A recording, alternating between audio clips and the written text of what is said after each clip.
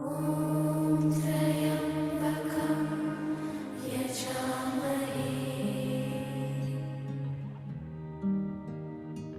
सुगन्धिं पुष्टिवर्धनम्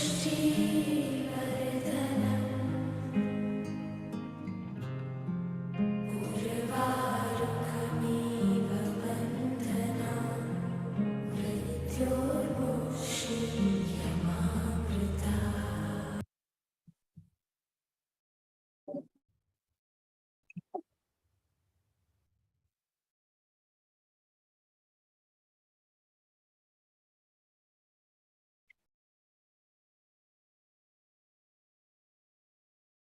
Honorable dignitaries, learned delegates, respected teachers, and students. A very warm good morning to everybody. I, Dr. Harsha Chaturvedi, Assistant Professor of Political Science, feel privileged and honored to welcome you all on behalf of Sri Sathya Sai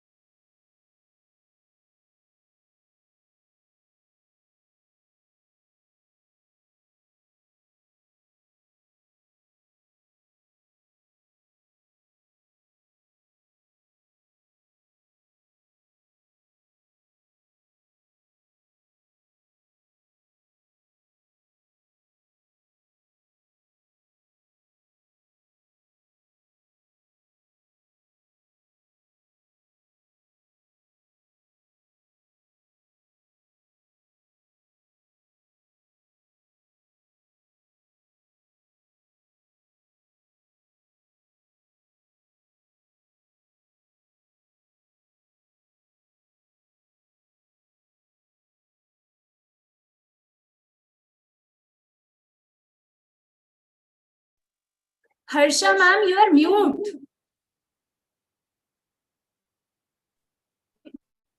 please beginning से आप बोल लीजिए.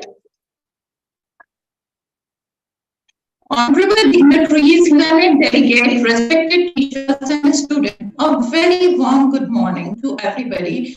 I, Dr. Harsha Chaturvedi, Assistant Professor of Political Science, feel privileged and honored to welcome you all on behalf of Shri Sathya Sai College for Women, Bhopal, in third technical session of International Conference on Post-COVID Trends of Biological Sciences toward Research, Therapeutic, and Innovation and Entrepreneurship, organized by Zoology and Biotechnology Department. It's our honor and privilege that we have renowned speaker Dr. Manoj Kumar Das as invited speaker in this third technical session on second day of the conference. COVID pandemic has rapidly affected our day-to-day life, business, and disrupted the world movement.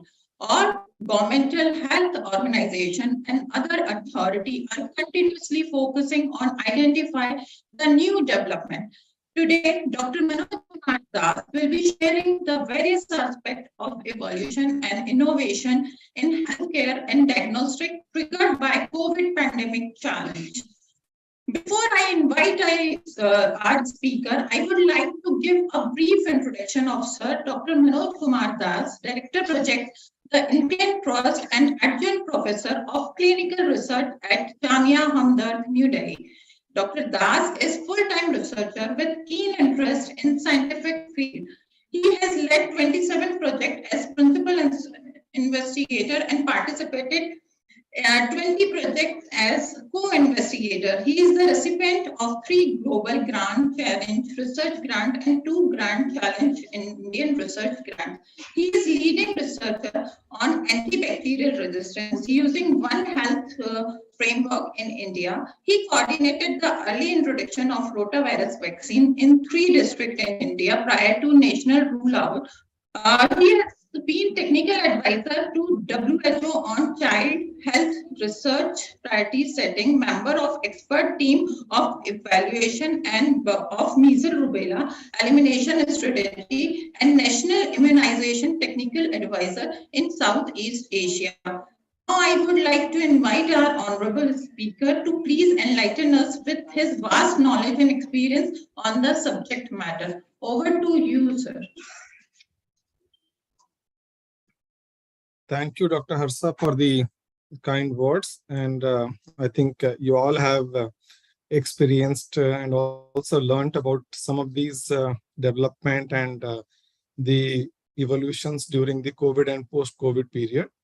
Now, I'd like to discuss some of the developments and also some of the evolutions in the healthcare and the technology related field in the Indian and also the global context. Can you see the full screen slide? Yes, sir. Yeah, okay.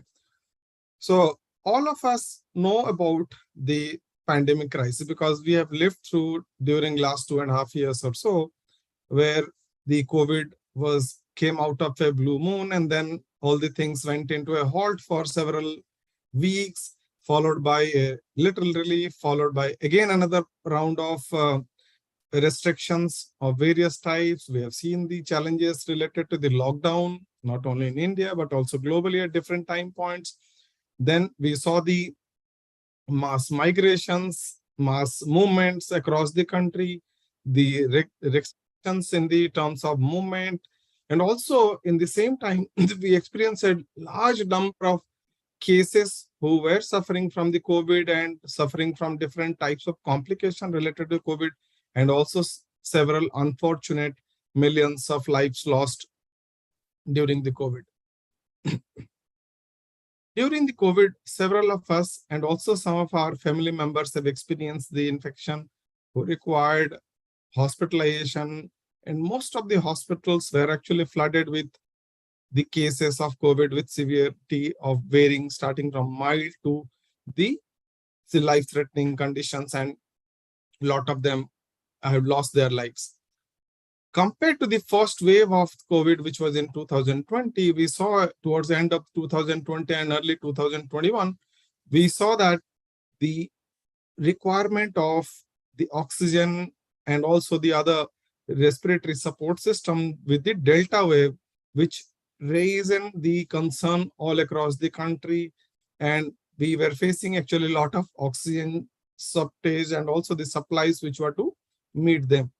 Additionally, also the country faced about the challenges in the testing and diagnostic kits, and a lot of different efforts were done to actually make the diagnosis possible, available, and also accessible to most of the public during this crisis.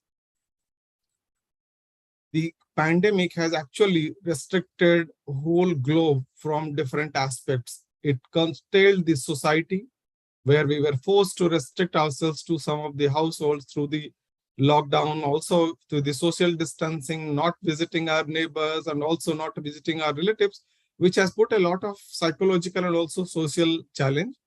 At the same time, we had also witnessed a drop in the economic growth and also the employment, and several of the people have lost their jobs, and also the different productivity years and also the economy of several countries have dwindled.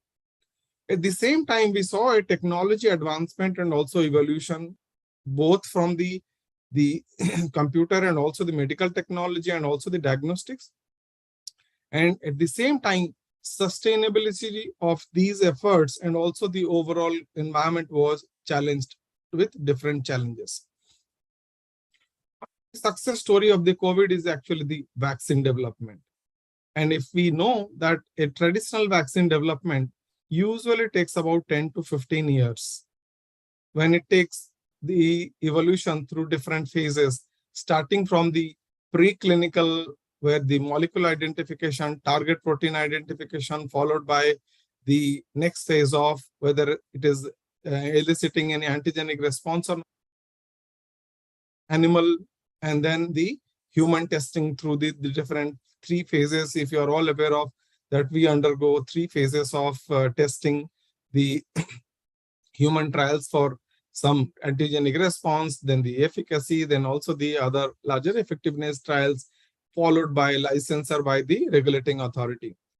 But in contrast to the normal development, whole globe actually witnessed a very, very rapid pace of vaccine development, where the COVID started in December 2019, and we saw the first vaccination in the December of 2020, which is about just about an year, but most of the vaccines were actually available within 18 months to be administered to the whole public.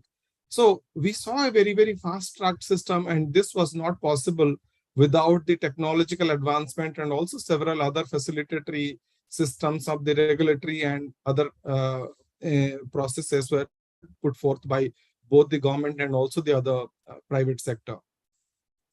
So if you look at that, while in natural scenario or normal situation, we see about 1 or 2 in 10 out of the new development vaccines see the light of the day. But during the COVID time, we see actually about 60 to 70% success rate in the vaccine development and going to the next phases, which was a phenomenal achievement in the whole vaccine landscape in the COVID phenomena. Also, we saw expansion of the platforms. So if you're aware about the platforms which are standardly used for the vaccination or the vaccine development are either the killed or the attenuated or the protein subcomponents or the adjuvant-based viruses or the bacteria. But in the COVID time, there were at least 6 new platforms which were used, like the DNA, RNA, the virus particle-like replicating viral vectors, and also some of these cell-based vaccines or the other peptide-based vaccines have been tested. Also, the new technology which was used for identifying the target protein were the in silico or the artificial intelligence techniques to identify some of these potential protein molecules for the vaccine target development. Also, along with the new platform development, we saw evolution of the new technologies for administration. Traditionally, we have been administering the vaccines either through the oral route or the intramuscular, subcutaneous, or intradermal in the system. But during these times, there have been efforts to actually administer the vaccination to a mass scale within a short period of time with ease. So there have been actually advancements in development of the nasal vaccines, also the non-injectable intradermal vaccines, apart from the routine administration methods. And they have been now actually a reality where we see the intranasal vaccines and also the intradermal administration of the vaccination which are happening now. Similarly, the drug development, usually it also takes about 10 years in a routine landscape. And this also takes through different phases of identifying the molecule, taking them through the different phases of the life of development.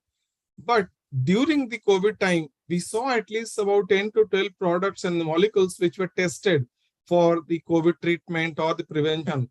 And most of these came from repurposing of the drugs. And if I can clarify on the repurposing, that the drugs which are being used for some of the other diseases or other indications have been used for the COVID treatment, because no new drug was actually identified during the COVID, but we could repurpose most of these drugs and used these available drugs for the COVID treatment or COVID prevention. And all these things in the vaccine development or in the drug development were not possible without transformed regulatory framework. Because in the traditional framework, usually the regulatory filings go step by step. And once, if one phase is completed, the results are reviewed, and if they are satisfactory and they are promising, then it goes to the next phase. But during the accelerated approval system for the COVID, we saw a continuous framework of evolution and also a fast-track regulatory approval system where the regulators were willing to review the results and give the approval in condition that some of these products which are appearing to be promising, even if they have the product or the testing in process, they could actually give the conditional approvals to move ahead for the next phase of testing or development, and also the emergency use authorizations. Not only globally, India also had actually a rolling on basis of regulatory approvals, which allowed them to review and submit the results as they were coming in interim time periods, which also fast-tracked the development of both the vaccines and drugs. Artificial intelligence have been actually very, very effectively used during this period for both the drug and the vaccine development, and also the in silico models for the drugs have been very usefully used for both the target protein identification and also the identification of some predicted drugs which could influence either the replication or targeted the cell or the cell effects or the disease cells, and then several of them could take forward, which actually curtailed a large proportion of time which required for the testing in the lab and also the animal models.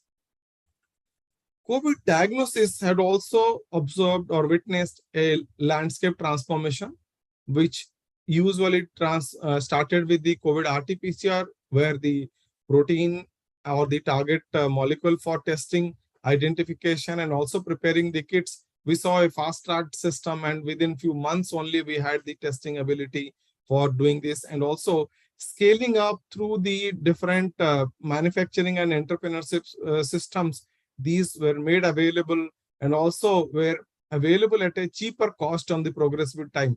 If we all remember that initial testing of the RT-PCRs were taking several thousand rupees, and over few months or years, we saw the cost dropping down to few hundred rupees. And also the point of care diagnostic test saw a huge transformation, starting from the home-based test to the hospital-based rapid antigen testing kits also.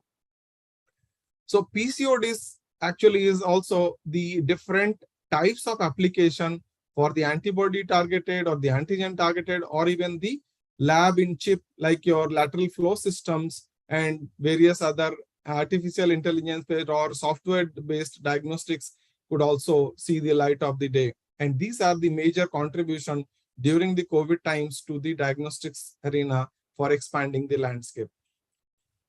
If you're all aware about something, the developing countries get an access to the technology which is developed in the developed countries after several years only. But during the COVID time, through a facilitation at the global level through the COVID, and also several other donors who were supporting these developments, had put forth for a technology access pool for the COVID-19, which actually facilitated faster transmission and also transfer of the knowledge, technology, skills, and also the know-how through a process of facilitated hand-holding and also transfer agreements. So most of these technologies which were developed in the rapid short time were also available to most of the developing countries within a short period of time. And these also allowed us to reduce the cost of these kits development and also the diagnostics development. So coming to the artificial intelligence, which we all know that several components are there. And if you have noticed that during the COVID time, all the healthcare providers or the diagnostic team and also we as the societal people were struggling to connect, struggling to have a non-contact type of patient assessment, diagnostics, monitoring, and also how to advise the people to take care of themselves.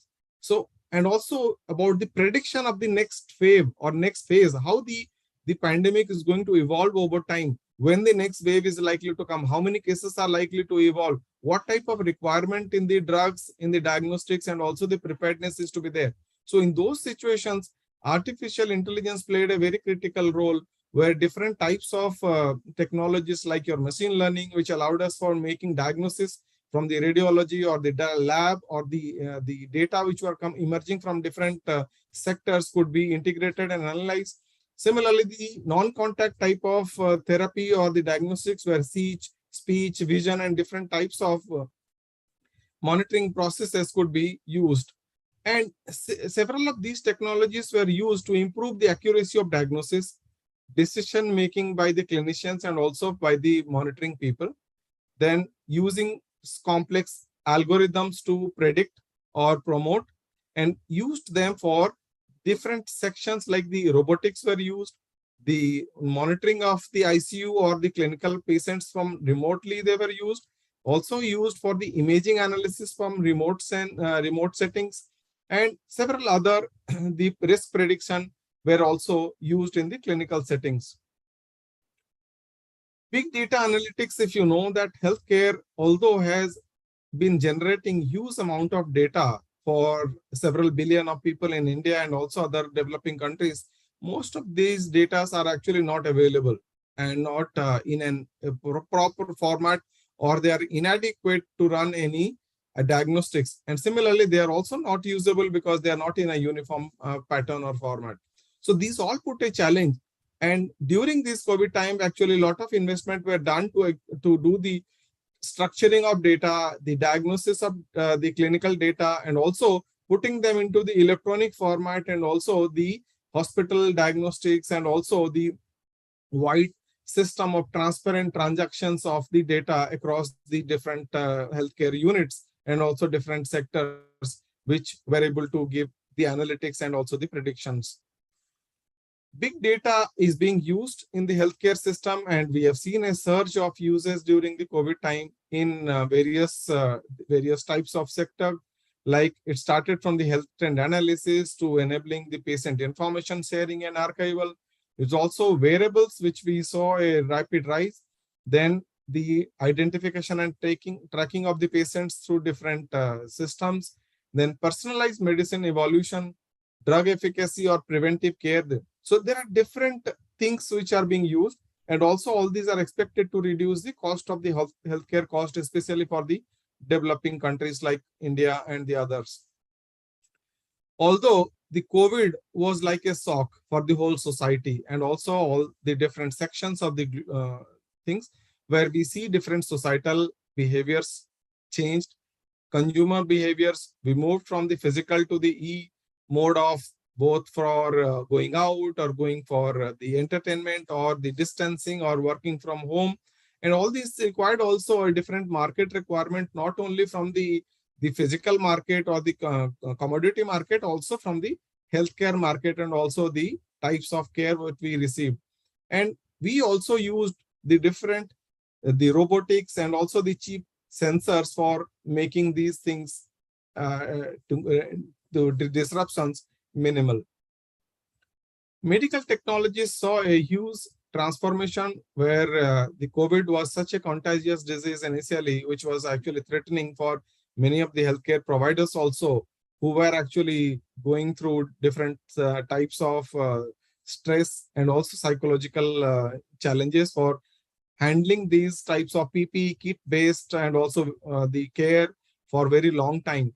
So the non-contact or the humanoid robots were introduced at several places for delivering some of the mechanical tasks like monitoring, taking the vitals, delivering the medications, and also interacting. Also, several countries use the robotics for various types of activities related to the clinical care. And in several places, automated or the robotic-based sample collection were also introduced to reduce the contamination or transmission of the infections. We all are using some of the wearables.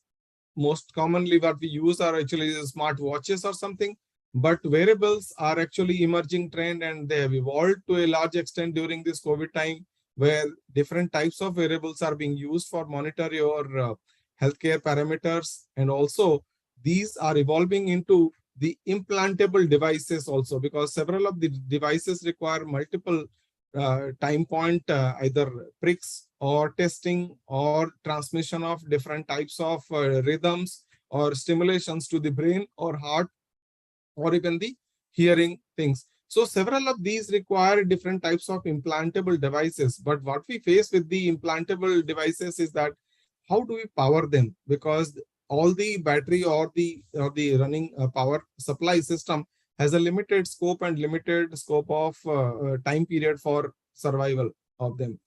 So there are efforts actually which evolved over the time that we are harvesting on implantable biomedical power harvesting. So which can actually regenerate some of the powers and power these implanted devices, which start from the power or the human centric energy harvesting, or even the environment centric, or even the hybrid technology side.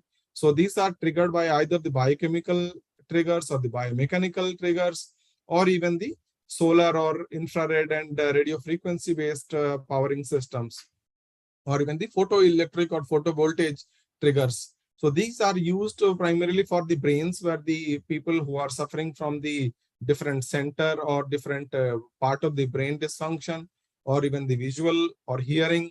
Then also certain people, they use it for the diabetes or those for the insulin release and cardiac options.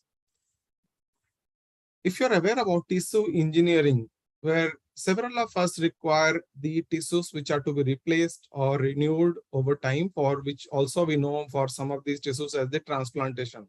But for the transplantations and the tissue replacements, we face challenge from the donors and the compatibility issues.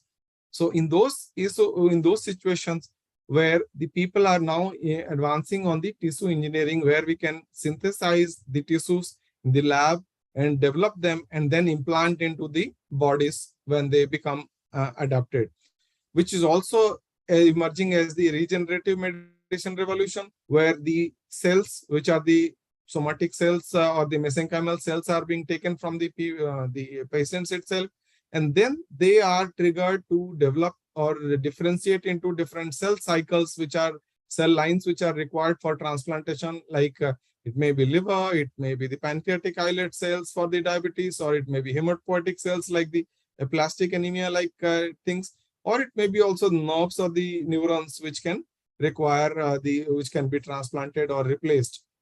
Similarly, some of the cardiomyocytes like the heart failure and the different conditions which can be used. And also these are now promising for generating the renal cells or the transplantable organ generation also. And we just want to also acknowledge that the tissue 3D printing, which is also evolving, which will allow us very soon the organ development. What is emerging also in this time is that the precision medicine.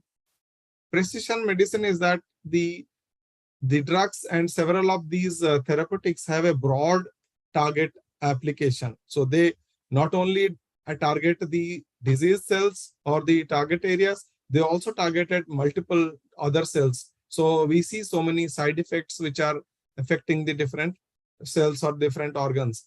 So precision medicine allows us to identify the target cells and the problems, and then deliver the drugs or the products which only specifically address or they kill or remodify the cells which are having problem or disease. So in a standard therapy or standard treatment, so one type of disease, one type of medicine. So some of them do get the benefit, like let's say people have diabetes, and for diabetes, several of the drugs are available, but most of them are the generic drugs. So some people do benefit over time, some may not get any benefit, and some get some adverse event. How do we minimize that? So these can be minimized when we look at the factors which trigger these factors of influencing the benefit or the adverse event. So the factors which are considered here are the genomics or the genetic constitution, the HLA, and the genetic mutations if there are any. Then omics, you might be aware about the genomics, also the microbiome, the different types of omics which are being used to analyze the composition of the body for that person, and also the different preferences and the medical conditions. And accordingly, then the drugs are customized or the therapeutics are customized, and then they are administered to these people who get mostly benefit from these, and we can minimize the adverse events or the failure chances. During the COVID time, we saw a surge in the uses of PPE kits because to prevent the transmission, the doctors, the nurses, healthcare providers were using the multiple types of PPE kits. Even at the community level, when they were doing the surveillance or they were visiting for different types of contact with the patients or the detection of cases, they were using it. But imagine that somebody wearing a non-porous type of material for 8 to 12 hours. So several of these healthcare providers were actually fainting, were suffering from several types of heat exertion and different types of problems for continuing in that situation for several hours. Also in the COVID times, most of the clinical settings of the hospitals had the air conditioning off to reduce the transmission challenges. So all these actually put through different types of physical and mental challenges for these healthcare providers. So some of these technology advancement people had actually looked at these things and they developed some ventilated or the cool PPE kits systems so that the healthcare providers can continue working for longer hours and can reduce this type of exertion and things. Additionally, also, all of us have been using masks for several months, and several of these biomedical waste are generating, and heaps of these wastes are actually accumulating everywhere. And you can see that the waste generation over the years, and specifically for the 2020 and then the 2022, although the figures are not available yet for complete one, but it is expected that the waste has actually almost doubled now compared to the 2019. So we see that the disposables or the discarded items are lying everywhere. And these pose challenge for both the environment and also for the disease spread. So several efforts are being actually done to look at biocompostable or renewable types of PPE kits or the things, reusable, rewashable, and which are autoclavable, which can be reused, like some of these consumables in the things. And also these large amount of things which are being now recycled to use for construction items or different types of things. People are also now thinking about using them for the roads and different types of materials so that they can be recycled and we can save the environment to a certain extent. Is COVID a disruption or a reset? We all have actually experienced the societal isolation, individual isolation during the COVID time, and all of us have actually made all efforts to prevent the transmission and save the globe. During this period, globe had also experienced the significant slowdown in all the economies and things. And a lot of these evolution of the social media, informatics, infodemics, what we call this, a flooding of information from everywhere. So also the COVID is being looked at whether we had a reset. We have renewed our whole effort and looking at the life and the uncertainties and prepare for the future. While technology has emerged as a boon and also emerged as a companion for saving us from the hazards of the different types of COVID-related challenges, and technology is not going to be reversed anyway. It's going to advance only. So, and the push for technology advancement will remain, whether it is the clinical, whether it's diagnostics, whether it is societal or the other sectors which are cross-cutting. All of us is actually engaged and isolated. If you all remember about the different types of social engagement efforts during the lockdown or the pre-lockdown periods, and then people also consider that the COVID as a re-energizing saline for the whole globe, for the environment, which actually reset to a certain extent. And do we need to consider COVID as a blessing or COVID as a disruption? That is up to us, because we saw a huge change in the whole technology, the clinical care and the things. And thank you so much for patient hearing, and I'll be happy to take any questions or clarifications. Thank you.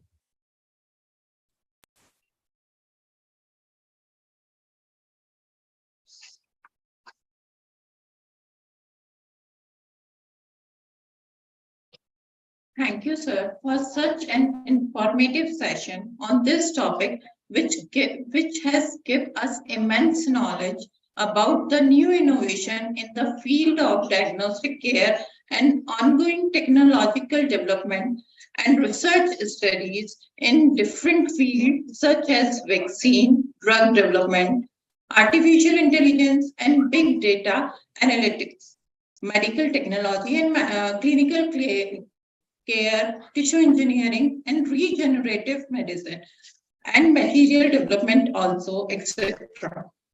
Along with this, we could also learn about the challenges faced by the innovators because of the side effect of this technology, vaccine, and new drugs. If anybody has any question, they may ask, please. Is there any question?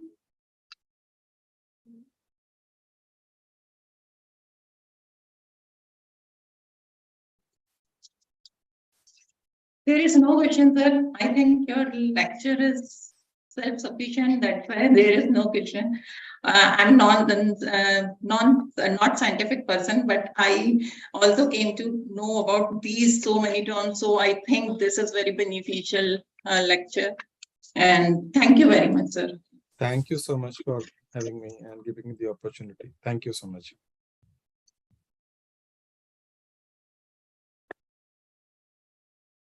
Yujesh ma'am, our second speaker with us.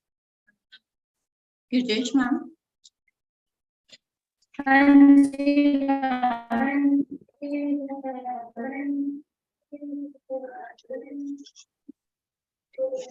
Yusuf sir, are you there? Yusuf sir, are you there? Yeah, I'm here. Can you hear me? Yes, Now sir. I Can would you- like to Harsha ma'am, invite please our continue. next honorable speaker, Dr. Yusuf Akhtar, Assistant Professor, Department of Biotechnology, School of Life Sciences, Baba Saheb Bhimrao Ambedkar University, Lucknow.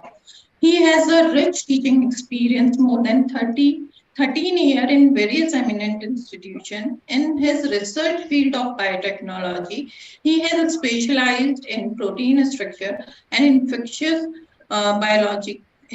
biology, and has published 107 papers in Scopus 1 and 2 journals. He has conducted 8 workshops and training programs and has been invited to 25 talks. He has also received Research and Teaching Excellence Award from Baba Saheb Bhimrao Ambedkar University, Lucknow. He also received the Sentinel of Science Prizes by Publon for top peer reviewer and editorial contribution worldwide in 2016.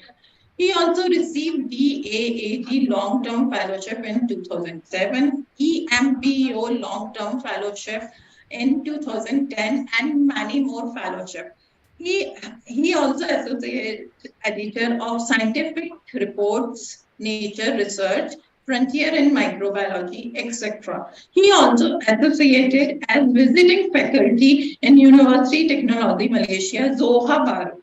He has guided 9 students with their PhD and more than 50 PG students with their research. Today, Dr. Yusuf Akhtar is going to share his vast knowledge on post-COVID-19 trends in drug discovery against infectious disease. I would like to invite him for the lecture. Over to you, sir. Okay, thank you very much for your generous invitation and now generous introduction. So I will not waste much time, and I would like to share my slides and start talking about the topic on which we are going to have this lecture for next. Yeah. Screen is visible. Okay, so I think my screen is. Excuse me, sir. Sorry to interrupt you. Your voice is too low. Can you increase your volume of your system? Okay, wait a minute. It's not audible.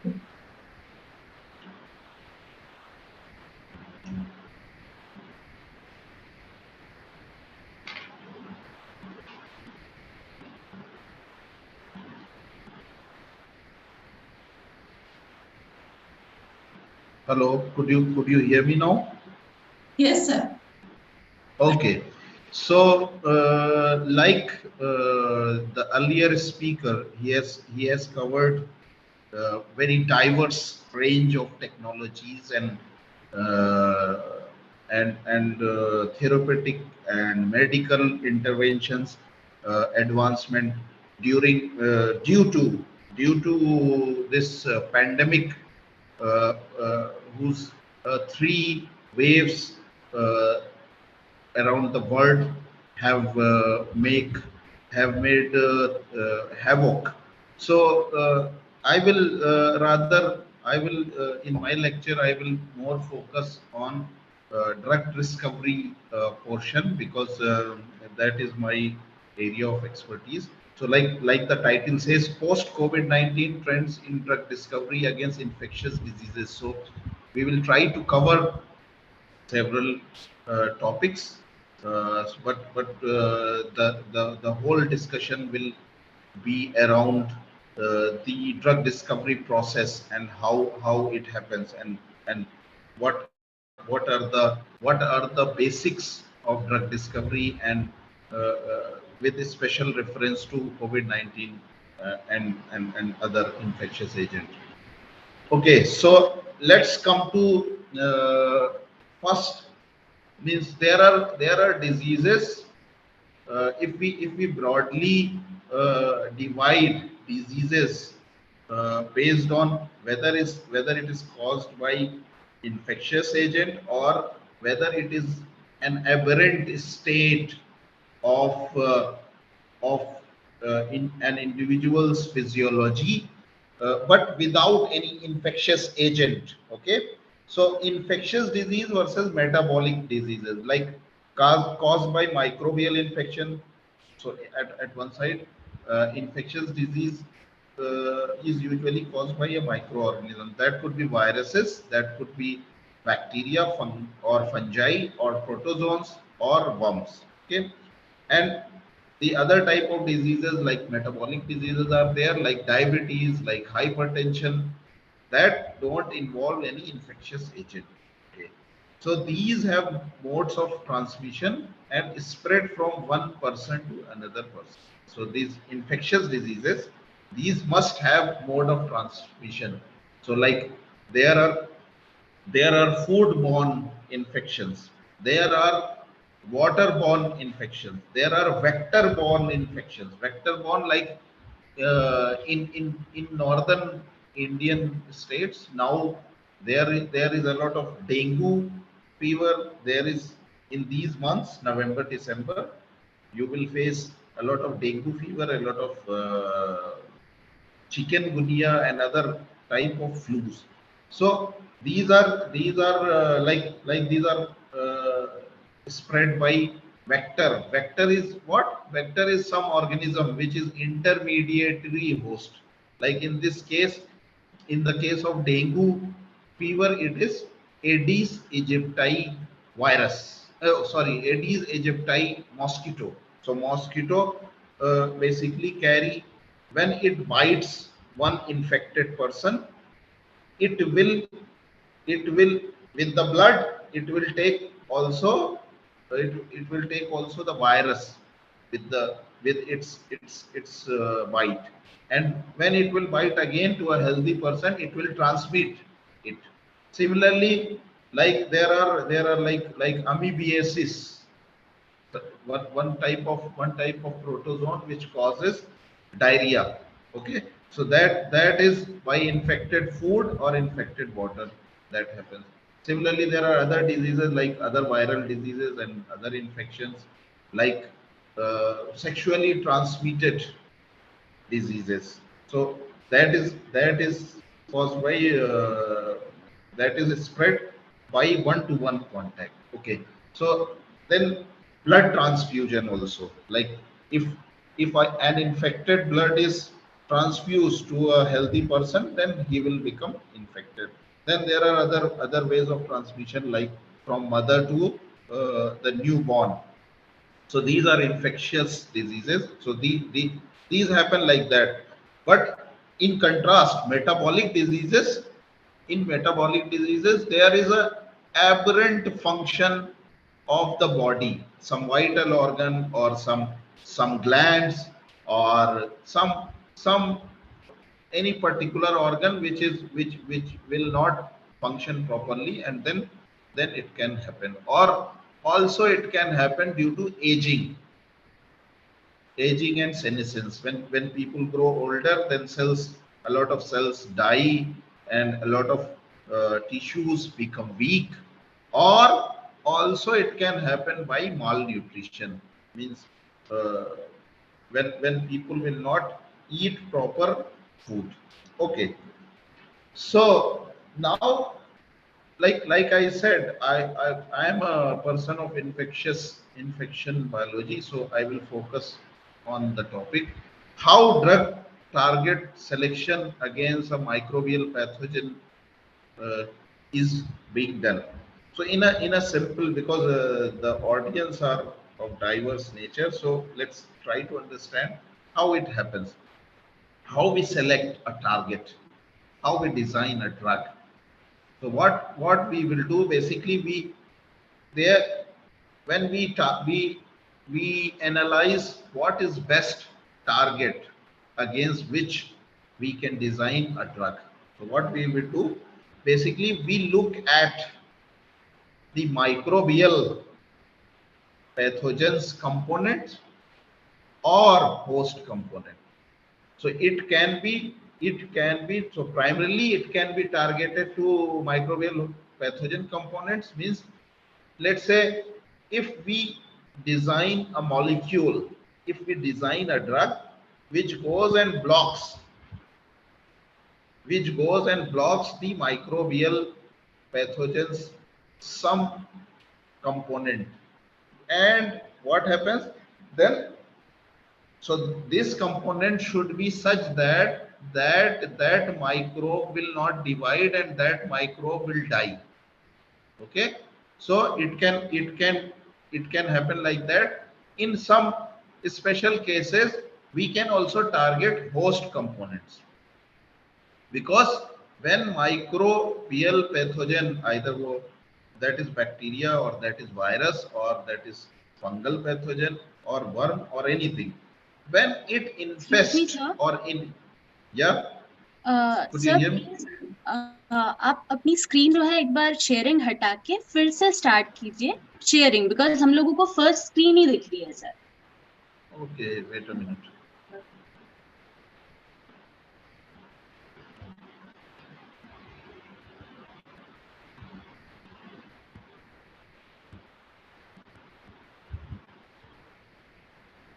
Now could you see?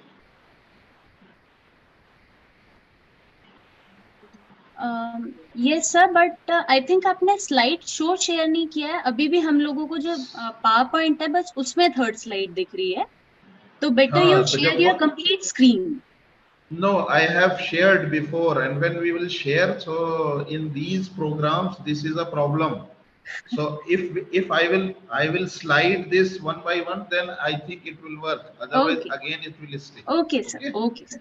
Yes. Okay. So I think this is good to see, है ना? You can see that, na? Third slide. Yes sir. Okay, wonderful.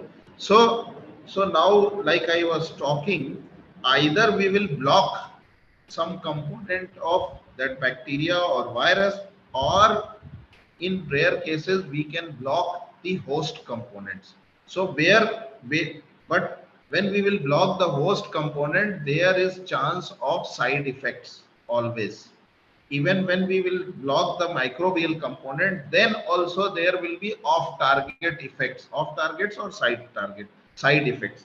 So that's why drug discovery is very slow process, and it needs a lot of evaluation, and it only completes when all the biosafety, all the clinical safety experiments and trials performed carefully, and all the data, all the reports are checked by the authority, or the um, or every country has means these food and drug authority or food and drug administration type of bodies. Like in India also there is there is uh, an agency which basically, like in America there is FDA. Here in India also there is agency which look at it, and then only the license is issued. So it is a careful work anyway. So where the drug targets are there, where the host and the pathogen, they interact basically. Because if there are host components are also involved, which allows the pathogen, microbial pathogen or infectious agent, to enter the host cells or host tissues, and basically these microbial pathogens or infectious agents or parasites, they feeds upon the host resources and host space. So there may be, in some cases we can target also host components. Okay. So now the slide is changed. Slide is changed or not? Yes, sir. Now you are okay. Wonderful.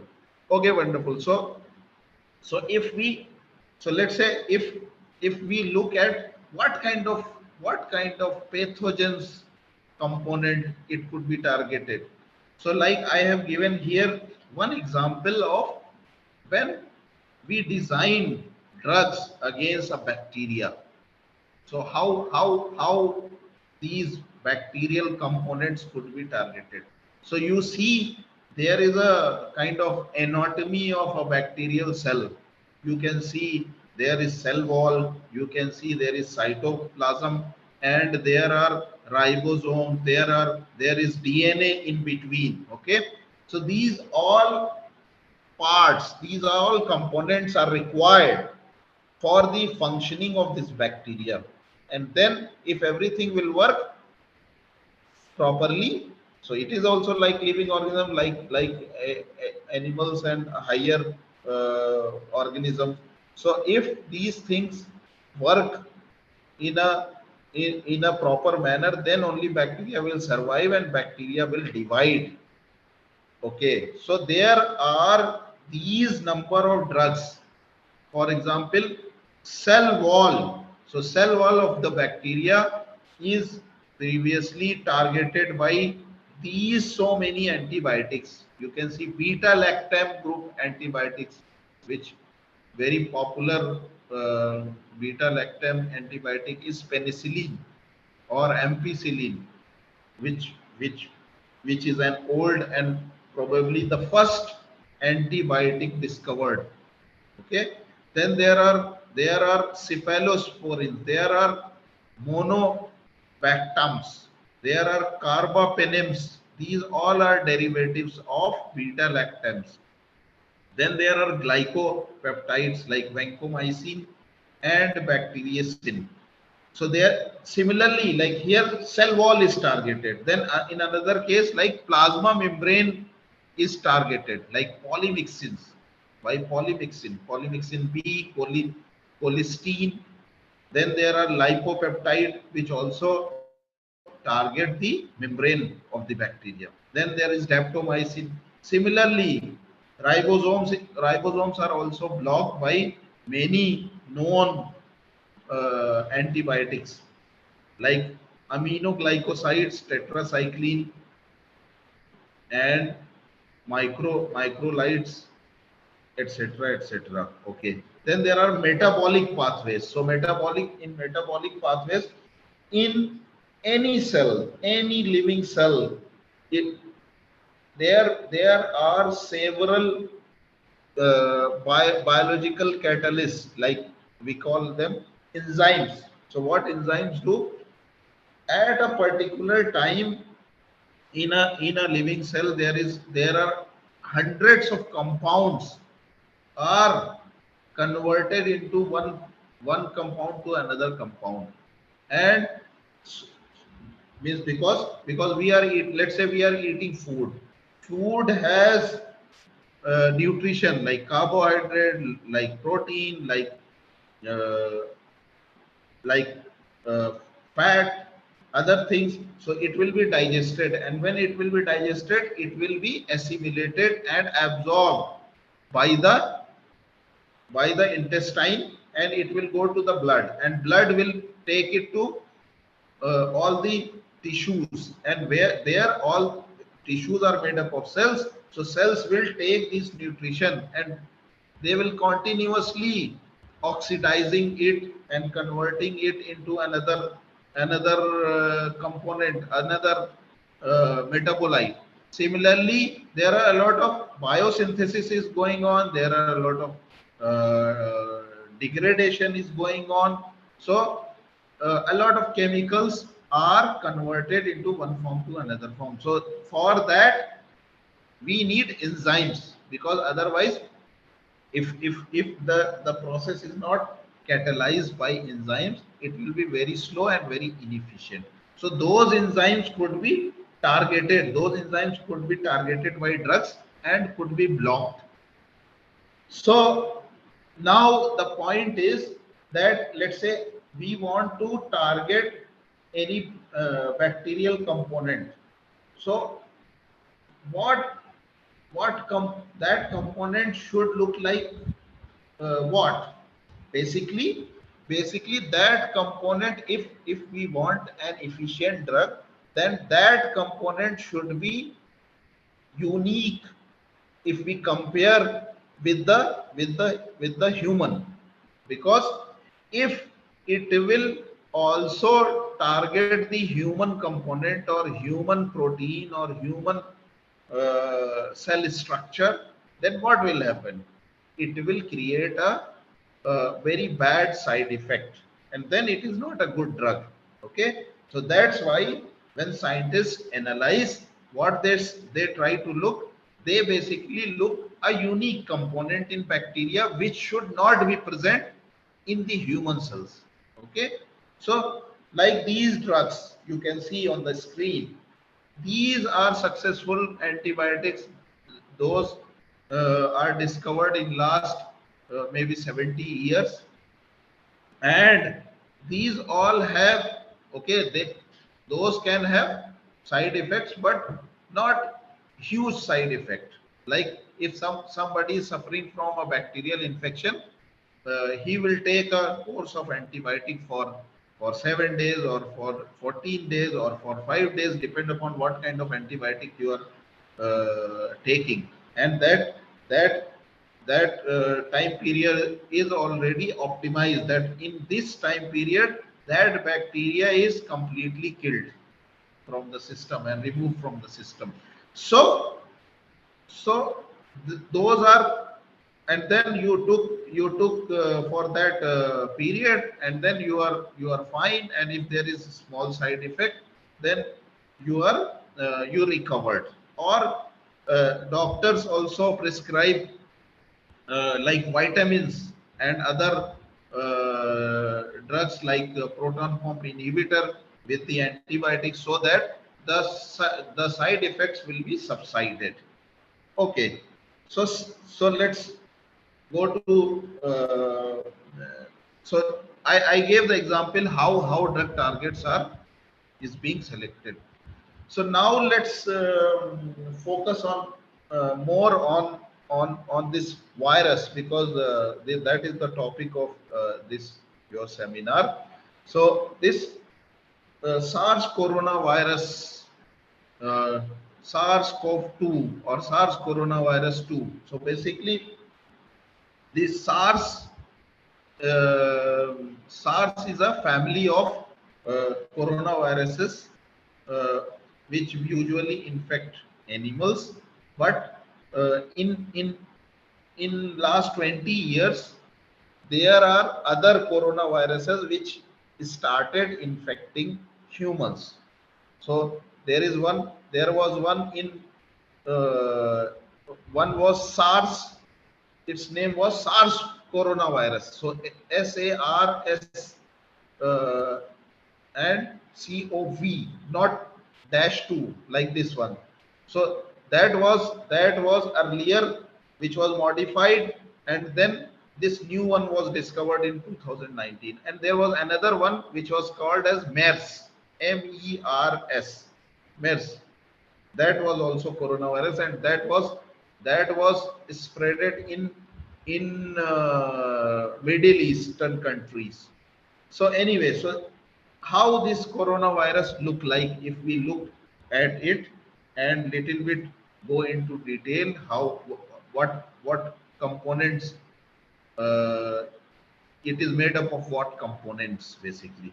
So if we look at it, then virus, how the coronavirus look from inside. Okay, so you can see there is a outer layer. So in all viruses, we know there is a outer layer which is made up of usually proteins, and then there are enveloped viruses. So enveloped viruses have one more lipid layer outside the protein, and inside the protein coating there is nucleic acid, where all the information for its life, for its all the genes, these are present in that nucleic acid which is in the core. Okay, so like RNA, in case of coronavirus is a RNA virus. So there is a RNA genome inside the protein code.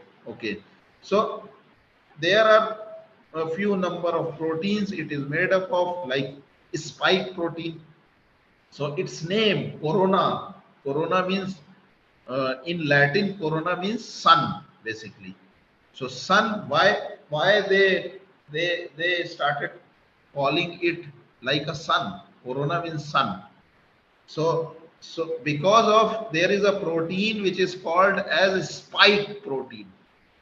So if you think of sun, how you depict or how you paint the figure of sun, basically you make a sphere or you make a circle, and then you show some spikes, the rays coming out of the sun. So that's why people who discovered very first time this virus, because you can see there is a spike protein which is coming out like a sun. So they named it coronavirus. Okay. So there is spike protein, and there are other proteins like E protein, membrane protein, M, and there is membrane. There is lipid membrane outside. So there is another depiction on the right side where you see nucleic acid, and then the capsid of the virus means protein code, and then outside blue, within blue you can see the lipid code, because this is an enveloped virus. So enveloped viruses have one lipid code outside. Okay. So this looked like this, means you can see its anatomy. So like I said, when we target, when we try to look that if I will make a drug, I will make against any component of the pathogen or any component of the host which is involved during the disease, during the infection. When infection will establish, then that component will be involved. Okay. So here you can see a chart where you can see how coronavirus enters the human cells. So SARS coronavirus 2, it enters inside the human cell using a receptor, and the receptor is called ACE receptor, angiotensin converting enzyme 2, ACE2. So this ACE receptor basically is there on the cells for a different purpose, and that is related to hypertension and cardiovascular function, because angiotensin converting enzyme, that is related to that, but this virus uses the same receptor. This is quite interesting. Okay, so what it does, and there is a co-receptor, it is called as TMPRSS. TMPRSS. So what happens if on any cell these two receptors are not there, then basically this virus cannot enter that cell. And like other viruses, all viruses, if they don't get their host cell, they will not divide. They are like non-living particle. So what happens? It get attached to this receptor and then it enters. And after entering, it make all the machinery. It make its all machinery in many copies, and it uses the host cell to make that machinery. So there is basic biological processes like transcription, translation, etc., with which it will make multiple copies of its genome, replication, transcription, and translation, and then RNA molecules, and then after that proteins, and then it will package itself. You can see in the end. So it will use all the host cell organelles, like it host cell Golgi body, it uses host cell endoplasmic reticulum and RNA polymerase of host it will use, and then it will make all the machinery, and then it will make multiple number of virus particles, and in the end it will be released, either it will be released or it will burst the cells. So in the end the cell will die. So let's say it, so and it will then, means one virus came and it will make many copies of its own, and it will burst the cell and it will infect further cells. Ultimately the tissue, like in the case of SARS coronavirus 2, it is the first, it will enter in your nasal passage or mouth or from eyes, and then it will go into, it will take its path to the lungs, and there it will colonize and it will divide in the cells, and it will make multiple copies, and then it will infect, then those copies will infect further tissue. Okay, so now if like we said, so virus based anti coronavirus discovery we can do, or we can do host based anti coronavirus drug discovery.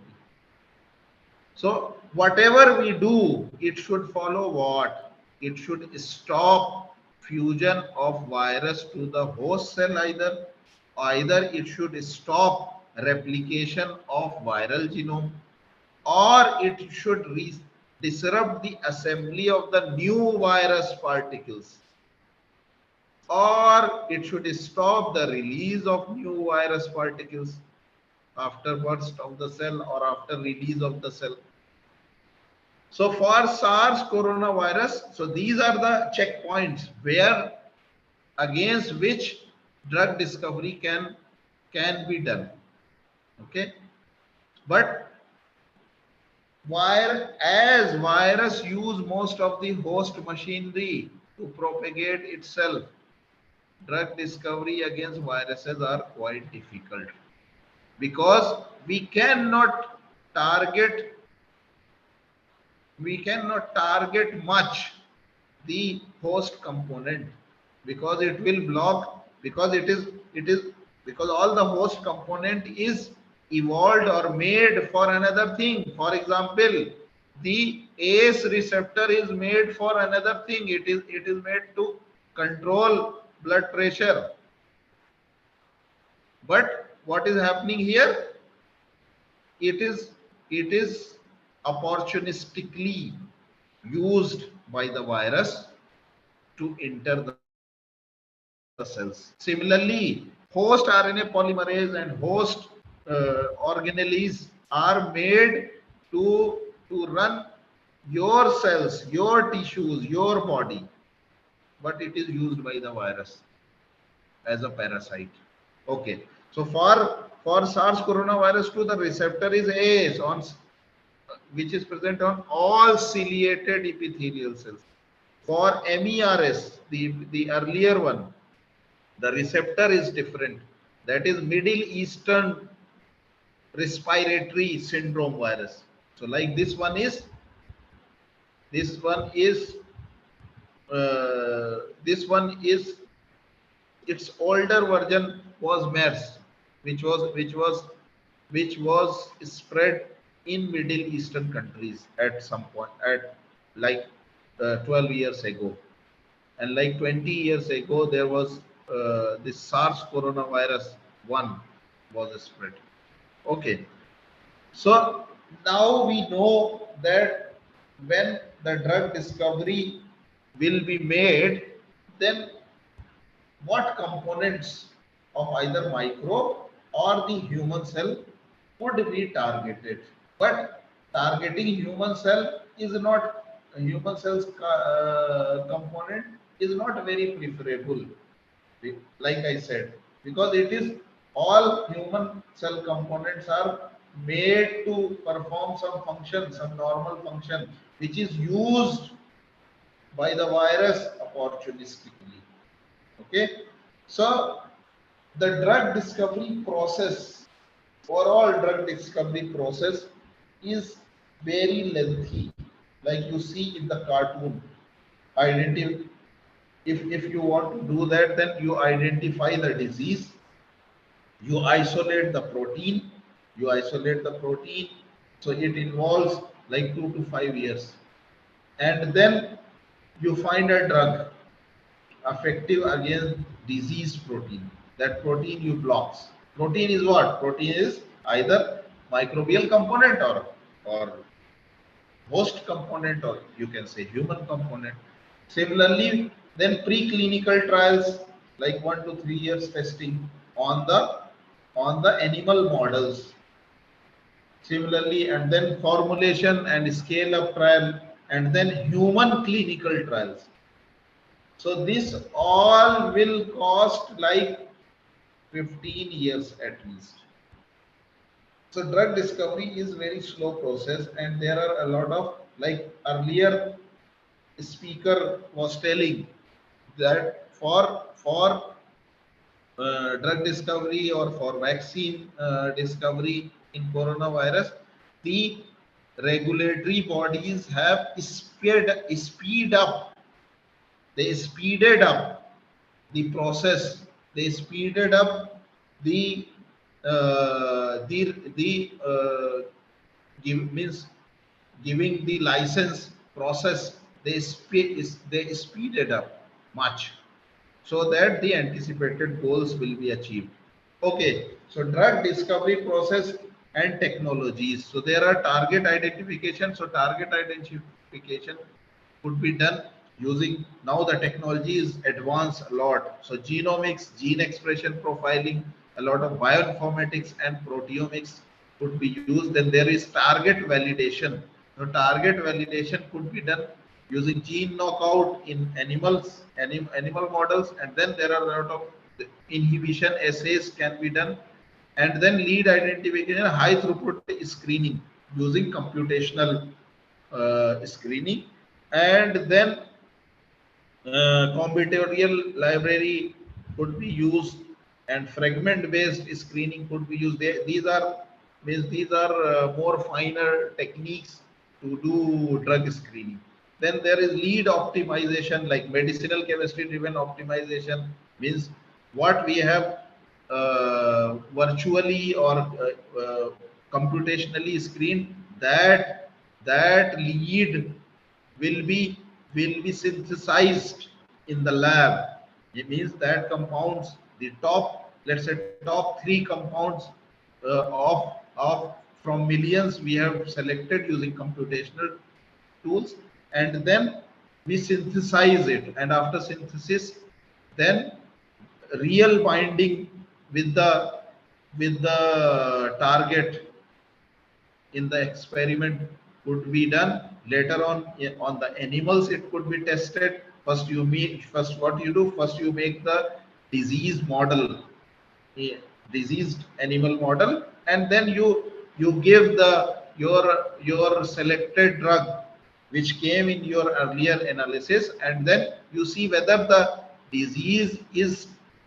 the drug is able to treat the disease in animal or not. And then you go to next studies, like means what pharmaceutical pharmacy people do. So pharmacodynamics, pharmacokinetics, etc. could be tested.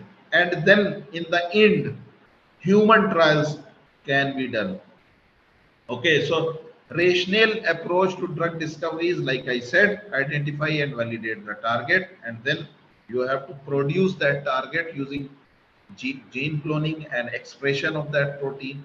And after expressing the protein, you do structural studies of that target, that you can do by experimental ways and also with the help of computational ways, but in the end you have to test in experiment only to validate.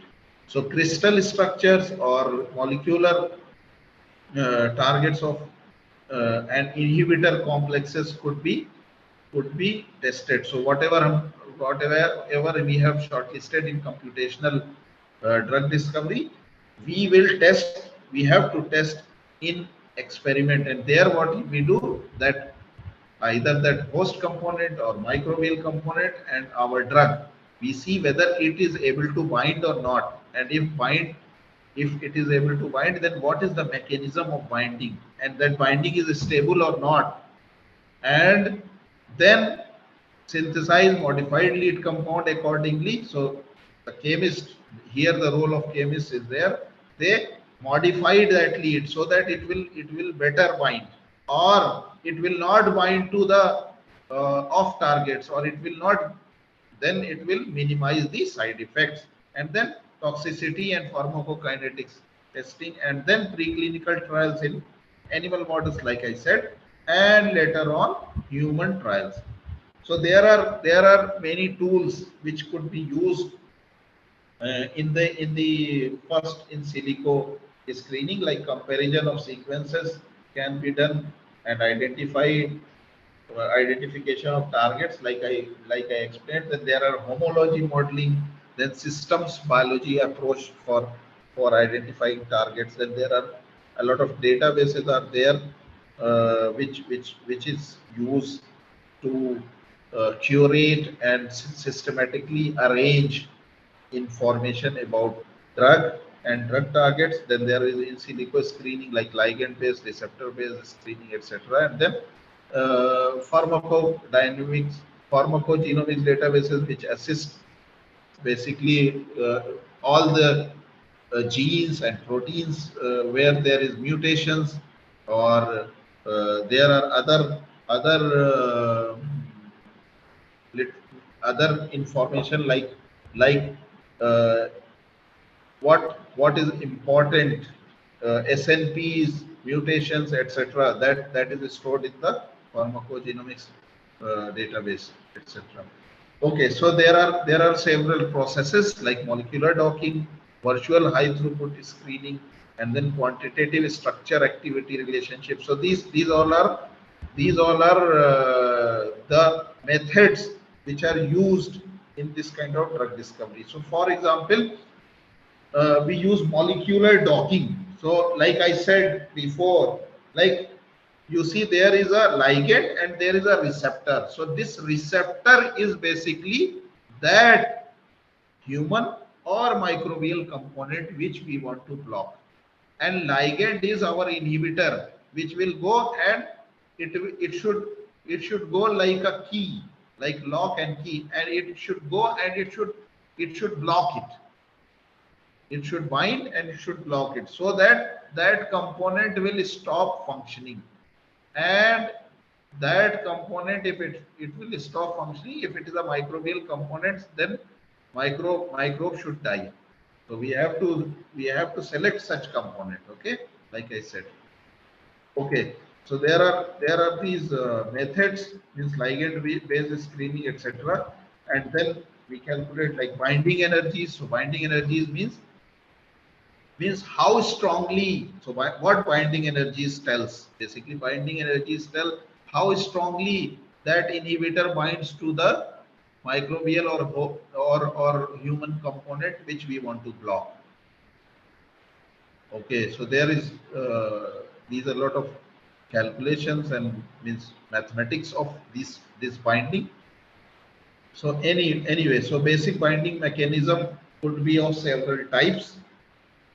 The it depends upon what kind of interaction between the drug and the microbial or host component which we are going to find is happening. So what kind of features it has, like complementarities, like lock and key has complementarity. That's why the key goes inside the lock. Okay, so the shape of the ligand or its physicochemical properties, like what kind of charge it carries, the binding pocket on the target, and the charge on the ligand or inhibitor, and also their shapes. Okay. Okay, so that's how it works. Basically, we ask computer program to one by one fit in that inhibitors, means potential inhibitors or potential molecules inside the that component which we want to block, that target.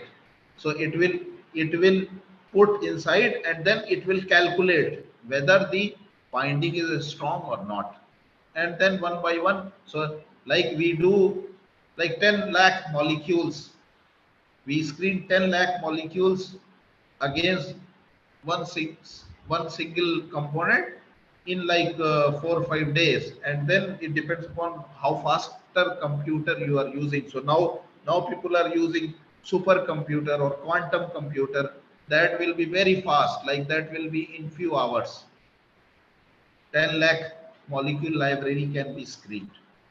Okay, so this kind of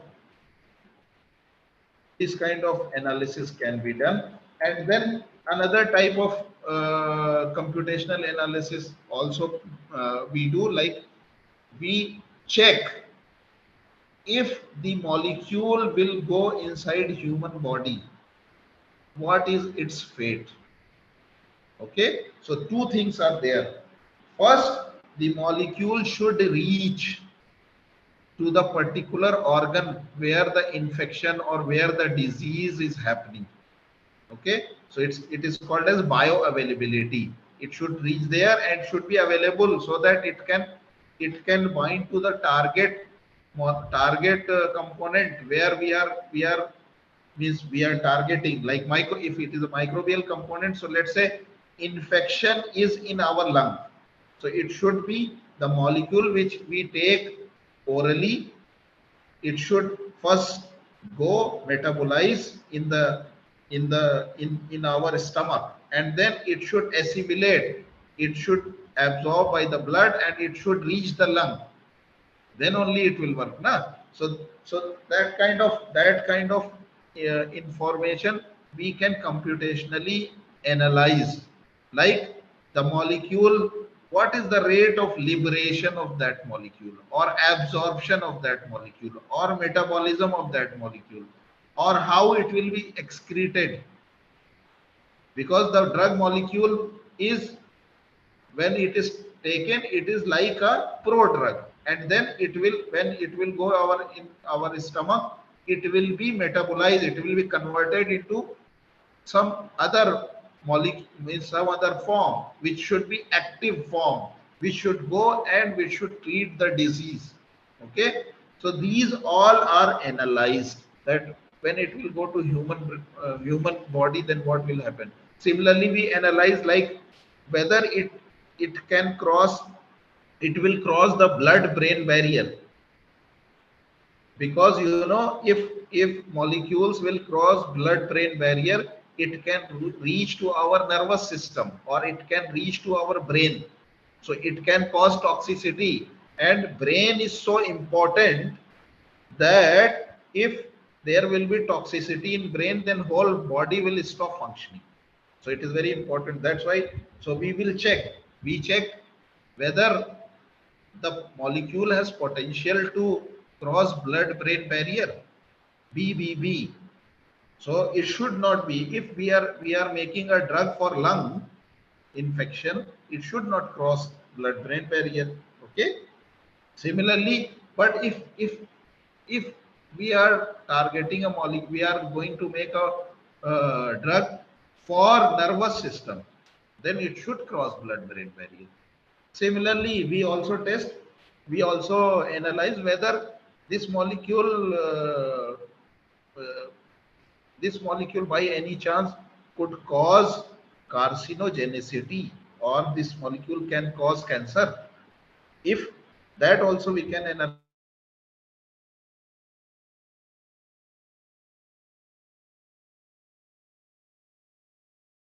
analyze in means before the computational techniques. So that we will all do that kind of analysis, and in the end, then we proceed from various analysis. We proceed to those molecules which are best for our consumption, for our purpose. So there are many drugs which were discussed in context of COVID-19, like, but you see, like, that's why I said in popular culture and media.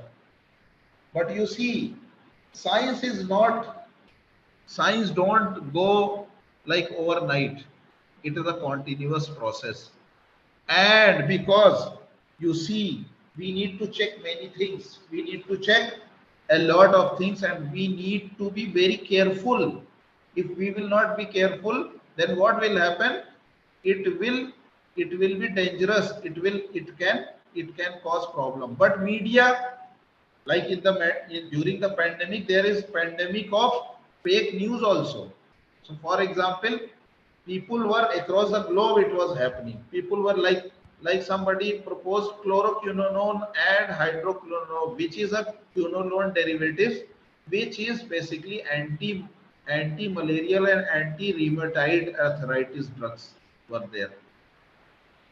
So later on, it was found out that it was found out that it is not functioning against COVID infection. Similarly, remdesivir. Similarly, other drugs like favipiravir. So there are a lot of drugs which was making the headlines, but later on, when people have analyzed it in a bigger setting, or when trials happened, it was failed. So like ivermectin. So our government was also giving precautionary dose of ivermectin to medical practitioners. So there was a lot of data, and means maybe more specialized, for more specialized people, if they are interested, you should go and you should see the mechanistic information now available, that it is not of any use basically, or in some cases even this kind of drugs were doing more damage than helping. So for example, this was also highly touted, this 2DG, that is a modified glucose molecule, modified D glucose molecule into deoxy glucose. That was also, that this drug was also touted, and it is basically anti-cancer drug, and it was announced by our defense minister, because some DRDO scientists, they have reported some preliminary information about it, that this anti-cancer drug can work against COVID-19. But after that, now nobody knows where it is. So but media will pick Media will flash, misleading headlines. But science don't go like that. Science has a process. It goes with its own speed, and it will do all necessary precautionary testing, and then only it will release the data. And the good thing is, in science it is not like something is written in the book written by God. So it is challengeable always. And then, like this drug, nobody will know. If it is not worth, then nobody will talk about it later. Okay, but media will pick, and media will do, big scene out of it. Like Patanjali has, what Patanjali Ayurveda was selling coronal kit, and they were claiming that it can treat this SARS coronavirus infection. Means there are, and there was a big TV shows on that. But later on, our government's medical agency ICMR has given a precautionary note and press release, and also there were a lot of instruction from Ayush Ministry that you should not make such claims. Okay, so similarly, there was also like dexamethasone or cartisone or steroids, which were okay. So steroid help in all, means Excuse it me, is like a sir. Excuse me. Sorry yeah. to interrupt you, sir. Actually, we will have to start our next session. That's it. Please Okay. So this continue is, your. yeah. This is last Thank you. Sorry, slide. sorry. Okay, so with this, I want to thank the organizers, and this is my group at Central University of Himachal Pradesh, and later on I have been 5 years back I shifted to Lucknow, Baba Saheb Bhimrao Medical University, and I am also thankful to my institutions and Government of India agencies who basically fund, and with the help of them I do my research with my students and colleagues and collaborators. Thank you very much. And with this, I stop my presentation here. If you have any question, please feel free. Thank you very much. If anybody has question, yeah, sir, there is a question, sir. Excuse. Okay.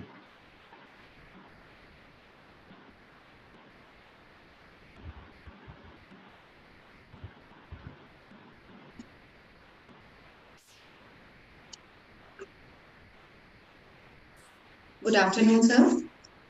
Thank you very much. The session was very informative and very elaborative. Sir, I just want to ask that we are listening, hearing a lot of cases of heart cardiac arrest after COVID. Correct. So, Okay. is there any side effect of COVID vaccine due to which it is increasing? Yes. And you have, So let me explain. Yeah. Let me, like I said, science is when science give answers, it give in very pragmatic way, and it is very, it remain very cautious. So like uh, vaccine means how vaccines works. If you look at it, so when you take vaccine, in vaccine, what you take either that attenuated or dead microorganism, or you take a component of that microorganism, and what happens, you generate an immunological memory inside your body, in your immune system, so that next time, okay, that is a either dead microbe, so it will not create, disease, or part of the microbe which will not create the disease, but it will generate an immunological memory in your body, and next time when the real virus or real bacteria comes, then what happens, then basically your body will respond because it is now trained. Okay, so it means we are inducing immune system. And immune system, how immune system works, it is called as, okay, if I will say it will it will induce a process which is called as inflammation. Inflammation means your cells, immune cells will divide like in normal course. If there is any infection, you will see inflammation and pain. Why this is? Because the immune cells Body which reacts. are going to fight, those cells will divide and they will go to that side where the infection happens. So inflammatory response is must. So what happens? So similarly, what is observed that this vaccine causes an inflammation, obviously, because it is necessary for the infection, for its function. So there is a specific inflammation that is called as myocarditis. Means Yes. heart muscles, heart tissue is inflamed. Okay, so but what is seen that in most of the cases, like in 99.8% cases, only in this inflammation is recovered within few days, like within few months, you can say complete inflammation was gone within few months. But in some cases it may happen where there is history of cardiovascular disease, or there is genetic makeup of cardiovascular disease. But what is reported by so on by now is like in 8 lakh people, 8 lakh people, there is one case which has faced this thing. Now there is a barter, means whether you want to die by infection or you want to take this risk. Yes. So in younger people, for example, there is a very less chance that COVID can do any harm. So in younger people, the other thing is the inflammatory response is very strong. So basically for younger people, that's why the European Union has recommended that for younger people, if they have some history or some weakness, or some means they are prone to infection, then only give the booster dose. Otherwise, you don't give booster dose. But in the USA, they have, so in on this topic, the scientific community and clinicians are divided, and government of India still have to make some decision. But like for older people, they have given that booster dose should be given. Means booster So dose is more risky. booster dose is more risky because the myocarditis means what people who are immunologists and others. Actually, I wrote a piece in Hindi. If you search, you will find it, or maybe I will send it to organizer, uh, the person whom I'm connected with this conference. Okay, okay, So sure. that is everything is written. So the same concept I have written in that, Okay, okay. in a new, in an editorial, so you can read that. So Okay, sir. older people are, so that's why for young people, so it is a barter, means whether if you are more prone for infection or you are more prone for myocarditis. So Yes. myocarditis is also recovered in most of the cases. But if the inflammation is seen in the heart tissue, so it means it is doing something. But nowadays we Okay. are hearing a lot of cases of cardiac arrest during Yeah, young workout or people. during morning Yeah, walk or young. Yeah, that yes. is So that is that's why. that is And another. there are few reports which are indicating that this mRNA vaccine. Vaccine. Yeah, definitely. So this mRNA vaccine was found more, uh, means more linked to Although myocarditis. with the development of vaccine, we could control this pandemic. This was a big Correct. achievement, yes. Yeah, this is But this is there big are achievement. So always, Yeah, but always there it is a are, there partner. may be Yeah, some, it is a partner. yeah. Thank you so much. Okay. Thank you very much. Thank you very much.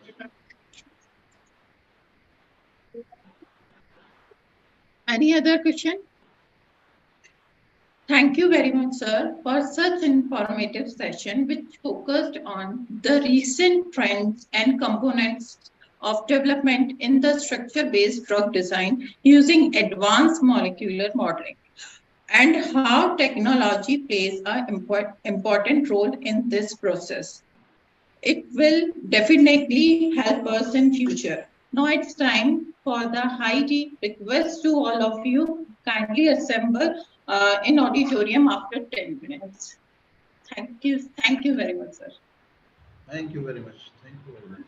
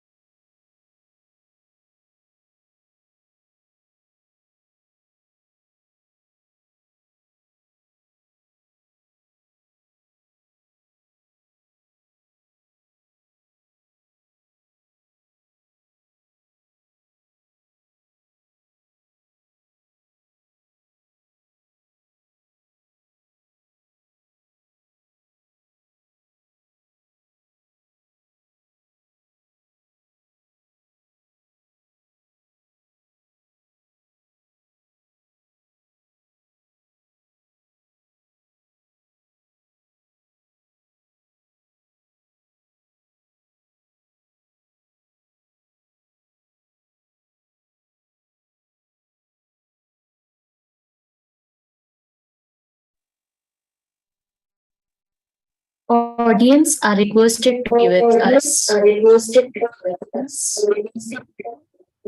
We will be back.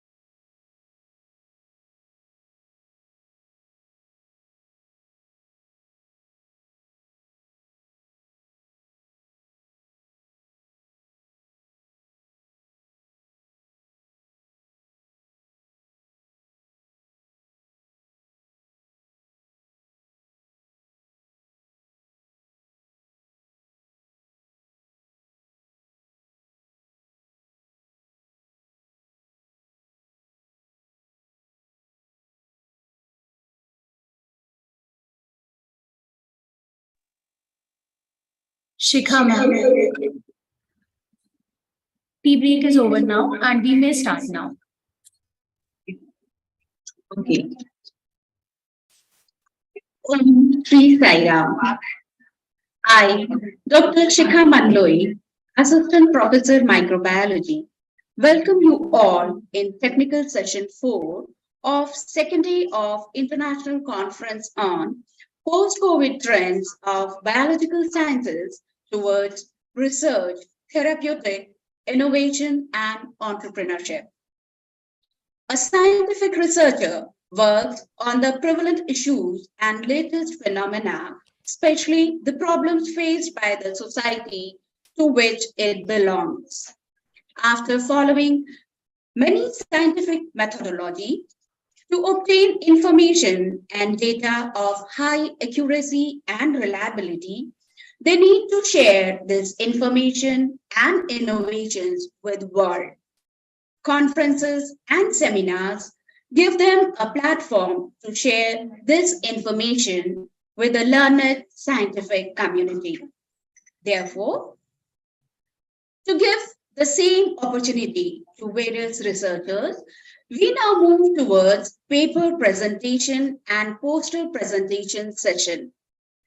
We will have online and offline paper presentations here in auditorium, and a parallel poster presentation will be conducted in room number MF7. To chair the paper presentation session, we have our knowledgeable guest here with us. I invite Dr. Sugandha Singh, ex-Dean, Science and Information Technology, Biotechnology University, Bhopal, to be on the dais, please. I request Dr. Rupa Guhanandi to accompany her.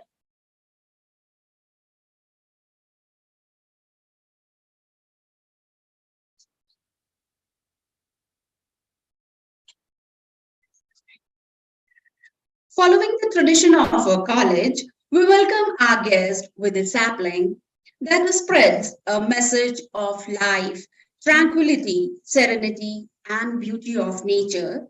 I request Dr. Rupa Guhanandi, convener of the conference, to present a sapling to Dr. Sugandha Singh and welcome her.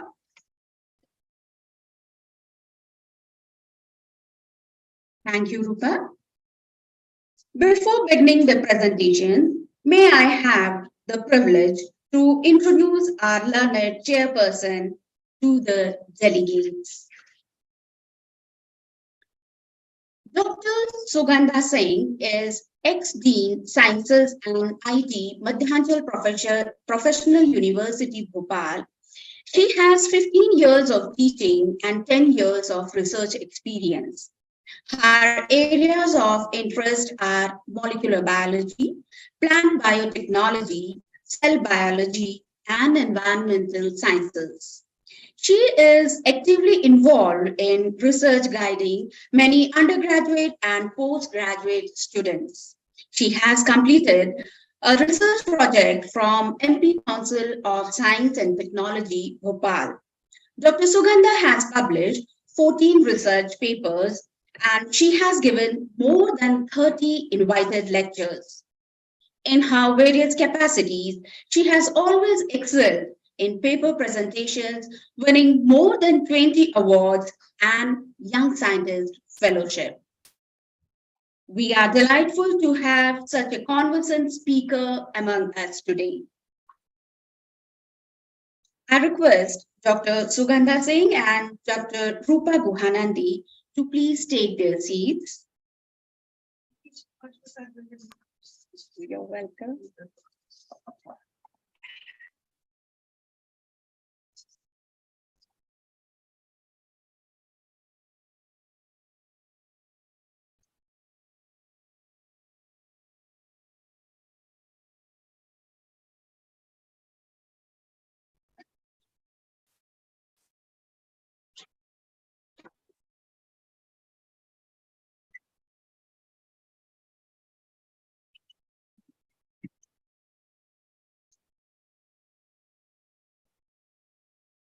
With the permission of chair, shall we begin our session? Okay, thank you. All the paper presenters, I'm informing all the paper presenters that you will be given a 8-minute time for presentation. An invitation will be given to you at 7th minute so that you can conclude your presentation in 1 minute. And 2-minute time will be given for question answer session.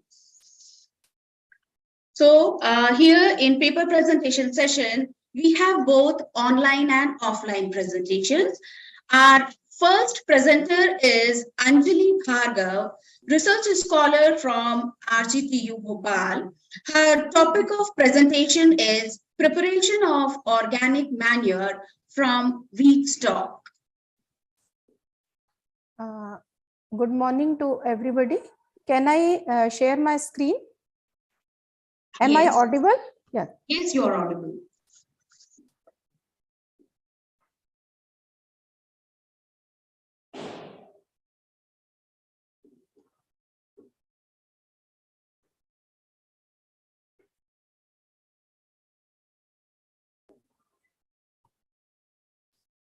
So my topic is preparation of organic manure from wheat stock. Good afternoon to everyone. Myself Anjali Bhargav, research scholar in RNTU University, that is the Rabindranath Tagore University, and I'm also PGT teacher at district Sihor. So we start a problem from the village, from this village, and it is also a recent topic. So my firstly, we go through what is the organic manure. So organic manure is actually, the name also clear. So organic means it is prepared from living organism. That living means carbon is present in the there. So whenever the animals or plant which are died, we prepare the organic manure from it. So organic manure is a nutrient derived from organic sources. Either they are from the animal waste, vegetable compost, agricultural residues. And actually we focus on the recent problem because we see that in this village, actually my study area is Hamidganj, which is a village, which is a very beautiful village. And actually farmers, after harvesting wheat, farmers generally burn that wheat stock, and it produces pollution, environmental pollution, air pollution, because harmful gases just like carbon monoxide, methane, they are actually produced, and it causes environmental pollution, air pollution. So we focus on this problem. So our theme is the preparation of organic manure from wheat stock, and that is the what is organic manure. This is the, then manure is actually prepared by the process of decomposition. Decomposition is a process of biodegradation which is carried out by a set of microorganisms, and many factors actually affect, like moisture, aeration, and C/N ratio, pH. These are the factors which affect the preparation of this organic manure. Then actually we take this problem and we also give this the solution, because Indian economy is agricultural based and wheat is important rabi crop in India, and whenever the wheat is harvested, its remains are present in the field as a stock, and in local language this stock is known as narvai, which is of no use, and mostly farmers burn it, which is also known as stubble burn or parali. Actually this parali is very harmful, and recently government has also launched a scheme to give 50% subsidy whenever this narvai is converted to the animal cattle feeder. So we all take this problem and we convert this unuseful product, because after harvesting wheat, the stalk is remained, which is unuseful product, and we convert it into the useful product.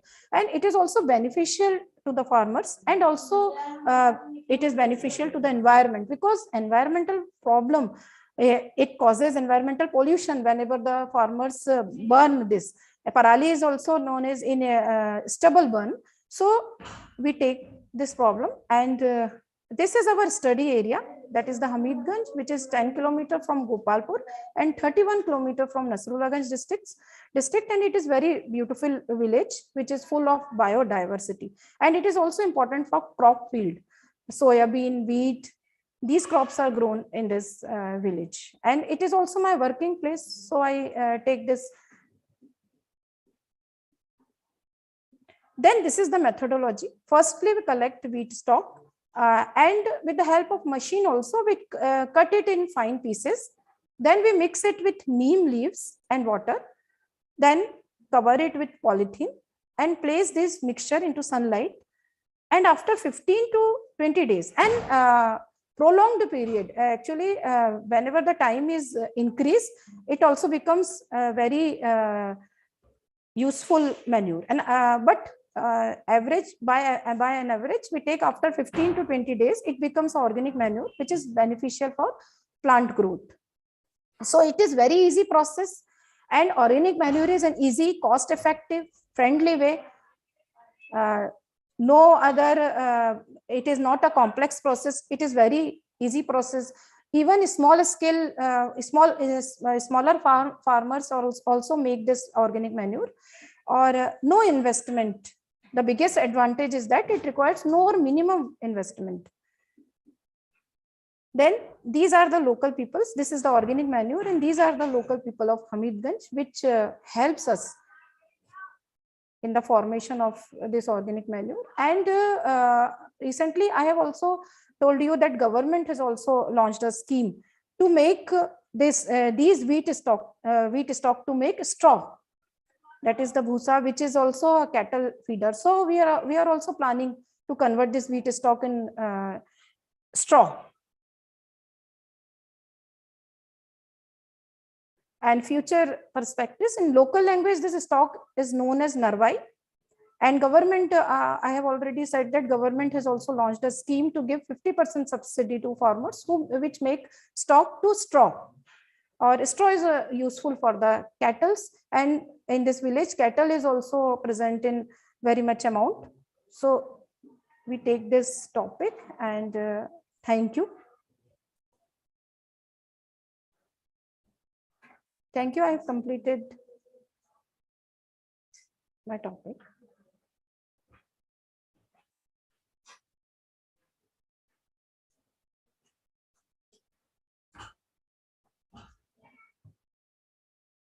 Any questions?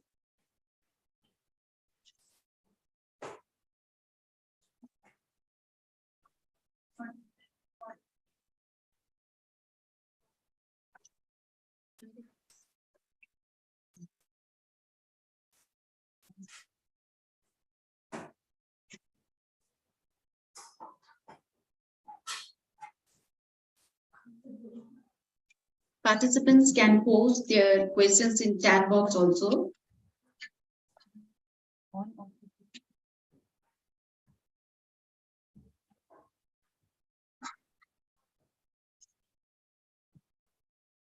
Okay.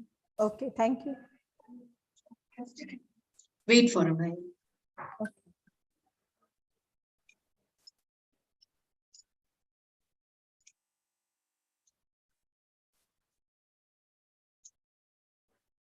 Okay, Kiran ma'am, I think she wants to ask a question.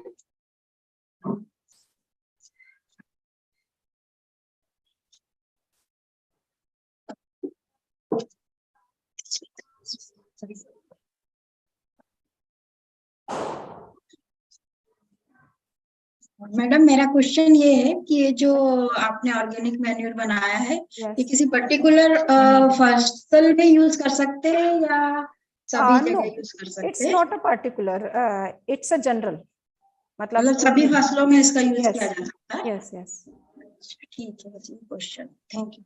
Thank you.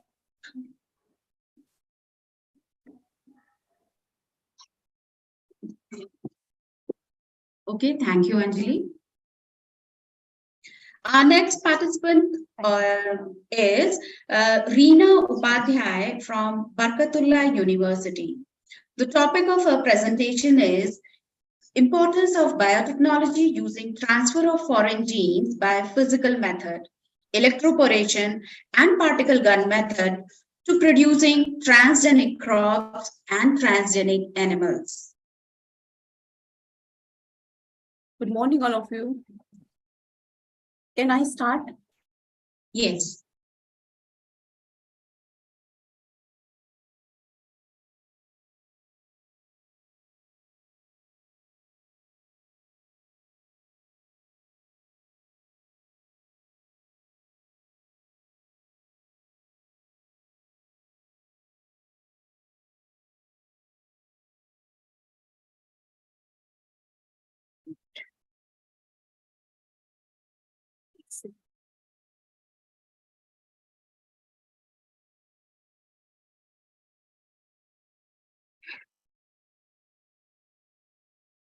मैंने start किया है, मैंने screen clear है? Yes, ma'am. Ma'am, my topic is importance of biotechnology using the transfer of foreign genes by the physical method, electroporation, particle gun method to producing the transgenic crops and transgenic animals. अपने keyboard में बस function की दबा दीजिए F5 वो दबा ma'am एक function की होगी F5 वो दबा दीजिए S5 की F5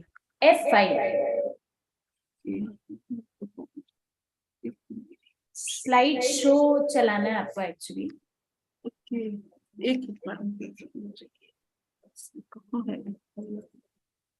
चलिए ठीक है मैम आप बोलिए मैम दिख रहा है क्लियर है biotechnology I am Reena Upadhyay I am presenting the topic of importance of biotechnology using the transfer of foreign gene by physical method, electroporation, particle gun method to producing the transgenic crop and transgenic animals. When biotechnology helped to solve the problem of human health, food production, and producing the vaccines. Today, we are producing the various type of our scientists involve the transfer of foreign genes by using the vector or vectorless method for producing new desirable traits, herbicide resistant, insect resistant, and transgenic plant. Biotech and abiotic is just related to environment. We are producing various GM modified crops like a tobacco, maize, rice, wheat, and other varieties prepared. In the past time, we are using the conventional plant breeding techniques for producing the improved varieties of several crops by using the sexual and vegetative propagation, but it takes long time, which is uncertain. Due to this reason, we are following the genetically modified crop or gene transfer technology by using the transfer of genes from one plant species to another. In this paper, we will discuss the various gene transfer method in a plant, role of improving the producing the newly genetically improved varieties like insect resistant, herbicide resistant, biotic, abiotic stress plant produces very short period of time. There are many difficulties and problems arising due to the classical breeding. Due to this reason, our scientists are producing individual genes of a specific traits directly to host genome to produce genetically. Present, there are various methods of plant cells of a gene transfer technology. We are using nature gene transfer or agrobacterium phases or physical method DNA by the electroporation or particle gun method successfully. DNA transfer process in mammalian cell or microorganism. We are using various type of plant tissue used for the particle bombardment method. Firstly, we are using primary explant or peripheral embryonic tissues. These target tissues will be capable of undergoing division of suitable transformation process. Like alfalfa, we are producing by embryonic callus. Pea plant producing by zygotic embryo, cotton, zygotic embryo, and corn embryonic cell suspension. Wheat producing immature zygotic embryo, rice producing embryonic callus, and tobacco we are producing by pollen grain. Crab producing embryonic callus. Transfer of genes from one organism to another, various physical and chemical method we are following. Because by the uptake of a DNA by the cells, because in a plant cell, cell membrane is a totally selectively permeable. It cannot be passes any type of organism, any type of foreign particle. Due to this reason, scientists are transfer the genes into organism in a soybean plant and by the process of electroporation, in which the cells are mixed with the DNA solution and brief pulses like an electric current passes. Electric pulses create pores in a cell membrane. These pores, cell membrane foreign DNA enter in a cell nucleus efficiently. Electroporation is a well-known method for producing the transgenic plant in a short electric pulses to create a permeability of a protoplasm and plasma membrane. By this method, uptake of plasmid DNA, which can be expressed into host plant and producing the new organism. Electroporation process are a stable integration of a genes into plant chromosome. This is effectively stable transformation of a genes in a tobacco cells corn plant.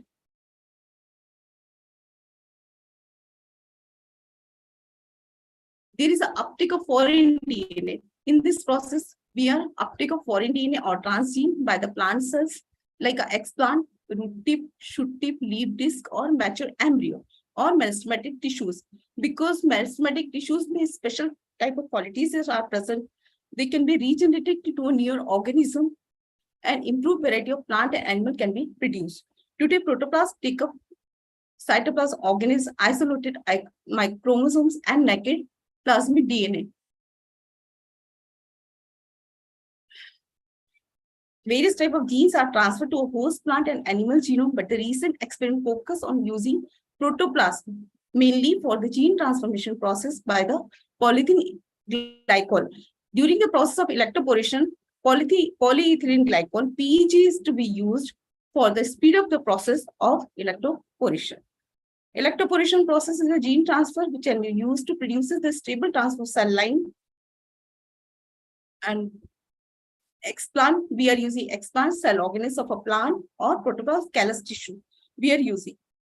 By this method, we can transfer the DNA entered into a cell cytoplasm. Electroporation of sugar beet cells, maize cell are resulted low level of transient expression shows. It is to be clear, the second method is a particle gun method, which is applied to deliver our DNA in all tissues of a plant, which can be used to shoot apical meristematic cells, immature and mature embryos, mature pollen, root and shoot section, leaf blades, and meristematic cells. We show the high transformation rate. Particle gun method can be successfully followed with a stable gene transfer process like a cotton, maize, rice, sorghum, soybean, sugarcane, tobacco, wheat plant varieties.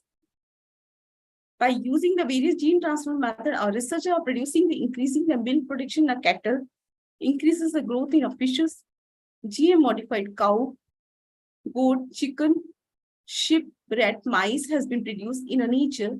GM mice and rat has been useful experimental research and diagnosis of various types of diseases in the humans. India is the second most populated country developed in a field of production of GM modified organisms. India has approved cultivation of some GM crop due to the lack of proper knowledge. We are ignoring the environment, cleanness, hunger, and population of our country. There is a more attention is to be needed for its adaptation to new genetic engineering technology for the production GM improved varieties of a crop. By the genetic engineering advancement, we are one of the best options to capacity to develop the powerful nation of the world.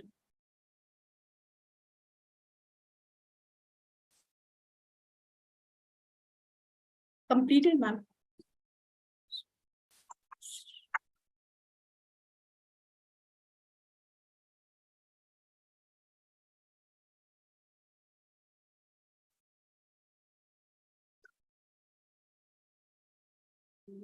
Any questions?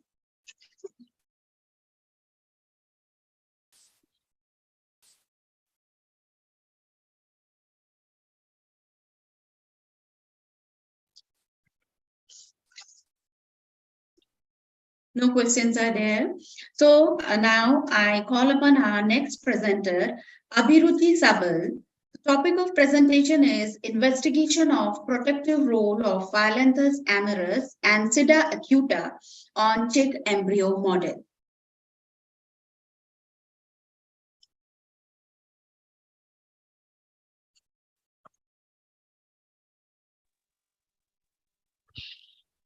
Hello. Hello. Yes, you're audible. Yeah. May I share my screen, ma'am? Yes.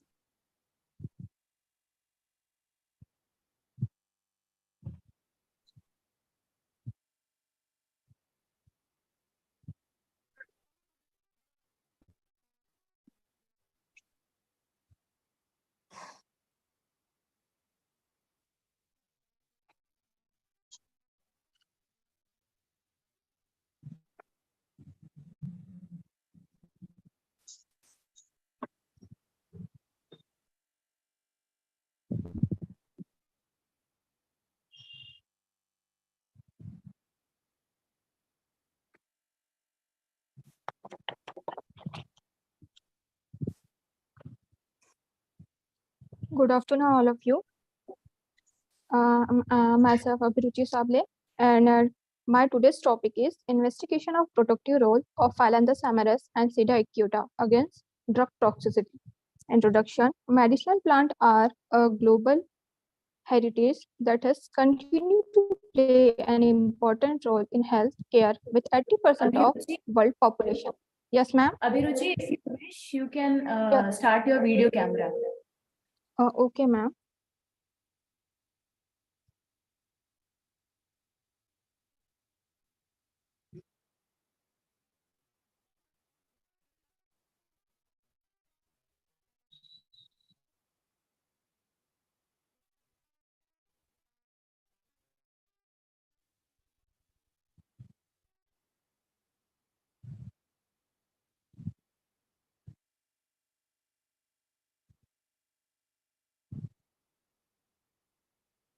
Hello. Am I audible, ma'am? Yes, Abhiruchi.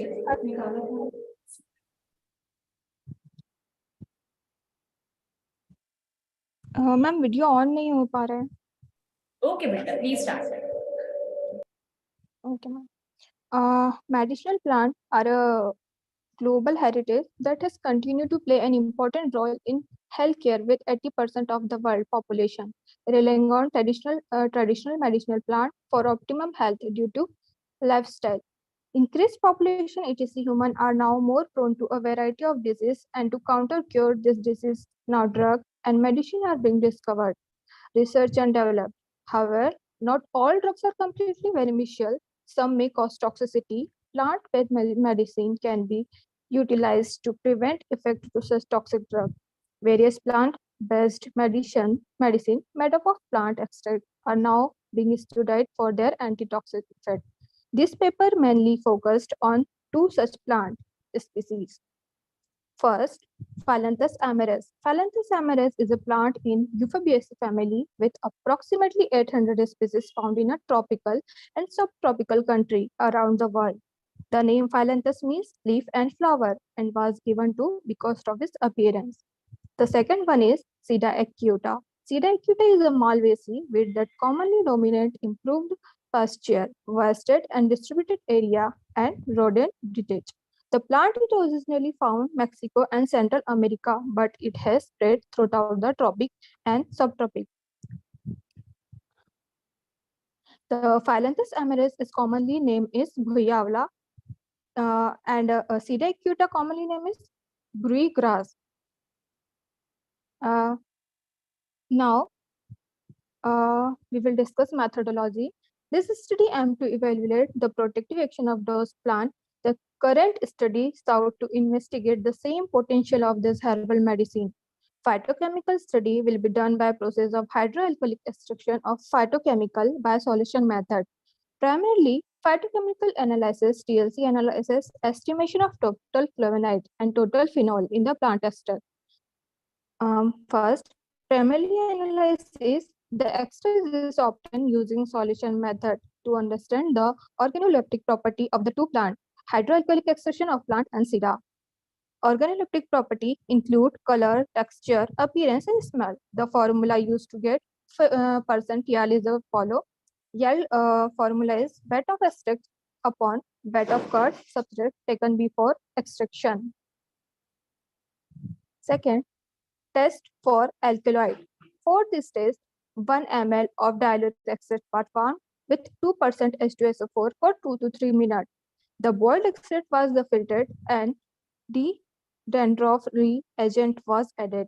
An orange red colored participant disformed indicate the presence of alkaloid.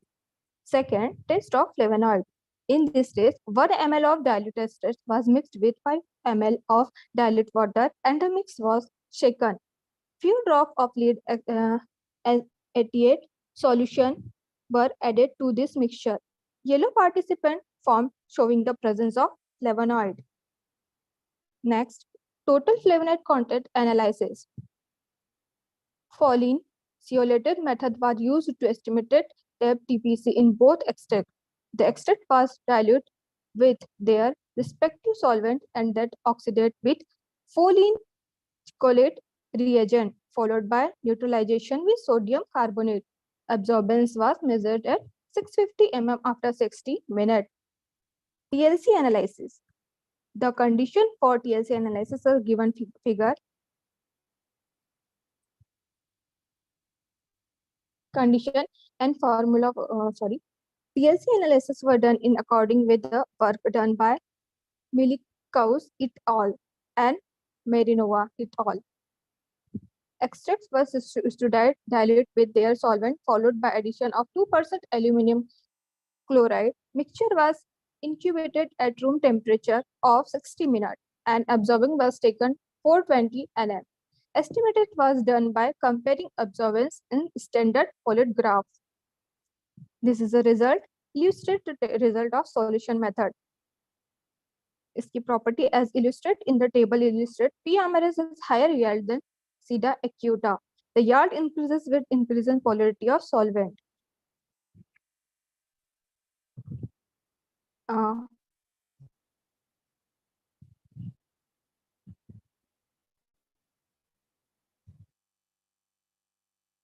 Discussion.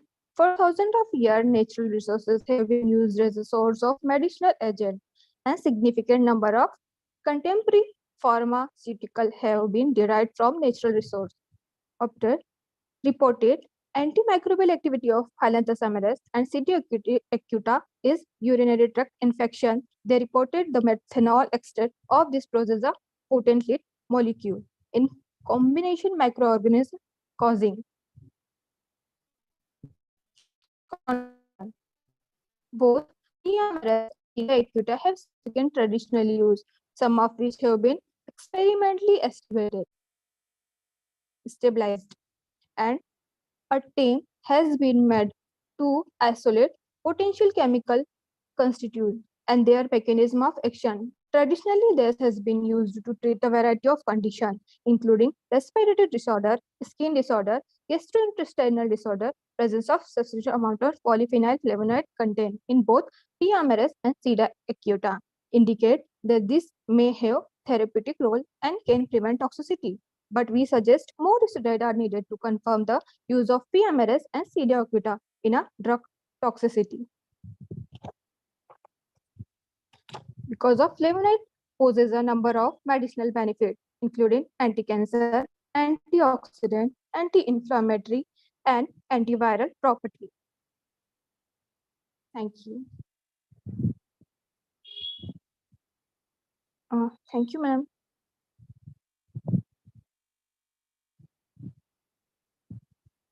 Hello. Hello. Yes, you're audible. Yes, ma'am. Ma'am, maybe please complete.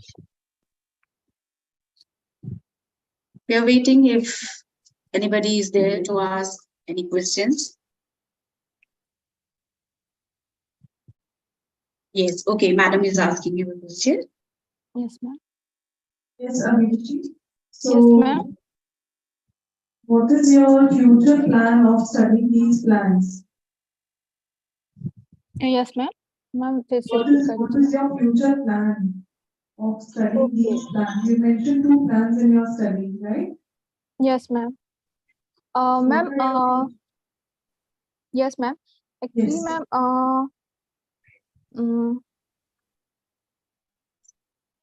Ma'am जो इसकी anti toxic activity है ये दोनों plant की ma'am इस पे हम जो चिक कैमरा मॉडल है मैम इन फ्यूचर में इस पे एक्सपेरिमेंट करके देखेंगे कि क्या सही में इसमें ये मतलब प्रॉपर्टीज होती है या नहीं। तो एंटी मतलब एक मेडिसिन ली हुई है डायऑक्सोरुबिजिन मैम। इस मेडिसिन से जो इफेक्ट पड़ता है नेगेटिव इफेक्ट हमारी बॉडी पर, इसको अगर हम उस 2 मेडिसिनल प्लांट है उससे कम कर सके तो मैम इस पे आगे रिसर्च करना चाहूंगी।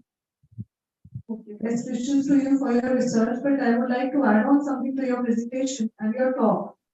I guess you have prepared your slides in hurry. Is it so? Yes, ma'am. Because there are so many notations where we could see that there are many spelling errors also. So during the sorry, ma'am. presentation, you should keep in mind some etiquettes, whether you deliver your talk online or offline, it doesn't matter, but the content you display on your slides is very, very important in the context of your research. Yes, ma'am. Sorry, ma'am. Do keep this in mind and do the corrections in your slides. Yes, ma'am. The nomenclature, the way we describe our plan, lot many ethics have to be followed in that. Yes, ma'am. And since these plans are like very close to our people are selecting them for the future studies also, so you should keep in mind the integrity of research while describing your plans. So these are abundantly present in Bhopal. Yeah, ma'am, repeat.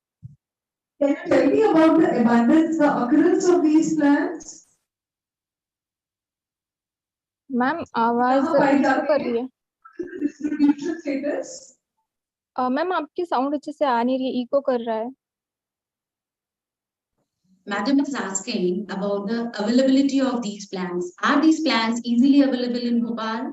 Yes, ma'am. Okay, thank you. Okay, ma'am. Okay, thank you. Thank you, ma'am. I now invite Tripti Saxena for her presentation on acute toxicity of malathion pesticides to freshwater prawn, Macrobrachium dianum.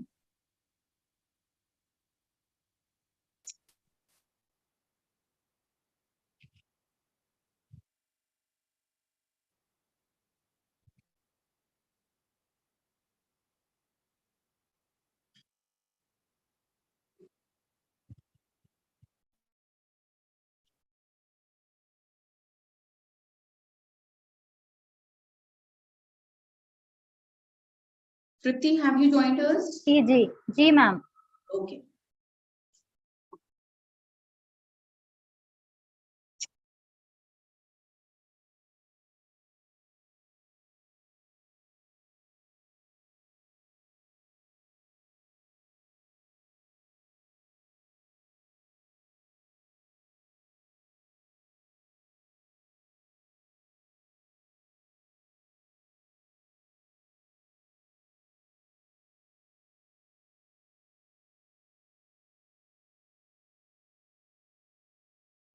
Tripti, please share your screen. Ji ma'am.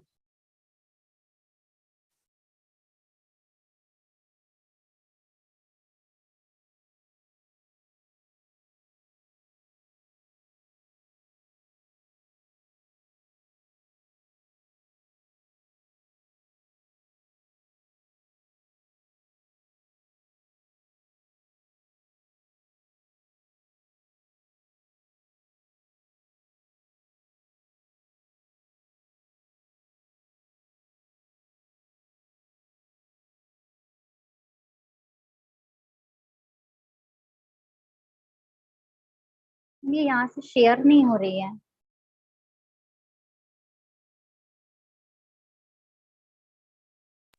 तृप्ति, आप एक काम करें, आप अपना जो power point है वो हम लोग को मेल कर दें और शिखा मैम प्लीज नेक्स्ट। मैंने सुनीता मैम को व्हाट्सएप कर दिया था। ठीक है बेटा, अब मैम आप नेक्स्ट को कॉल कर लें। ओके तृप्ति, आप थोड़ा सा वेट कर लीजिए। Please wait, we'll continue with the next presenter. I invite Ajay Badyal, research scholar from Barkatullah University, to present his presentation. The topic of presentation is lowering of cholecalciferol leads to the immunodeficiency syndrome of an essential reproductive endocrine gland and their associated hormone of male mice musculus. Hello. Yes, you are audible. Oh, okay, thank you. Can I share my screen? Yes, please. Okay, fine.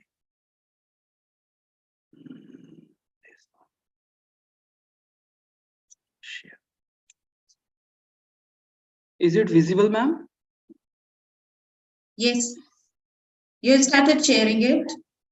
Okay.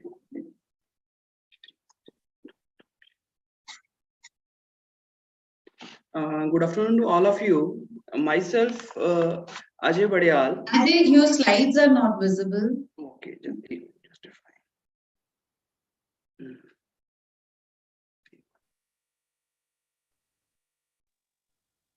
I think internet is slow. It will take a while. No, that's fulfill. Resume share.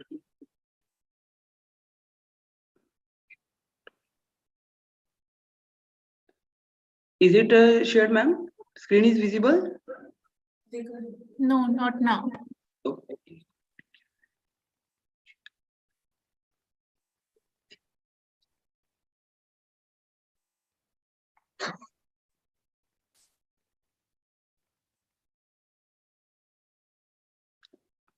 Now it's sharing, ma'am? Yes. It's visible. Okay, ma'am, fine. Good afternoon to all of you. Myself, Ajay Padial, and I belong to the this Department of Biosciences, Lab of Endocrinology. I work in the Bhopal University, Bhopal. My topic is the lowering of cholecalciferol, sunshine vitamin D3, which leads to the immunodeficiency disorders of an essential reproductive endocrine glands and their associated hormones on the particularly male mice musculus, that is the Parkinson's states. So it's the various nutritional metabolic activities that takes place in our body, like the reproduction, growth, and the development, sleep modes, various other functions which is being formed. We have various metabolic activities which are being controlled by some of the essential as well as the non-essential elements, nutrients, like the vitamins, proteins, carbohydrates, fats, and many more. And out of all these things, the vitamins firstly discovered by the Kashmir Funk in 1912, and then further is Swiss chemist the Paul Kramer, 1931, classified the vitamins into vitamin A, B, C, D, and so on. These are the fat soluble and the non-soluble, that is the water soluble vitamins, are divisible into the types. I worked on the vitamin D on some endocrine glands of the male mice musculus, as vitamin D is coined by Sir Edward Marenby. This vitamin D is also called as sunshine vitamins because simply we get it from the sun. The vitamin D has the two main types, is the argocalciferol vitamin D2 and cholecalciferol vitamin D3, which is also known as the calcitrol, that is a 1,2,5 dihydroxy cholecalciferol, which is an activated form of vitamin D3. In my current study, it leads to the study of impact factors, its functioning, its deficiency impact on various endocrine glands of human via our closely related research model, male mice musculus, because I choose this animal for the for good handling, easy handling, so that I take it.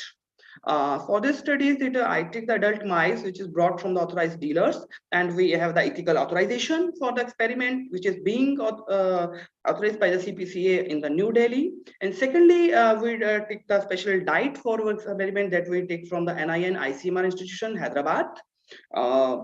Then these are some reviews that how this vitamin D and the reproduction humans, and more studies were required both in infertility and the fertile males reproductive health, especially in sperm count motilities. And then we have certain more literature. I studied the literature on the xenobiotic detoxifications, oxidative stress reductions, antimicrobials, immune regulations, and anti-inflammatories, etc. Because these are the mechanisms of the vitamin D and on its receptors. India, like a country, the deficiency of vitamin D becoming a silent epidemic day by day, and all the essential nutrients of a common diet, actually we need to keep present scenario in our mind to make the possible efforts from this vitamin D deficiency.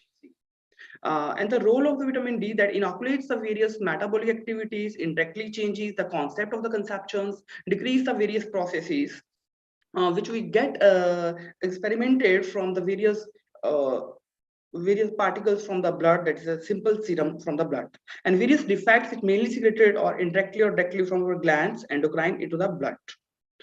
Then these are the chemical structure, molecular formula C27H44O, molecular weight having the 384.6 gram per mole, and synonymous names, that is calciferol, as I earlier told, and the dosage supplementation, that is the 1 IU per gram per body weight. Pharmacological data, how can I give? That is orally. These are some signaling of vitamin D3 that firstly we have to opt from the UV light or either from the diet.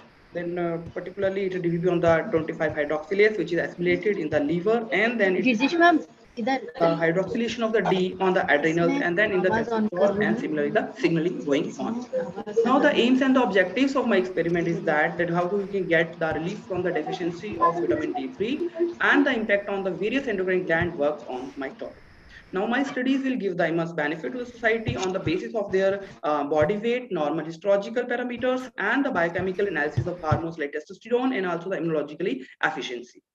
Then the methodology that I followed, we take the adult mice having the 30 to 35 grams body weight, having a strain musculus we brought from the authorized authorities. When few days prior to experimentation, we kept in a standard conditions for the particularly proper aerations and proper from the deficiency, from these conditions that it is not being attached to any kind of diseases. Then we divide our groups, experimental groups, in the group 1, group 2, and group 3 for the time period of the 60 days. And the group were classified as a control vitamin D deficiency, that is VDD, and D3, that is the supplemented group. Now the dose is supplementation. How we have to give the dose? That is 1 IU per gram body weight, that is 0.025 μg. And pharmacology data, that is the orally through the gavages. It is introduced orally the duration of the 60 days weekly to the mice. And in the one group, we imported the vitamin D deficient diet to all the animals for causing the deficiency of particular vitamin. Then this is the experimental design. Group 1, I take the 15 animals and it is considered the control, and they feed on the normal standard diet for a time period of 60 days. And similarly, in the second group, the vitamin D deficient group, that I take a special constructed diet from the NIN and to feed that animals in that particular time period. Along with that, we have the third group that will be getting the supplemented or the cholecalciferol supplementation, and orally same period for getting the good for getting the main effects. These are the parameters that I take, that like the body weight, and that was calculated by the simple balance and normal histological that we can do. Especially on the expected gland of the testes of the male mice, musculus were done under the light microscopy study, and the hormonal estimation of the testosterone, which is being adopting the appropriate methodology, ELISA, based upon the antigen-antibody interactions in immunological analysis. Now on the result sections, here are the results which show the various histological alternations along with the change in the concentration of hormone, that is the testosterone. And initially we find the body weight also, and then histological impact on the basis of its structures, on the basis of the estimations of reproductive hormones, that is the testosterone. And these are some pictorial forms, that is the controlled of my controlled group.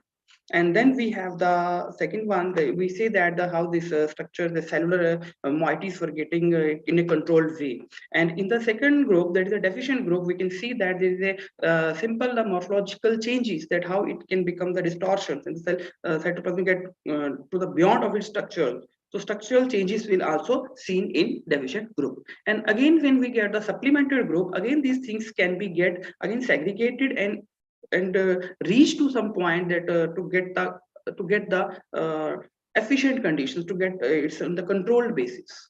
And these are some the enlarged view of the larger magnifications. So then we have the hormonal estimation, and from this we perform the standard ways to estimate a particular male hormone by applying the ELISA kit method on the basis of the defined concentrations of 2000, 1500, 250, and 125, 62.5, and so on, standard variations. And then these are the graphical representations that show the impact of hormone among all the groups that I've taken. We can see that the first, that is a control one in the 60, there is values for the control that that is 0.9667, and in the deficient it increases, that is a 1.1694, and in the supplemented it is a nearly about on the efficiency, that's a 1.3826. And similarly, in all the 5 parameters, in the 5 groupings that were taken on the basis of these supplementations, that vitamin D deficiencies, and on the this controlled one. So all the things that values can be altered.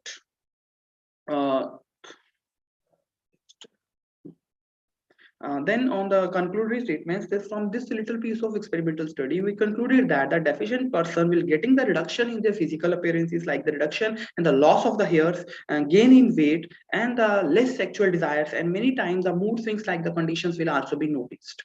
It is due to the vitamin D3 deficiency. And this deficiency will removed by taking the D3 supplementation, which we got for the market. And these doses are prescribed to get relief from this deficiency and to get the innately immunized persons. Thank you so much.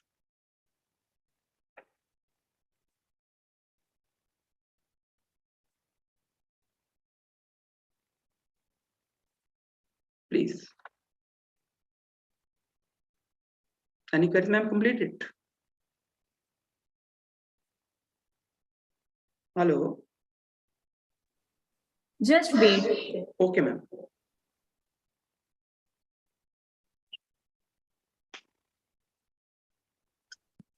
Any questions from audience? Okay, your presentation was good. Thank you. Thank you so much. Thank you. Now I invite our next presenter, Pallavi Singh Chauhan from Amity University, Gwalior. Our topic of presentation is anti-biofilm therapy using nanocomposite.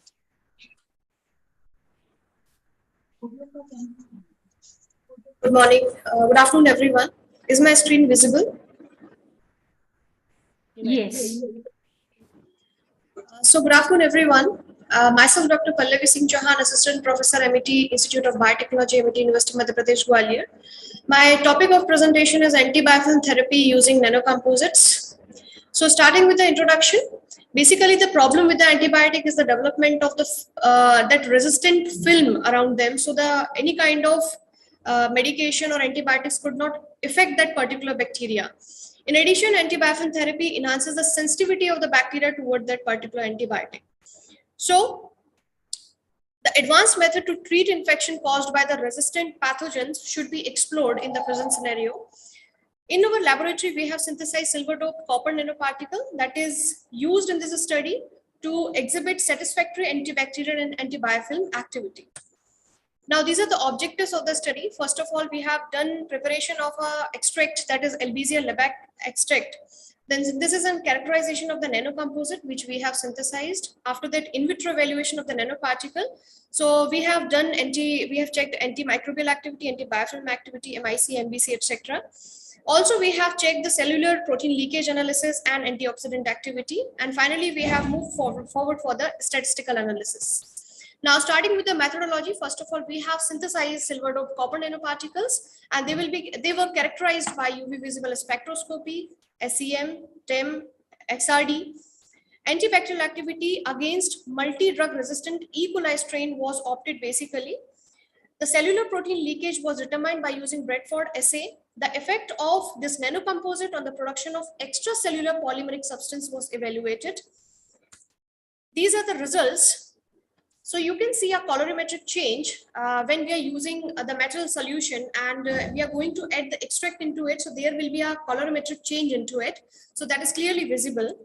Now, next is particle size distribution. This is a very important analysis because sometimes we just produce something which is having a varied particle size range, which is not good for the therapeutic aspect. So particle size distribution shows that the particle size is approximately, because this is a nanocomposite, so it is approximately 100 nanometer. Now, next is FTIR spectra. So as we have used this particular extract for the synthesis of the nanoparticle, so this extract not only is involved in the reduction of the particle size, but also they used as a capping agent for the same. Also, they provide stability to the particle. So FTIR analysis clearly depict that there is a coating of the particular functional groups over the nanoparticle, which is confirmed by this FTIR spectra.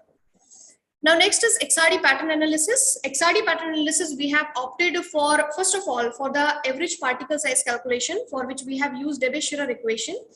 Next, we moved for the morphology and crystal lattice of the same. So that I will discuss later on in the discussion section. Now, this is the UV analysis pattern.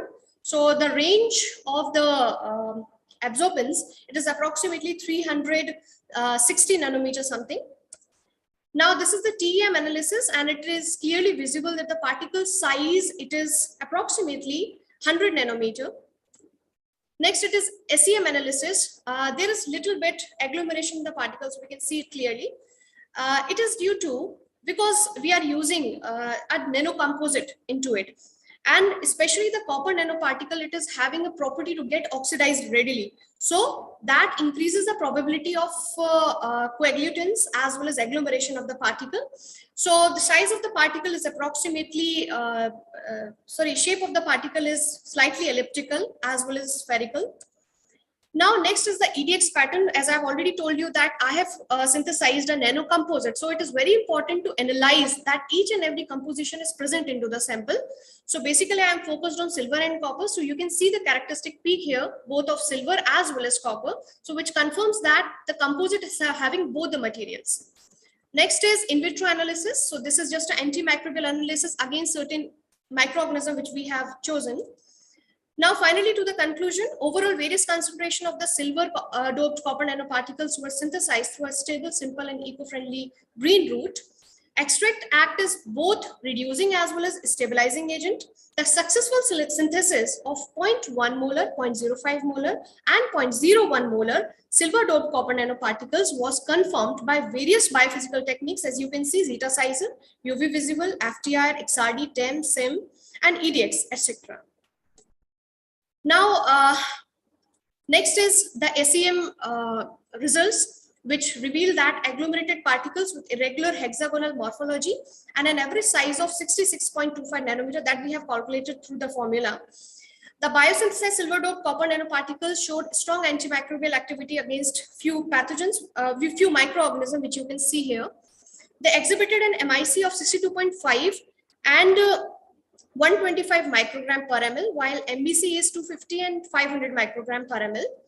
So the production of extracellular polymeric substance decreased after silver doped copper nanoparticle treatment, while cellular protein leakage increased due to higher rate of the cellular membrane disruption by the nanocomposite. These are the references. Thank you very much.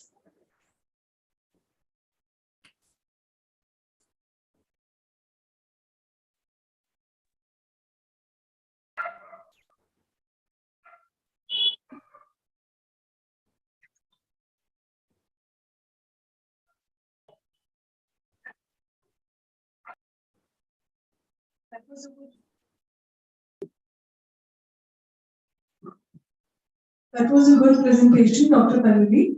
Thank you, ma'am. I wish to know the reason behind choosing silver, copper, nano composites. Yeah, ma'am, sure. Actually, ma'am, a lot of studies have been done already on the synthesis of silver nanoparticles, but there are relatively more toxicity issues with the same. So why not to use an antimicrobial agent which is having a good antimicrobial activity, and along with it, they are having a good, we can say, less toxicity issues. So that's why we have opted for the copper nanoparticle, and we have created a nanocomposite in which the amount of silver is very less as compared to the copper one. Oh, thank you. Yes, ma'am. Dr. Pallavi, I'm curious to know from where did you get the electron microscopic photographs of your for that study? we have to do, ma'am, outsourcing, because STEM and SEM analysis we have done through the Punjab University. Yes, these facilities are not available easily. So could you tell us? We sent our sample to the Punjab University. Okay. They have their own SEF facility there. Okay. Thank you so much, ma'am. Okay, thank you so much, Pallavi madam. Thank you. Now, our next presenter is Neelam Lahari. Topic presentation is therapeutic role of vitamin D to prevent coronavirus infection. Good afternoon, everyone. Am I audible, ma'am? Yes. May I share my screen, ma'am? Yes, you please share.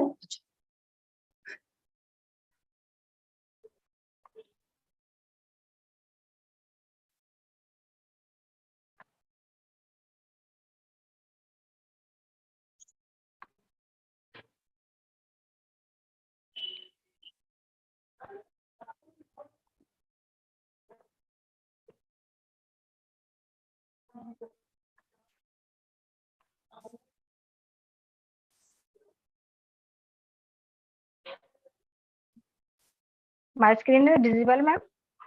Yes. Please start. Good afternoon, everyone. Myself Neelam Lahiri, and I am research scholar in the belong to Bioscience department, and I am pursuing my PhD research work under the supervision of Vinoy Kumar Srivastav, HOD of Bioscience department in Barkatullah University. So today's my topic is therapeutic role of vitamin D to prevent coronavirus infection. Vitamin D fight against the coronavirus because for the immunity properties. This is the biosynthesis of vitamin D by the sunlight, 7-dehydrocholesterol, then pre-vitamin D3, and then skin made the vitamin D3, and blood circulation. By the blood circulation, it is converted into the 25-hydroxy vitamin D, and kidney converted into 125 dihydroxy by the presence of different kinds of enzymes, and it is targeted to different tissues present vitamin D receptors. It is to increase the calcium absorption and apoptosis and differentiation. So today's my topic introduction is vitamin D is a group of fat soluble vitamin, and it has multiple biological effects. It is then available two distinct form, vitamin D2 and argocalciferol, and vitamin D3 cholecalciferol. Vitamin D is mostly synthesized by the cutaneous synthesis sunlight by the 80 to 90%. Cholecalciferol inactive form is synthesized in skin by the ultraviolet rays, and vitamin D is binding under hydroxylation in the liver. Vitamin D deficiency is classified into three different stages: severe deficiency, moderate deficiency, mild deficiency. Severe deficiency is less than blood vitamin D level less than 5 nanogram per ml. Moderate deficiency is less than 12.5 nanomole per 12.5 to 25 nanomole per liter, and mild deficiency 10 to 12 nanogram per ml. But coronavirus is a disease of severe acute respiratory syndrome. It is increased. It is the named after spreading. It is the COVID-19. WHO named is COVID-19 as the number of COVID cases increased rapidly worldwide, and corona symptoms were very much similar to pneumonia and common influenza infections. It is transmitted from human to human. In severe cases like respiratory failure along with multiple organ dysfunction, COVID-infected person shows performance of cytokines such as interleukin 6, 10, and tumor necrosis factor alpha. Viral infection provoke tissue injury through increased production of pro-inflammatory cytokines, mobilizing pro-inflammatory macrophages, granulocytes, activation of T cells. This phenomena is commonly called as a cytokine storm. This cytokine storm was considered as main reason for some of the serious manifestations of COVID-19. The objective of my review is to explain correlation between vitamin D and coronavirus infection, to interpret significance of vitamin D and immune system, to aware about the vitamin D have immune booster properties. And fourth objective is to assess whether vitamin D supplementation is effective and safe for the treatment of COVID-19 in comparison to an active comparator, placebo, or standard of care alone. Vitamin D and immunity. Vitamin D also play an immunomodulator role to vital suppression of immune responses in respiratory epithelial cells during viral infection. It reduces the level of pro-inflammatory cytokines, include interleukin 1, interleukin 6, 12, TNF alpha, and interleukin 17, while increase the anti-inflammatory interleukin 10 and TNF alpha. Several studies show that vitamin D deficiency can detract the zone of acquired immunity. Importance of vitamin D in regulation of immune system, innate and adaptive. This is the process of immune system to vitamin D impact the immune system. Firstly, it is macrophage alpha, beta cells, CD4, and dendritic cells. It is suppress the TH1, TH17, T helper cells and T helper cell 17, and enhance the TH2 and T regulatory cells. Interleukin 2 suppress IF and gamma suppress. IL-17, IL-21 is suppressed, and IL-4 is enhanced by the vitamin D3. Vitamin D and COVID-19, the cytokines and vitamin D enhances production of antimicrobial peptides like cathelicidin and beta defensin, which are key factor in immune response in many respiratory diseases. Vitamin D enhances the expression of ACE2 and increase vascular endothelial growth. It is a possible role of vitamin D in coronavirus infection on the basis of its impact of innate immunity, adaptive immunity, and derangement of immune response. This is the correlation between the vitamin D immune system and SARS-CoV-2. Vitamin D antimicrobial responses, the cathelicidin and defensin, it suppress the coronavirus activities. Vitamin D as a used as a immunity booster. Vitamin D is potential immunomodulator and adjunctive role in the treatment of COVID-19 was established through the study. Vitamin D group receive pulse vitamin D therapy and in addition to standard treatment, while the non-vitamin D groups receive standard treatment alone. And the improvement is in the which group receive vitamin D therapy.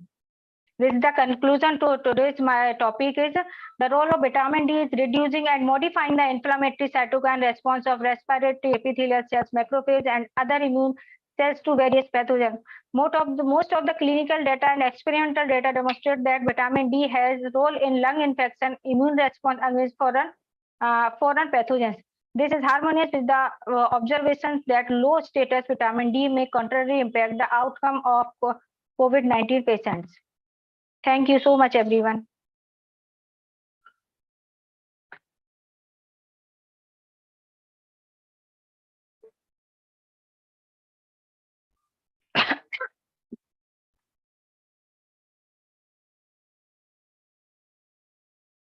No questions? Okay. Thank you. Thank you, Neelam. Thanks. Okay.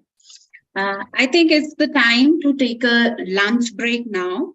We'll continue with the presentations at 2:15 p.m. So all the presenters who will be joining us online are requested to join us by 2:15 p.m. And the delegates who are joining us here in auditorium are requested to please assemble back in auditorium by 2 p.m. Thank you. Let's move to the lunch area.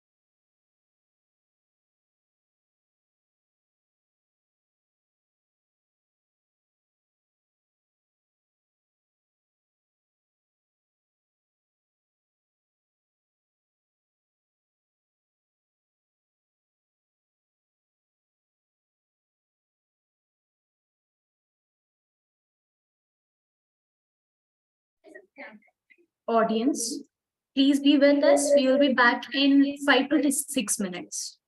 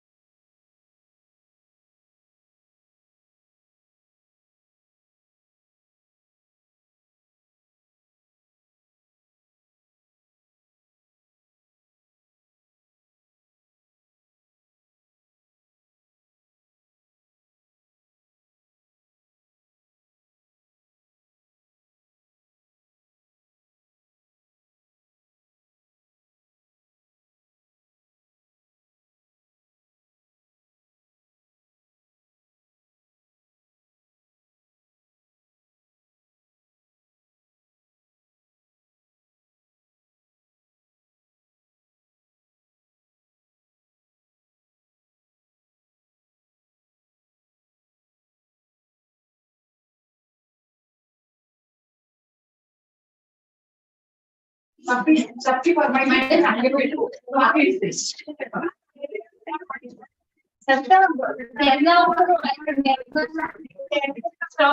Participants, please mute yourself. Stop the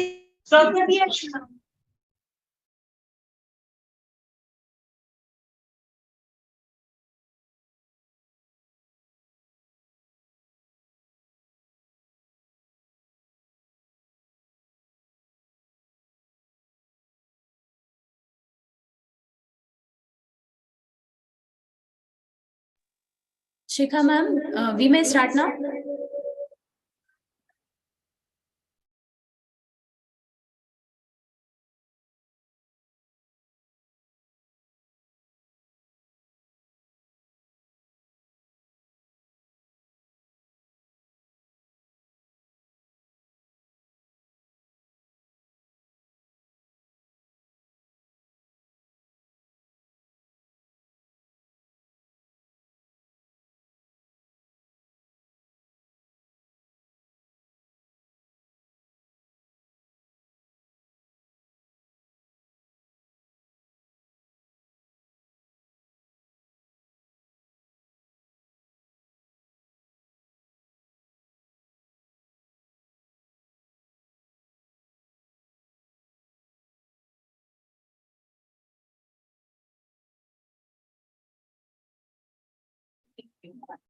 Good afternoon, everybody.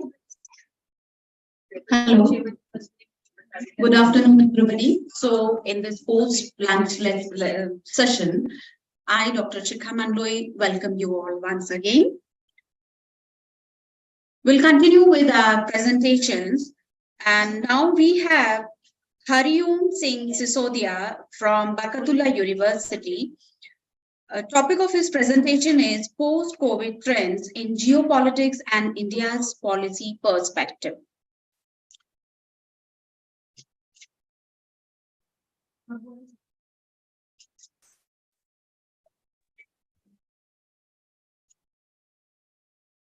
I hope my screen is visible and I'm audible. Yes.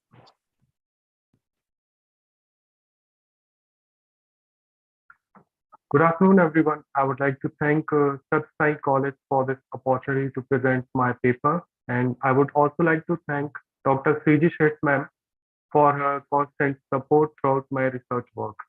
My name is Hariom Singh Sisodia, and I am a research scholar in Barkatullah University, Bhopal. So the topic of my day is post-COVID trends in geopolitics and India's policy perspective. The objective of this research is to explore the post-COVID trends in India and the world and to look into India's conundrum in the geopolitics after the pandemic. As we all are aware that COVID-19 has been a major blow in terms of fight against the socio-economic issues that India is facing, as well as the domestic challenges like poverty and dealing with the vulnerable sections of India. And at home, India suffered a humanitarian disaster amid the 2019 surge in coronavirus disease and death. And as we all are aware that India is known as the world pharmacy, but the adverse situation in our own country during the pandemic questioned this very notion of the world pharmacy that India is known as. And the Economic Survey of India has termed this coronavirus as once in a century crisis, but the mishandling and mismanagement of this pandemic led to deterioration in the country's healthcare situation. These are the do's and don'ts, the advisories that were issued by our government, and we all are already aware about that.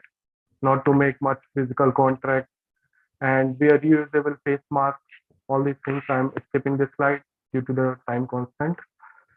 Talking about the government response during the COVID-19, government announced in the initial stage full lockdown to break the chain and ramp up the health infrastructure to flatten the pandemic curve. And our Prime Minister also announced PM Garib Kalyan Yojana with a package of 1.7 lakh crore to provide support to the citizens during the pandemic. This is a slide that shows about this package PM Garib Kalyan Yojana, where government targeted vulnerable sections, poor farmers, and mechanic workers, health workers, construction workers, and various others too. different package announced to them.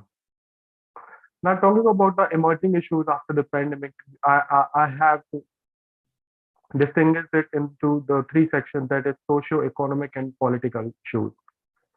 Talking about the social issue, the new age racism is going to arise in the globalization era, where countries, particularly talking about the best, are taking stringent measures for limiting the import of goods to their own country through the various sections. And women and vulnerable sections have also suffered miserably during the pandemic that led to increase in gender politics. But we all are already aware how the women played an important role being frontline healthcare workers. And for the information, WHO has also recognized and awarded ASHA workers for their support during the healthcare activities when India was facing the COVID-19 crisis. The glimpse of the poverty, gender-based violence, attack on the doctors, ignorant behavior towards the frontline workers, gender divide, loss of income, and large-scale migration, and all its adverse impacts also cannot be scored during the pandemic. Talking about the economic issues, we felt global recession during the pandemic, mainly due to the supply chain issues, and also there is a general fall in the consumption among the public that resulted in a sharp decline in the GDP figures as well, and the overall growth of the economy of the world economy. Talking about the political issues, the revival of regionalism, where one country focusing towards itself, self-reliance, and talking about India, the Atmanirbhar Bharat, this is going to grow. So COVID-19 has exacerbated these conditions of the revival of the regionalism. Regional governments, talking about India, the state government are also dealing this pandemic issue with their own initiatives.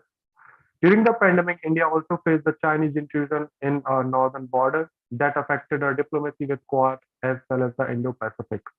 The divergence of the relation with different countries on several issues led to an adjustment of India's foreign policy from non-alignment during the era of Jawaharlal Nehru to pitching for the multilateral world order now.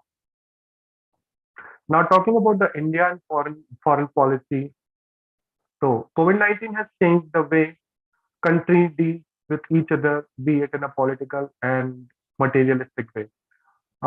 This is a beautiful picture that shows how geopolitics works, where each country is like a chessboard and following their own moves for their self-interest. Indian regionalism tilt was distinctive during the second wave of the COVID-19 pandemic. India helped other countries with the material aid, PPT kits, vaccines, but that was not enough due to the adverse consequences of the pandemic in our own country. China gave huge loans to the South Asian country to gain the influence in the region and establish its primacy. It directly resulted in the demise of the Indian regional primacy and the decline in its political influence. And also, recently after the Russia-Ukraine conflict, a new Cold War started between the USA and the Western countries on one side, while the China-Russian alliance on the other. As India brought the health crisis under control domestically, it has led to global foreign policy challenges. India created goodwill by helping other countries through the vaccine diplomacy, and these approaches should be continued to make India geopolitically strong.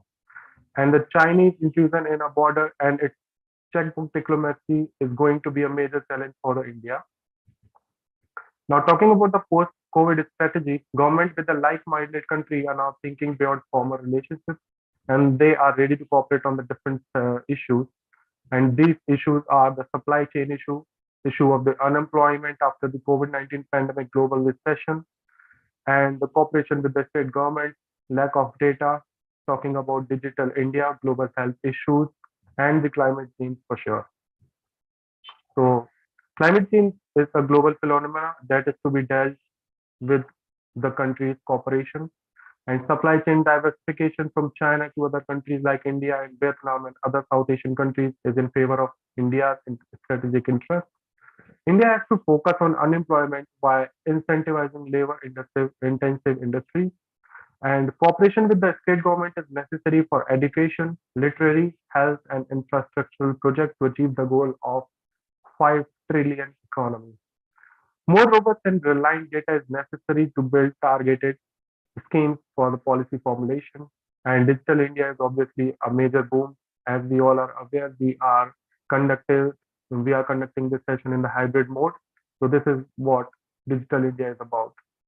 Globalization leads to create a havoc during the pandemic as countries are more dependent and interconnected for different reasons. But this question of globalization is definitely being challenged on various aspects after, mainly after the pandemic, COVID-19 pandemic. And it led to spread the virus from one to another country, be it by people or goods. Yes, ma'am. Talking about the conclusion, so the COVID-19 pandemic has accelerated the trend like new power rise, China becoming more aggressive, America looking inward, Indo-Pacific becoming a new reality, US-China rivalry, US and Ukraine war. Sorry. India chose not to make any certain choice and focus on the self-reliance and the Atmanirbhar more on resilient infrastructure. The pressing priority for the future is doing for ourselves and thinking of the world. This is the references, and thank you so much.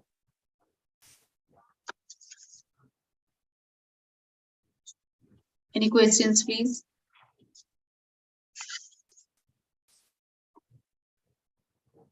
Okay, thank you, Hariom, for your presentation. No questions.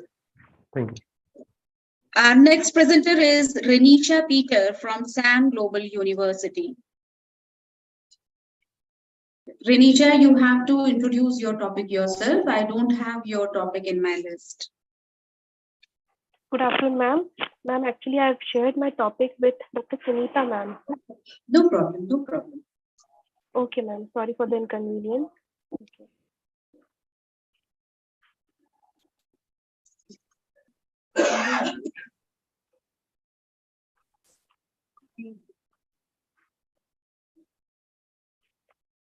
Ma'am, is my screen visible? Yes, yes. Okay, ma'am.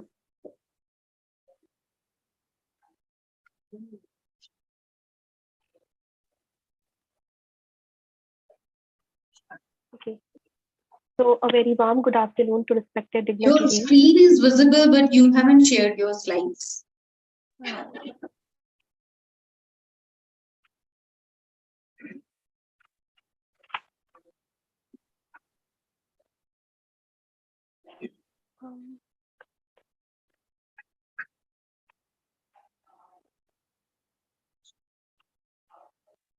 Ma'am, is this visible now?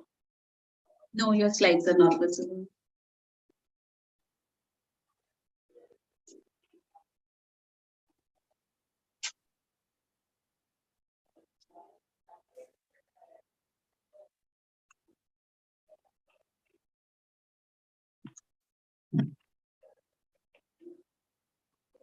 Ma'am, actually, you want some time? No, ma'am. Actually, just give me a little direction because I think for me Zoom is new. So how can I share? Better you WhatsApp to Sunita ma'am, and till that time, we are ready with your. Are you there, Tripti Saxena? Yes, ma'am. Okay, then Tripti, I'm sharing your screen, and you please start. Okay, ma'am. Yes.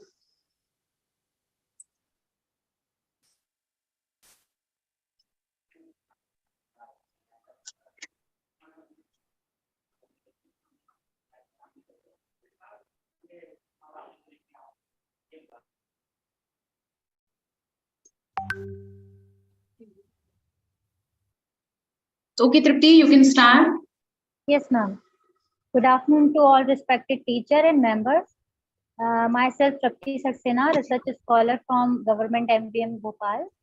My topic is acute toxicity of malathion pesticide to freshwater prawn macrovacrium dynam. मैक्रोवेक्रियम डायनम basically एक local consume की जाने वाली species है और इसको आप लोकल मार्केट में इजीली अवेलेबल होती है। तो मेन मेरे रिसर्च का मेन एम जो है वो हमारे जो एग्रीकल्चर लैंड में पेस्टिसाइड यूज किए जाते हैं तो वो कहीं ना कहीं हमारी वाटर बॉडी में मिक्स होकर के एक्वेटिक ऑर्गेनिज्म को हार्म करते हैं। तो अगर हम इसको थोड़ा सा कोविड-19 से रिलेटेड करें तो कोविड से ओनली ह्यूमन बींग्स को ही हार्म नहीं हुआ है, जो भी आप जो फिश कल्चर करते हैं, जो एक्वाकल्चर फील्ड है, वहाँ पे भी summer crop and winter crop को भी हार्म हुआ है। तो the environment is place with different kinds of pollutant like insecticide. तो मैलिथ्रॉन एक इंसेक्टिसाइड है जिसको बहुत मतलब लार्ज स्केल पे एग्रीकल्चर लैंड में यूज किया जाता है। तो ये कहीं ना कहीं एक्वेटिक बॉडी में डैमेज करता है एक्वेटिक ऑर्गेनिज्म को। Toxicity is prawn is the Prawn is the culmination of series of events involving various physical, chemical, and biological processes. LC50 is indirect indicator to the level of resistance of population.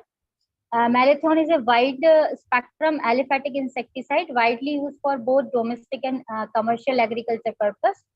Malathion are the commonly used in the farmland field of India.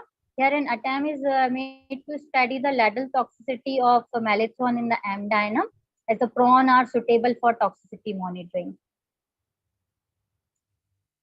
Basically यहाँ पे कुछ मैंने methodology use करी है। Actually मैंने जहाँ से prawn collect किया रेत घाट अपर लेक से, तो वहीं से मैंने वाटर सैंपल को कलेक्ट किया क्योंकि उसको एक नेचुरल एनवायरनमेंट देना था मुझे 1 वीक के लिए। तो कुछ मैंने कलेक्शन किए फिजिको केमिकल एनालिसिस के। तो collection of water samples were made for aquarium. All the samples collection were conducted between 9 to 12 noon throughout the study period. The sample collected from the aquarium in waters were brought to the lab for analysis as per the standard method described by APHA. Water samples were collected. जो मैंने sample collect किए हैं between the 10 to 11 AM किए हैं। उसमें कुछ मैंने physical parameter check किए like temperature, pH, free carbon dioxide, dissolve oxygen, total hardness, total alkalinity, calcium hardness. इसको different titration method and particular reagent use करके मैंने एक पर्टिकुलर वैल्यू वो करी, जिस हिसाब से मतलब जो नेचुरल वाटर बॉडी में जो आपके पैरामीटर्स थे उसी तरीके से मैंने एक्वेरियम में भी सेट किए 1 वीक के लिए। Then acute toxicity study LC50. LC50 actually lethal concentration of 50% mortality. The bioassay method adopted in the present investigation where the same is that कुछ मैंने references लेकर के यहाँ पे कुछ biological methods use करी हैं M dynam के लिए। जो lab में basically मैंने 30 each prawns को रखा 2 groups में। First is control and second is जो मैंने malathion से treat किया। 35 liter glass tank contain a dechlorinated tap water to maintain biomass theory and tanks was aerated. यहाँ पे मैंने aerator के थ्रू उनको proper oxygen and artificial feeding ये सब provide किया। ये मेरा टेस्ट ये 3 aquariums मैंने सेट किए थे, कंट्रोल एंड मैलेथियन एंड अदर मेरा एक और टॉक्सिकेंट था यहाँ पे available. And each experiment was repeated 6 times at the selected malathion, every time monitoring the number of prawn killed. ये कुछ मेरे पैरामीटर की रेंज आई थी। Temperature 20 to 26, pH 7.8 to 8, dissolved oxygen 5.5 to 7 mg per liter, free CO2 0.2, alkalinity 35 to 96, and total hardness 155 to 310, and chloride is 36 to 79. Then this is the LC50 value. Basically मैंने यहाँ पे 4 concentration use करी, 6 ppm, 7 ppm, 8 ppm and 9 ppm. मुझे 8 ppm after the 72 hours. Actually मैंने 4 intervals दिए थे acute toxicity के लिए, 24 hours, 42 hours, 48 hours, 72 hours and 96 hours. So after the 72 hours 8 ppm पे मुझे mortality मिली LC50। और यहाँ पे मैंने कुछ behavioral changes देखे। The behavioral changes of M dynam prawn were found to be different when they exposed to toxic concentration of malathion.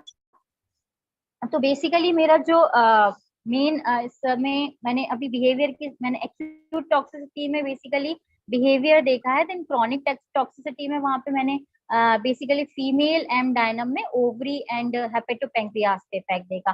तो कुछ मुझे पॉजिटिव कोरिलेशन पे यहाँ पे कुछ ग्राफ्स मिले 8 ppm ऑफ एम डायनम पे। तो बेसिकली इसका ये है कि एग्रीकल्चर लैंड में जो भी पेस्टिसाइड यूज किए जाते हैं उनका कहीं ना कहीं एक्वेटिक ऑर्गेनिज्म पे भी इफेक्ट होता है। Thank you.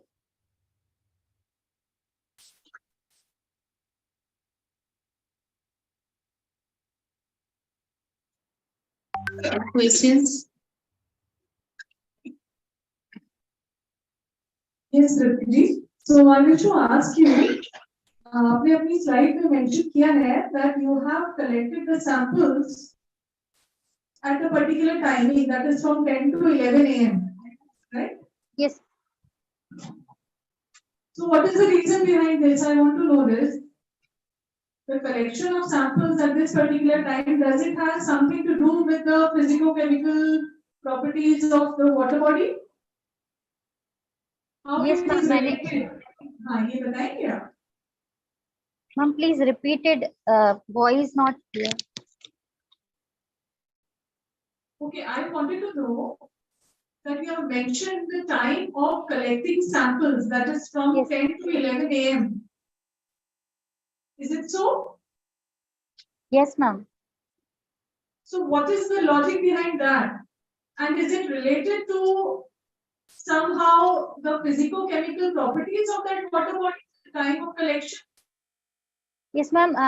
Actually, temperature variation होता है, turbidity है, dissolve oxygen है, और एक्चुअली जो प्रॉन का कलेक्शन था वो भी मेरा इसी टाइम पे था, तो मैंने प्रॉन कलेक्ट किए हैं वाटर बॉडी से।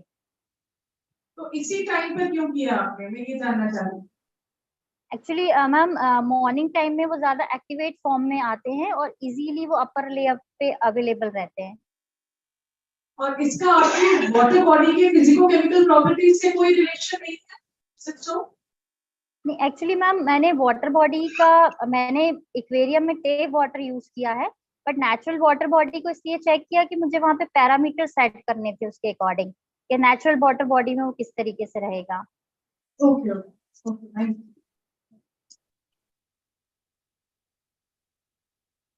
Okay, so Renisha Peter has she joined us?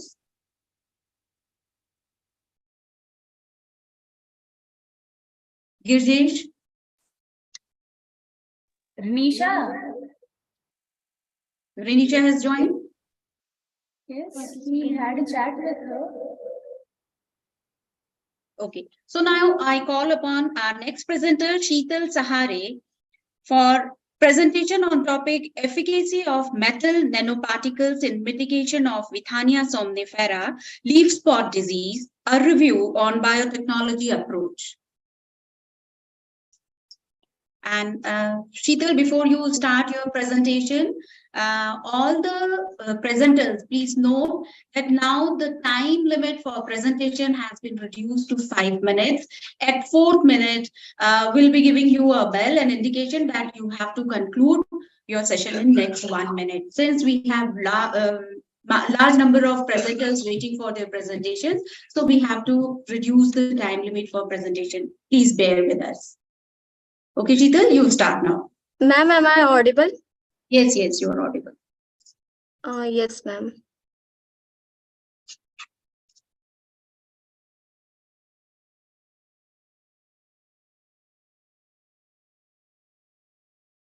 My screen is visible to all? Yes, Sheetal, your screen is visible, and please concentrate on your key findings or whatever highlights you want to tell, and quickly come. Hello, my screen is visible to all? Yes, it's visible, Sheetal. Good afternoon, everyone present here and offline and online. Myself, Sheetal Sahare, research scholar of Barkatullah University, and under the supervision of Dr. Renu Mishra, HOD, Department of Botany and Microbiology, Sri Sathya Sai College, College for Women, Bhopal, MP. My paper presentation topic is efficacy of metal nanoparticles in mitigation of Withania somnifera leaf spot disease, a review on biotechnology approach.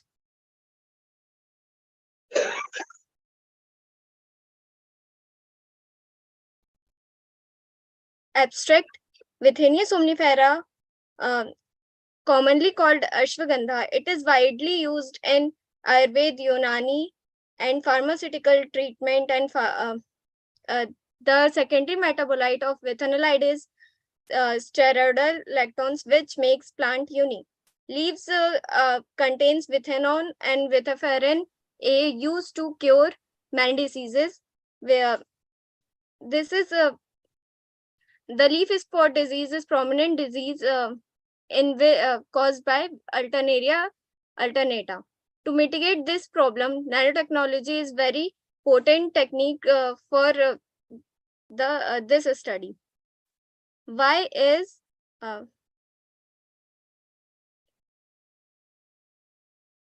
why this study? हम इसको mitigate क्यों करना चाहते हैं? हमें पहले से ही पता है कि विथेनिया एक वेरी इंपॉर्टेंट मेडिसिनल प्लांट है. इसमें सेकेंडरी मेटाबोलाइट्स मोस्टली कोविड-19 और पोस्ट कोविड से क्योर कर. सो अल्टरनेरिया एक ऐसा पैथोजन है जो लीव्स को डैमेज करता है और इसकी डिक्रीज करता है, सेकेंडरी मेटाबोलाइट्स को डिक्रीज करता है और इसकी कमर्शियल वैल्यूज को भी डिक्रीज करता है. By mitigate this disease, we can increase the production of secondary metabolites so that it would be a great help for medical science. Mitigation with environmentally safe option means nanotechnology एक ऐसा option है जो हम environment को cause किए बिना ही हम use कर सकते हैं. Withenia somnifera and introduction.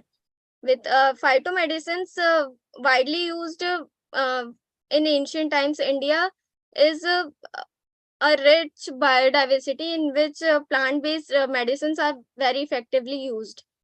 Withanolide is responsible to cure many diseases like arthritis, hypertension, asthma, rheumatoid, neurological problem, and in many diseases, etc. Leaves are the potent source of withanolides. Withanolides are produced by VA and MEP pathway in leaves. Leaf spot disease. This is the most prominent disease caused by fungus Alternaria alternata. This infection by pathogen is common. Natural और cultivated conditions में ये common है. Leaves are main source of withanolide production in plant Withenia somnifera. The leaf spot disease decreases the growth of the plant, yield of secondary metabolites, and decline the commercial value of this plant. Invading mechanism of Alternaria alternata. When Alternaria attached to the leaves and enters, it produces low molecular weight secondary metabolites called 10-toxin. Blocks the APA hydrolysis in chloroplast. This results in breakdown of energy in the plant cell. Chlorosis happens. When chlorosis happens, the leaves turn yellow and symptoms are seen in this are seen black to brown spots with yellow rings around it. Nanotechnology is an effective biotechnology strategy because nanotechnology is very promising strategy to agriculture biotechnology. There are two mechanisms of nanoparticles can do. First is particles themselves can protect plants, and second is nanoparticle used as carrier with some biological agents or chemical agents. Being nanoparticle is in a smaller size, easy to handle, easy to transport. Please conclude. Yes, ma'am. Conclude karo beta. Yes, ma'am.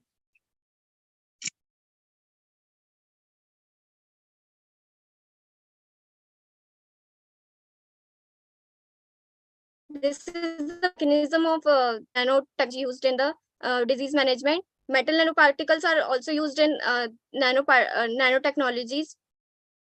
Conclusion: The based on investigation of research, this Withania somnifera is a potent medicine for the cure of COVID-19 disease and the SARS-CoV-2. Leaf spot disease are most commonly caused by Alternaria alternata, which is very which by deteriorate the leaves and decrease the production of secondary metabolite withanol, which is the unique property of Withania somnifera. Nanobiotechnology is the convincing technology because it is very durable and advanced technology to mitigate this solution. The continue and dynamic research can improve this technology management, disease management, and can be helpful for agriculture technology and medicinal pharmaceuticals and to us also. Thank you so much for listening me. Any questions, please ask.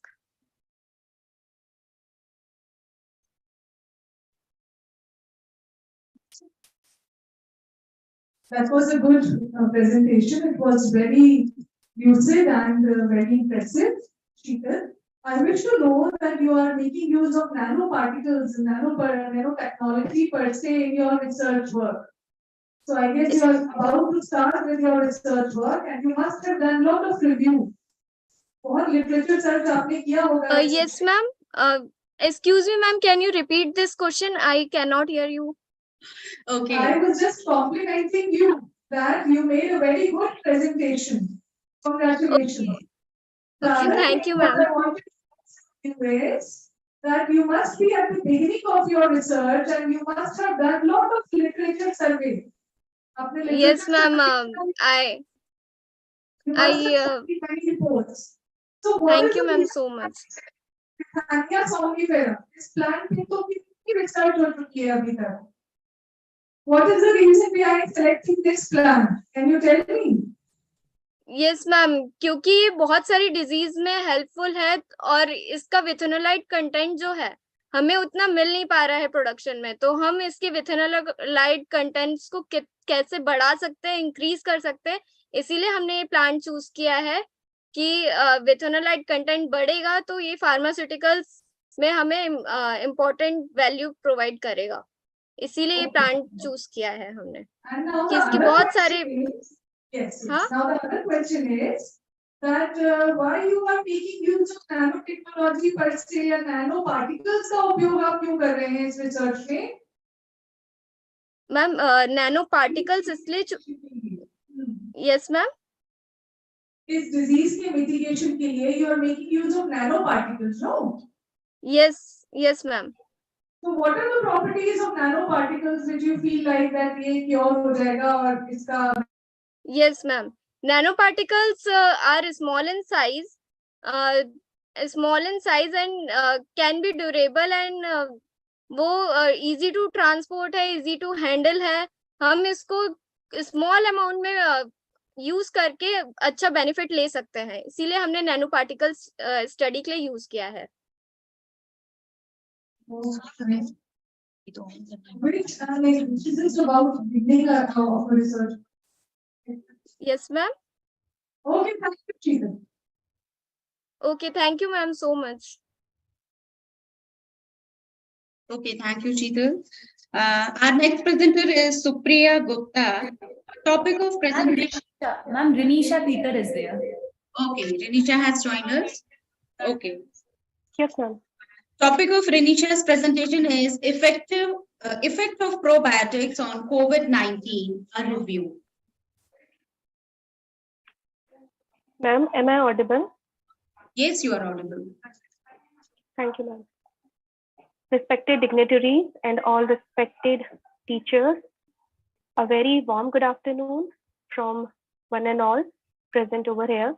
I am Renisha Peter, PhD scholar, subject microbiology from Sam Global University, Bhopal, and my topic is effect of probiotics on COVID-19. So first, let's start with probiotics. So as we all know that probiotics is a good microorganism, especially it's a bacteria and yeast that we are using. And it helps to maintain a healthy gut and also help to restore health. Nowadays, probiotic helps in so many ways, like it helps to do something with anti-carcinogenic things, anti-allergic, anti-inflammatory disease. Also, it helps in diabetes and obesity. The main function of probiotics is to maintain intestinal homeostasis. And my topic is effect of probiotics on COVID-19. So as we all know that COVID, that means coronavirus, and we have been suffering with this pandemic for past 2 to 3 years. So it is very much familiar with everyone. So here I want to review how probiotics help or how probiotics affect COVID-19. So before that, I just want to say a little bit about coronavirus. As we all know that it is from the family of SARS-CoV-2, and it is an enveloped virus, and it is a single-strand positive sense virus, RNA virus basically. And the incubation of this virus is 1 to 14 days. Symptoms can be headache, vomiting, diarrhea, and severely it affects lungs and cause respiratory illness. Further, gut microbiota. So gut microbiota, it's the microbial communities in human GI tract, that is gastrointestinal tract. They compete with pathogen and promote host cell. Actually, in humans, basically in gastrointestinal tract, we have good bacteria that actually fight with harmful pathogen like viruses and keep to maintain and keep our gut or that GI tract healthy. But the area that actually got my attention is the gut-lung axis. Can we get the slide, please? That is the gut-lung axis. Gut-lung axis. Yes. Okay. So gut-lung axis, it's a gastrointestinal tract and lung passage, or it's a bidirectional communication between gut and lung, where lung has a small number of microbiota than gut. And during COVID-19, this biosis of gut and lung microbiota is one of the implicated factors. That means during COVID, most of the virus infection occurred between these tracts. That means between gastrointestinal tract and lung portion. And studies reveal that GI symptoms generated in patients infected with COVID-19 damage tissue, organs because of immune response. Studies reveal that ACE2, that is angiotensin converting enzyme, is the main host cell receptor of COVID-19, and it is actually reside in lungs, also in intestine. And disturbance and manipulation of ACE2 receptors through the ingestion or attack of virus or COVID-19 is potentially responsible for the GI tract symptoms and damage. Sure, ma'am. Okay, so with the help of probiotics, we actually treat this ACE2 receptors and treat GI symptoms.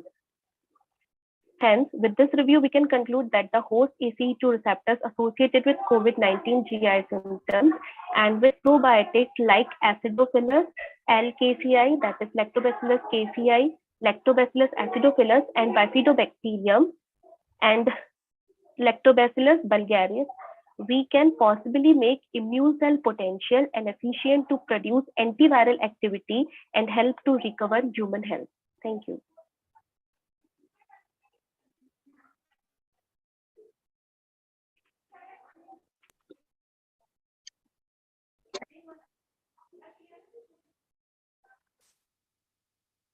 Okay, no questions. No questions for Renisha. Thank you, Renisha. Thank you so much, ma'am. Thank you so much, ma'am.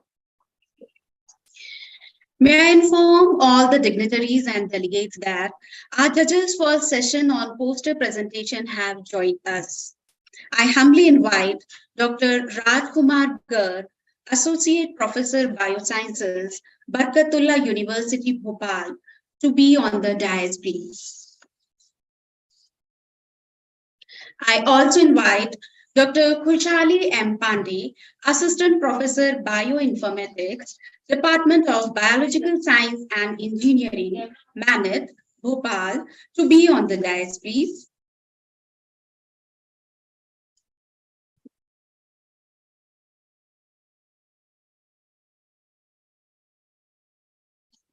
As per the tradition of our institution, we have chosen plants to convey our feelings of regards and warmth to the guest.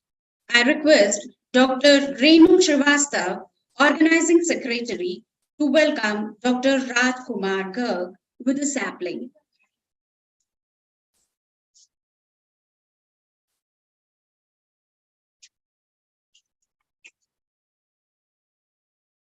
Thank you, madam. I now request Dr. Varsha Saxena, Member Organizing Committee, to present a sapling to Dr. Khushali M. Pandey and welcome her.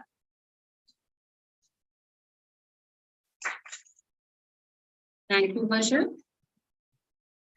As I have informed the delegates and dignitaries earlier, that a parallel session on poster presentation has been conducted in room number MF7. So our judges will be reviewing the posters that have been displayed over there. But before that, may I have the pleasure to introduce our judges to the delegates. Dr. Rajkumar Garg is Associate Professor in Department of Biosciences, Barkatullah University, Bhopal. Before joining in BU, he has served as Joint Project Director and Head, Center of Excellence in Biotechnology, MP Council of Science and Technology, Bhopal. His areas of research are molecular biology, conservation biology, genomic studies, and DNA barcoding. Dr. Garg has completed 8 projects funded by DBT and DST, Government of India, on various aspects of molecular biology. Sir has published 45 research papers in international and national journals of repute. During his research career, he has sequenced 300 gene sequences that have been published in NCBI USA for animals. Also, more than 50 animal species have been barcoded using MTCOI gene. Sir, we are glad to have such a dynamic molecular biologist among us.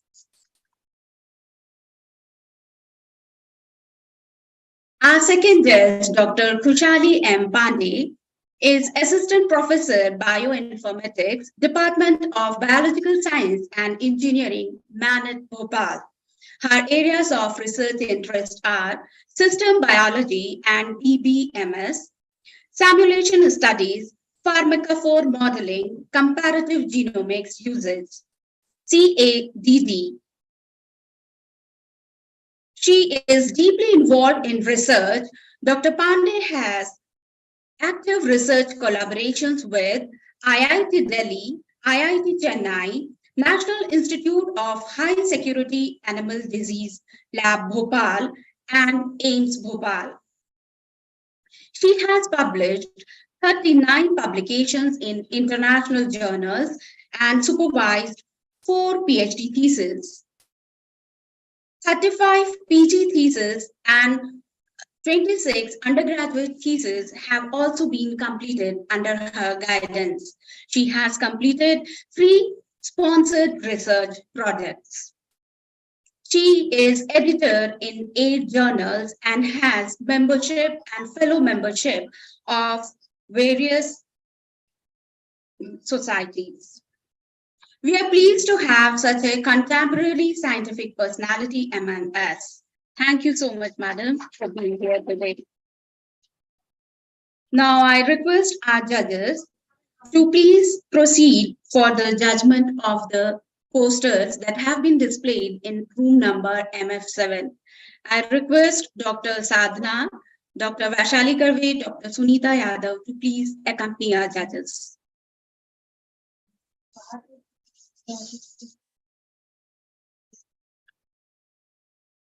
And now continuing with the presentation, I now invite Dr. Raghavendra Kumar Mishra for his presentation.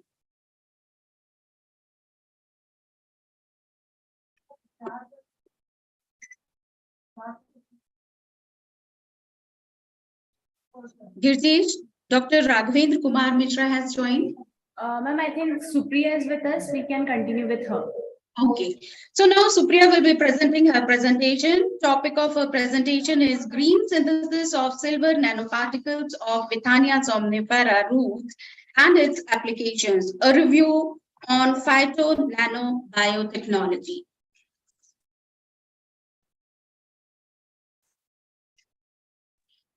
Ma'am, I am audible? Yes, you are.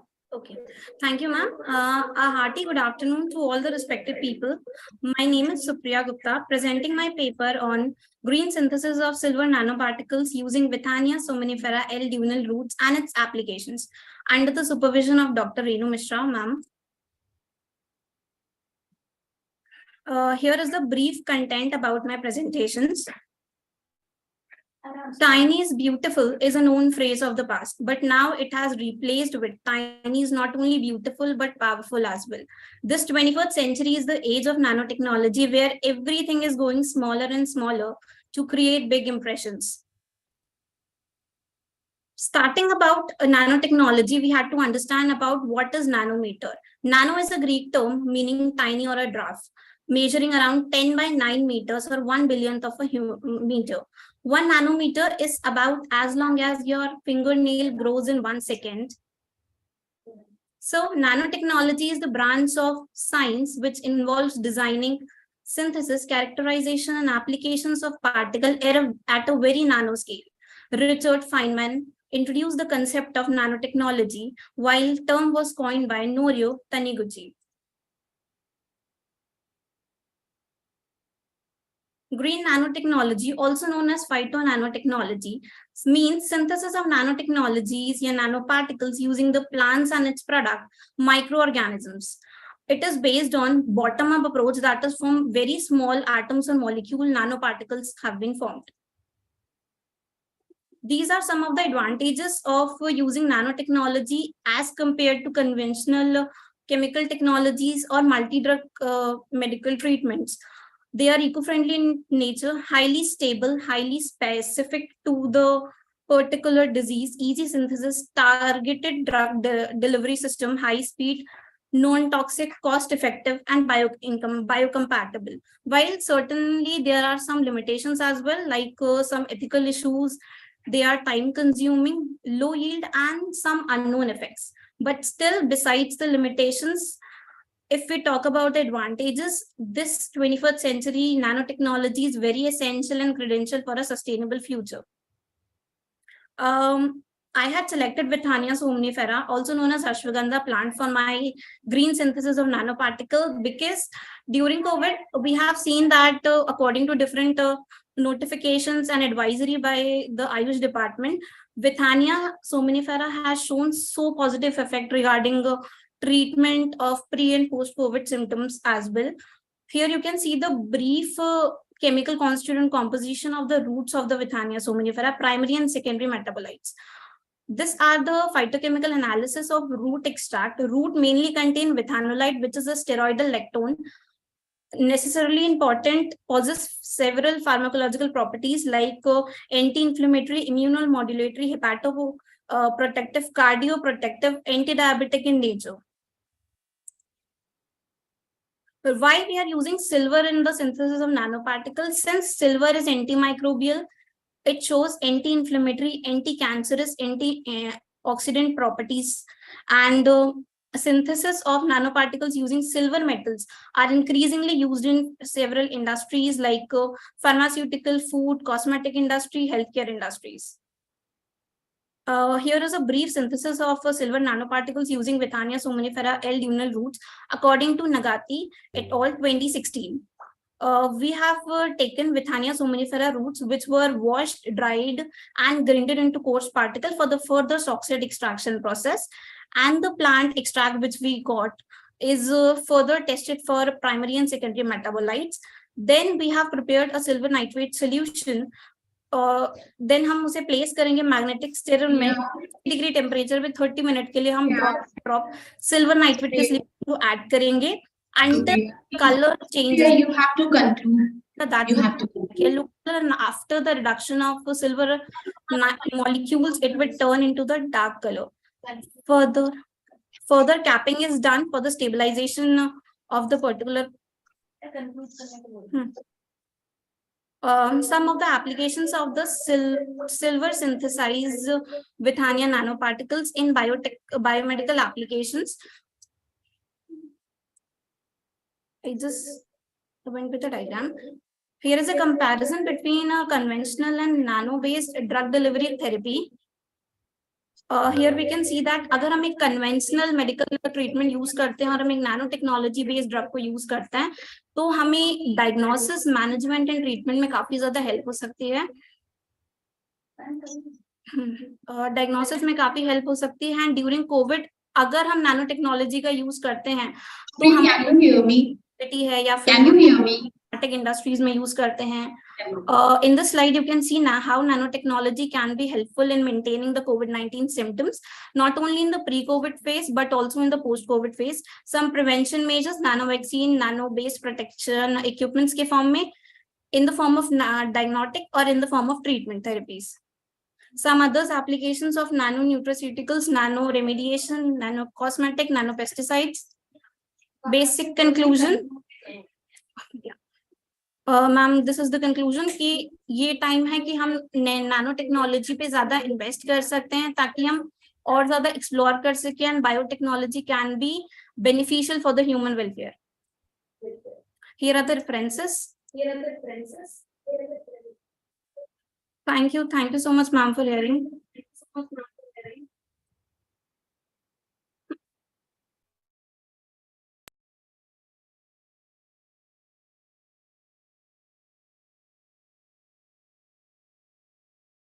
I think no questions for Supriya. Okay, so now I call upon our next presenter, Dr. Raghavendra Kumar Mishra from Amity University.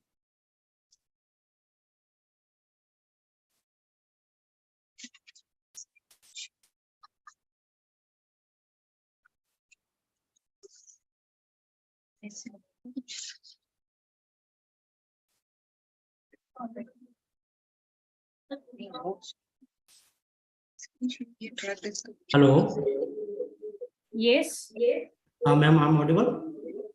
Yes. Okay. Thank you, ma'am.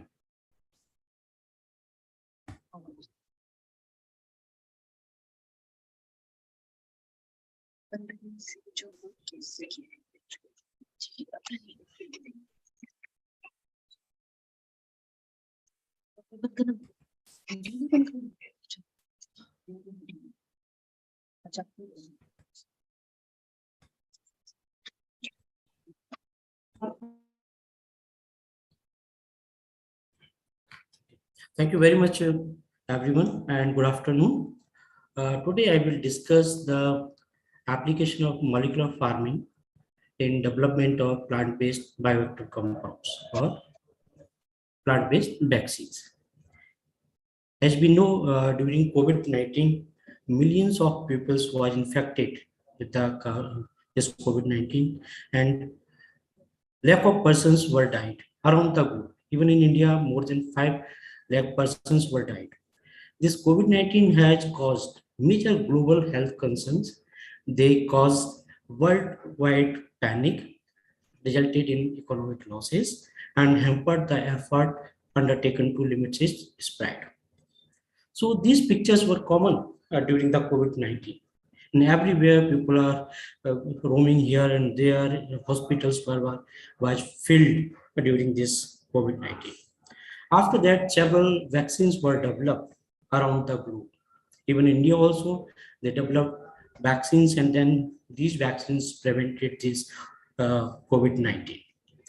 Apart from these techniques, plant-based technology, there are also very effective tools for the development of plant-based vaccine, as well as the bioactive compounds produced by this plant-based technology effectively utilized by previously, like because these plant-based bioactive compounds, they are efficient, stable, affordable, and safe.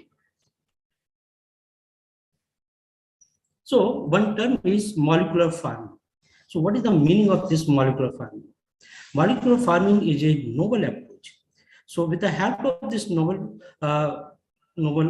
this molecular farming, we can produce pharmaceuticals, we can produce bioactive compounds, we can produce vaccines with the help of the genetic engineering.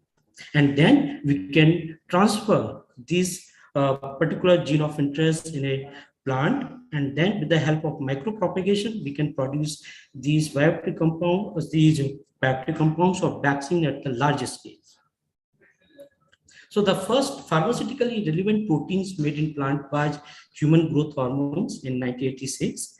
Then first antibody was expressed in tobacco in 1989. So these are some examples. So the already several plant-based bioactive compound is already available. Some are non-genetic engineering plant-derived pharmaceuticals. Over 120 pharmaceutical products currently in use are derived from the plants.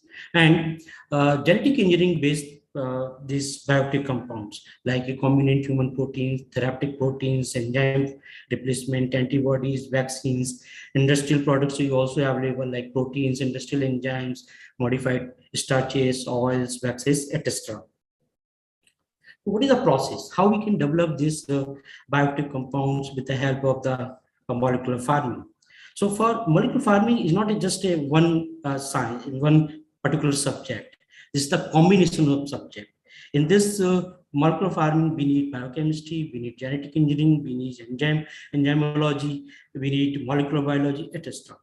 So first of all, we need to develop a regeneration protocol for the plant. This is the very important steps in this molecular farming. After that, we need to isolate a gene of interest, and then we need to transfer this gene of interest into the plant. And from this plant, we need to develop or regenerate entire plant. And then this plant material we can micropropagate in the laboratory, and then we can isolate this bioactive compounds from these plants, and then we can develop the drugs. So we have several methods for the development of this bioactive compounds. Like first stage. So please conclude. Yeah. Yes, ma'am. So please conclude. You have 1 minute for conclusion. Okay, ma'am. So we have these methods like regeneration through transgenic plants we can develop. For hairy root culture we can utilize. For culture we can utilize for the production of bioactive compounds. First is genetic engineering. So first of all, we can develop the particular gene of interest, and then we can transfer this gene of interest with the help of the agrobacterium, or physical method like particle bombardment, electroporations, or chemical method like calcium chloride or rubidium chloride. And then we can transfer this gene of interest into the plant. And from this plant, we can develop an entire plant, and through micropropagation we can generate the population, and from this population we can secrete it or extracted these secondary metabolites. So hairy root production is also very, very important for the production of this bioactive compounds. So in the hairy root production also we can utilize agrobacterium, RI stand we can utilize here, and this RI stand time is over. Okay. So last one is this bioactive compounds produced by the plant is the alternative for the, or we can say this is the highly useful for the production of vaccine at the large scale. Thank you very much. Okay, thank you, sir.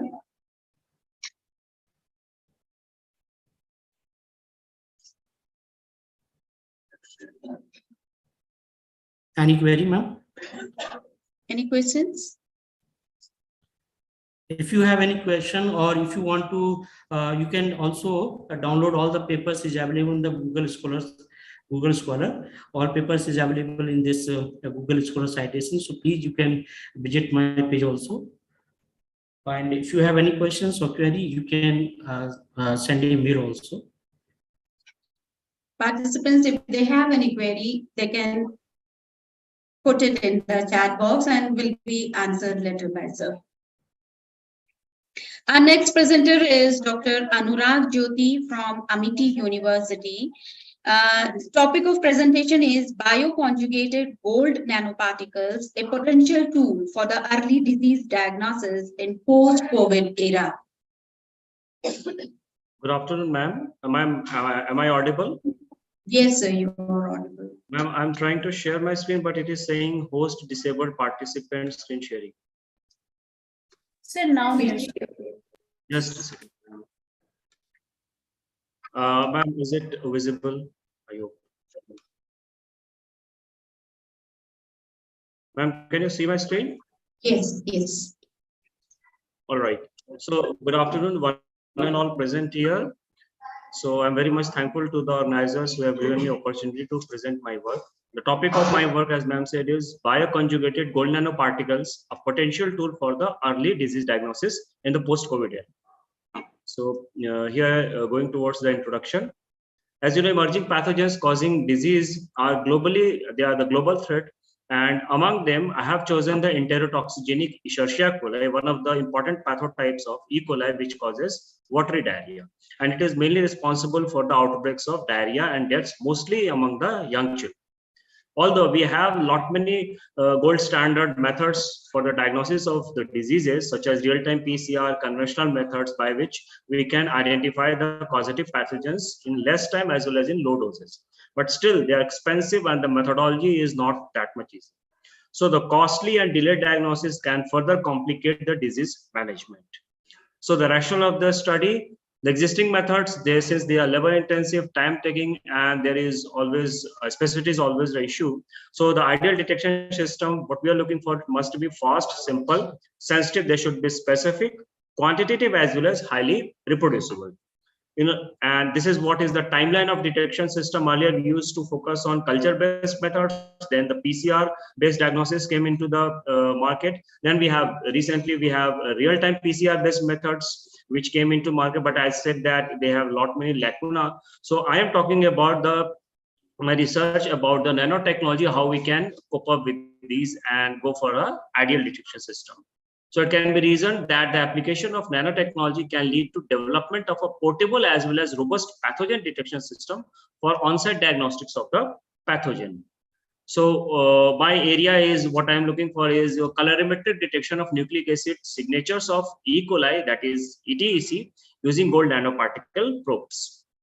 So this is the schematics of my presentation. What we have targeted, we have taken the gene, which is the signature gene of E. coli LT1, and we have generated many probes, and we have associated them with the gold nanoparticles. And once these are specific towards their target, as and when they find their target, they are clustered and there is change in the optical property, and from red color, the solution becomes purple or bluish in color. Okay, and ma'am, you can see that these are the genes, these are the primers of probes which we have designed and we are using for this study. The second component is the synthesis of gold nanoparticles. Presently, we are using the chloroauric acid for the synthesis of gold nanoparticles with the help of trisodium. Synthesis of gold nanoparticles with the help of trisodium citrate, which and the synthesis. The characterization we have seen in transmission electron micrograph as well as in UV visible spectra. Further, once the gold nanoparticles are ready and we have the probes, we are ready, the PCR probes, then we are going to conjugate them. So this is the protocol. Due to lack of time, I'll be discussing it in brief. So gold nanoparticles are allowed to attach with the oligonucleotides which are thiolated. Why thiolated? Because the sulfityl group SH is having high affinity with the gold nanoparticles. So using these protocols, they will associate, they'll attach. This is as far as the stability is concerned. We have checked the stability of gold nanoparticles against the salt. And what we are looking for is that the gold nanoparticles with probes, they are highly stable. against the soil. So this is the hybridization experiment we have seen. Once the probes are ready along with the gold nanoparticles, now we are allowing target to hybridize. So we have seen the two parameters which we are observing. The one is the U visual spectra. In control, you can see before hybridization, the spectra is coming around 524 nanometer. That is unmodified or like this, gold nanoparticles.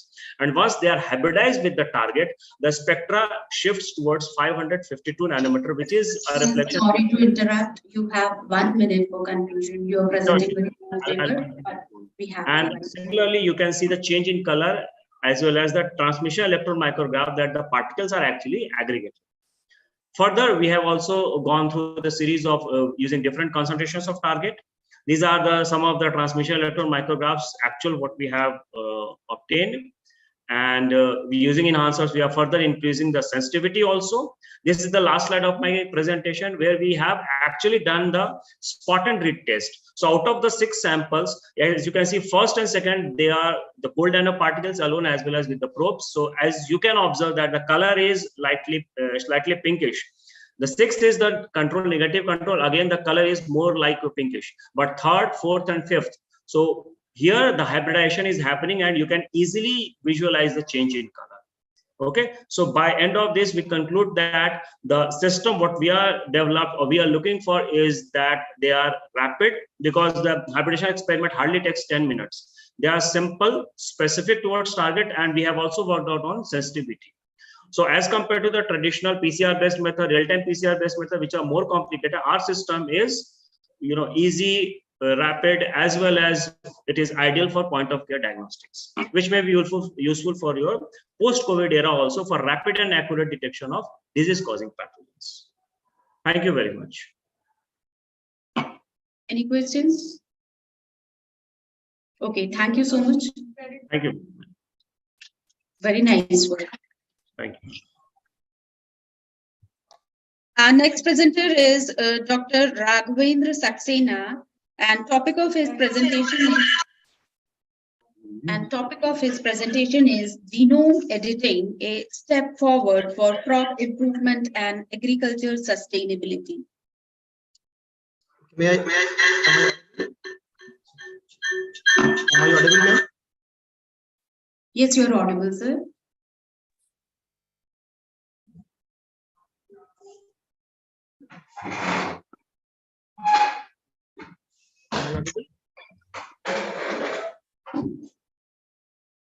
Am I audible, ma'am?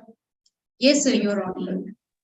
Okay, thank you very much, ma'am, for providing me this opportunity. I'm also highly thankful to the organizers who has given me the opportunity to present some of the points associated with gene editing.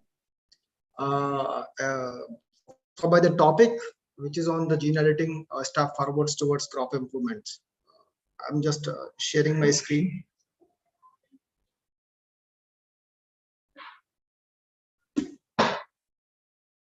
Is it visible now? Yes, sir. Okay, ma'am. So we are all very much aware that improving the crop is a very important component towards our agricultural sustainability. As the population is constantly increasing, there is a constant pressing need to increase the food quality. Therefore, in these directions, people are constantly working to improve the crop so that food quality can be improved and we can match the food demand with the growing population. In the recent years, genome editing has come up as one of the important technological breakthrough where the crops can be improved without going those tedious efforts which has been previously done through the conventional breeding methods. There are certain already we have been pointed out this point that increasing world population and climate change, they are the big threats for food security and agriculture sustainability, and therefore we need to have a certain kind of technology that can provide us the food security by improving the crops through the technology innovations that is not only cost effective but also being carried out in a shorter duration of the time. Previously, what the most common methods which is being carried out, the genetic variations that are the primary means for the crop improvements, as we are all aware about these points.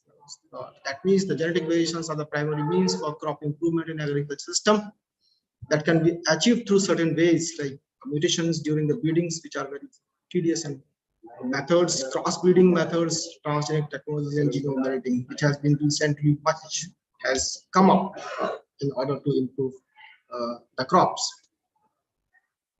Transgenic technology, in that sense, is something where the exogenous gene is being transferred to the crops, which has its own limitations. Therefore, because of the having stringent rules and regulations, it is still very tough job to develop a transgenic crop and bring it to the market and for the commercial purposes. But the genome editing has something that has now opened up a new area where external gene is not being utilized, rather the gene which is already being presented to the crop are being mutated at a particular sites to get the desired trait for that purpose. So in that sense, there is no external gene involved, which makes genome editing a more, a fancy and more acceptable technology in order to improve the crops.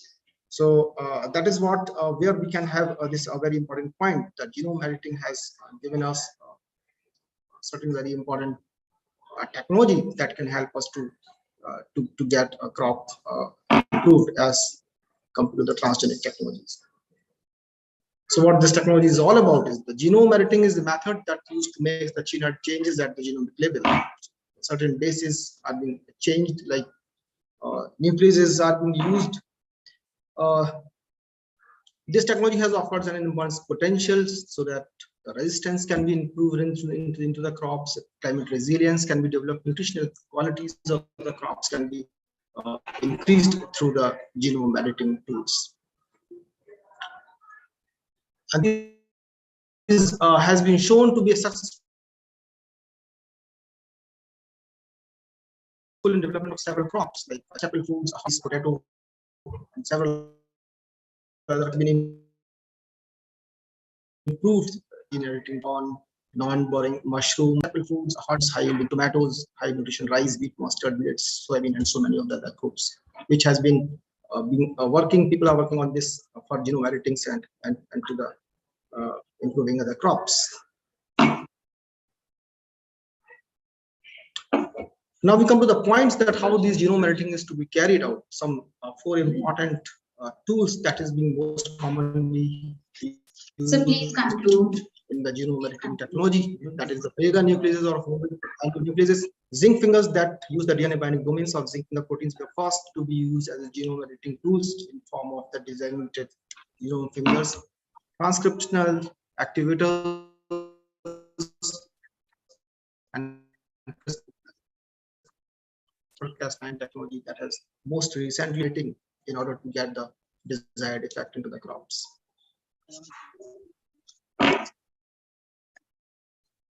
This is what is the you can see the methods through which we can audit the crops. So you have just 1 minute. Please conclude. Okay, ma'am. So we can go through these meganucleases, ZFN, TALEN, and CRISPR-Cas9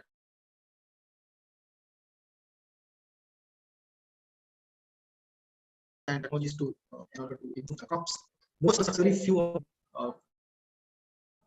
in the genome editing where the phytate content reduction has been done, because this is what the gene which has been used to reduce the starch content. Similarly, the CRISPR-Cas9 and TALEN technology has been used at the base to reduce the phytate biosynthetic pathway.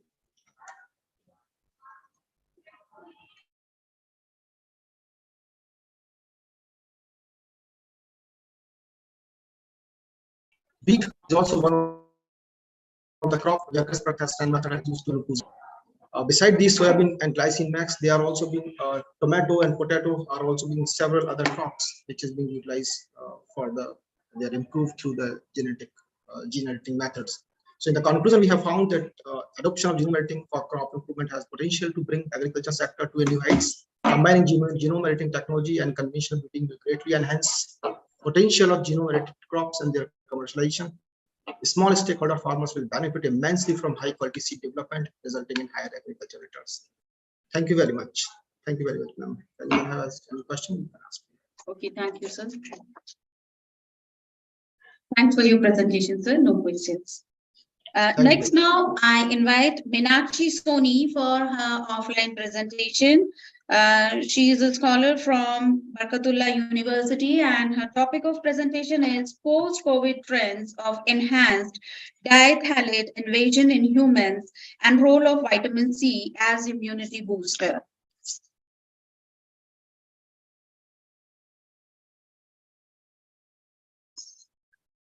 May I once again repeat that presenters have only 5-minute times for presentation. You have to wind up within 5 minutes.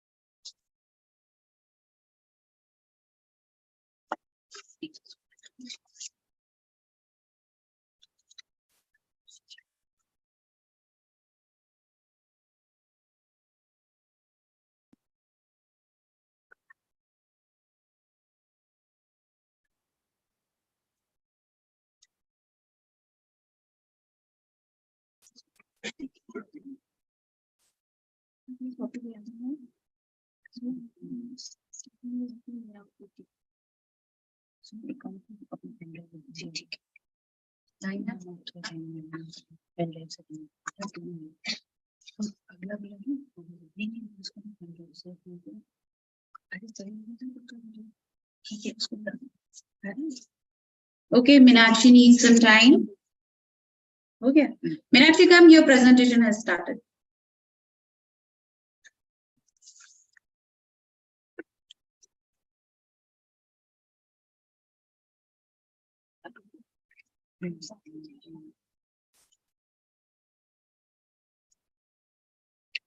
Very good afternoon, respected panelists, research delegates, and all motivating audience present here. I'm Meenakshi Soni from Barkatullah University, today presenting my review paper, and the topic is post-COVID trends of enhanced diethyl hexylphthalate, invasion in humans, and role of vitamin C as an immunity booster. First of all, in very simple words, I want to introduce my topic. Actually, it is all about the increased plastic production and uses during the COVID pandemic. And actually, plastic is not so problematic. The compound present in it, DEHP, it is the creating problem in humans. And also, it is an effort to evaluate the role of vitamin C as an immunity booster. So plastic is not so new for all of us. We are very much habituated to use plastic. If I'm not wrong, I can call the today's age as a plastic age, because as widely we use the plastic, the widespread use of this plastic is due to its versatility and the variety of the qualities. Plastic is available in many of the colors, or you can say the qualities. It is having the strength, flexibility, and reasonable price. How widely we are actually surrounded with plastic, and I can quote by these 3 research reports. Between the 1950 to 2017, it is reported that 9.2 billion tons of plastic have been already produced. And when we were fighting against the COVID pandemic, it was beyond 400 million tons. And if the trend continues, means if we are on the same train, so by 2050, that means 2050, it is predicted that its annual production will exceed 1100 million tons. So, as I told, plastic by its own nature, chemically inert, it does not produce any harm. But we add some additives like diethyl hexylphthalate, which is a class of phthalate, and BP bisphenol A. Diethyl hexylphthalate is one of the most used plasticizer It is very commonly found in every kind of plastic we use around us. It is present in the consumer products, household products, medical devices. And what is the harm of this DEHP? This DEHP is already identified as a reproductive toxicant, means somewhere it is affecting reproductive systems of humans, and it is identified as an endocrine disruptor chemical, means it interferes with the endocrine glands and it fluctuates the hormone level in the humans. Earlier, we were trying to eradicate this plastic from our lives. Government has banned this plastic, and we were all making efforts to eradicate this villain from our lives. And suddenly, the COVID comes. COVID hit the world in the year of 19. It is considered as the deadliest disease in the history as per the report of the 2nd November 2022. Considering its reports, it is declared as a pandemic on January 30, 2020, and March 11th, it is declared as a medical emergency for the whole of the world.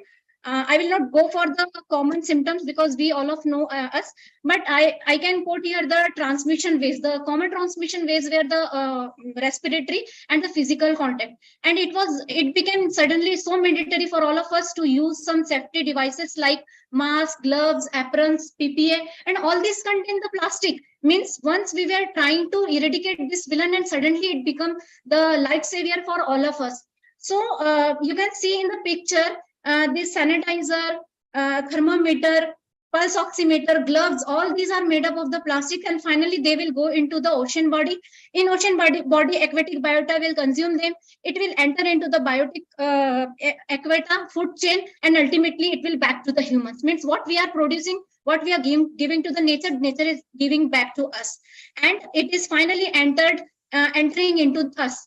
DEHP, which is the main culprit of this plastic, is having this problems. It creates free radical generations in us, and that's why I can conclude here, if plastic or DEHP, or I can say along with the COVID, the plastic is creating problems in us, so we can find some very cheap, very easily available antioxidant, and I can see the solution in vitamin C. Vitamin C has many positive impacts on the immune system. It has found, according to the reports, it has reduced and shortened the upper respiratory tract infection. In fact, some reports showed it reduced the infections by 8% in adults and 14% in kids. And that's why it is a Lensi we all have used as a COVID treatment in the COVID duration, and it has a very positive role on the reducing the consequences of the DEHP along with the plastic pollution and of course COVID. So my conclusion, definitely during the COVID pandemic, the plastic uses is increased by multifold, and definitely the exposure of DHP is also more than necessary, and I can find the solution by using vitamin C, which is very easily available and in the very inexpensive forms. Thank you very much.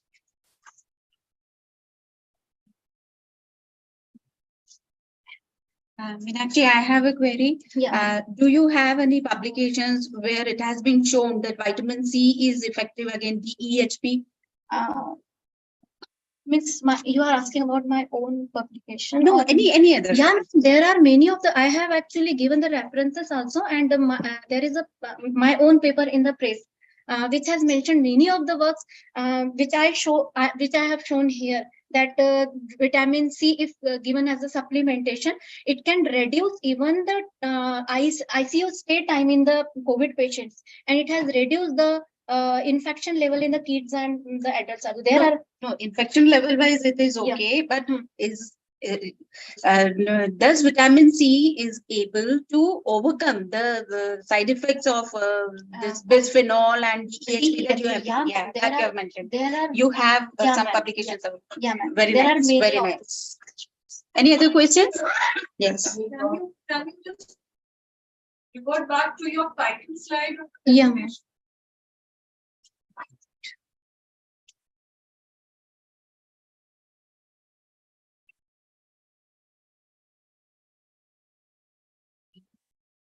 Title slide.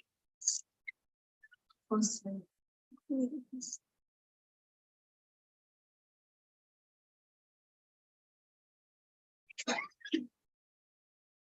Yes. The points on which you focused, this is really a very burning issue, and the entire world is in dire need of some solution where we can, eradicate plastics from our lives. But we are not there with some, ready solution, right? Actually, now the title which you have mentioned is post-COVID trends of enhanced DHP invasion in humans. Yeah. And role of vitamin C as immunity booster. I would understand. Yeah. So there are two things in your title. Right? Definitely, ma'am. Post-COVID trends of enhanced DEHP in humans and of course on environment. And role of vitamin C as immunity booster. Yeah. So you have correlated both of them in your talk. Yes, ma'am. I wish to know, when you did preliminary studies and surveys, you must have reported many literature reports.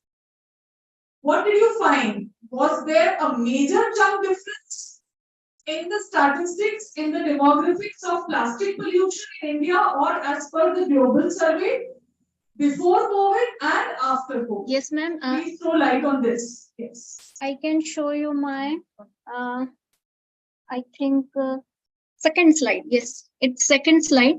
No, ma'am. I think, not mentioned here due to the constraint on that number of slides. But I have some data that shows by year of 2020, the production and uses of DEHP containing plastic is increased by multifold, in fact. Means some reports, they directly giving us a statistical data by 5-folds all over the world, and it is confirmed by the garbage we are collecting from oceans and of course from the landfills also.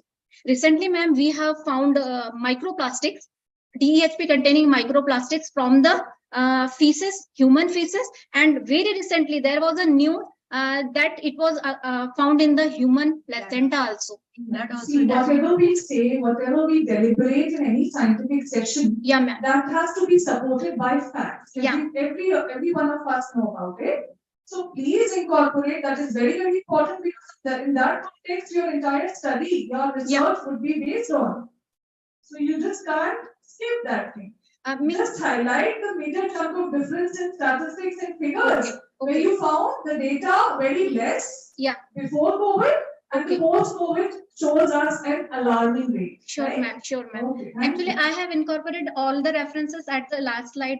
I have not mentioned their names. Means the figures. I was yeah.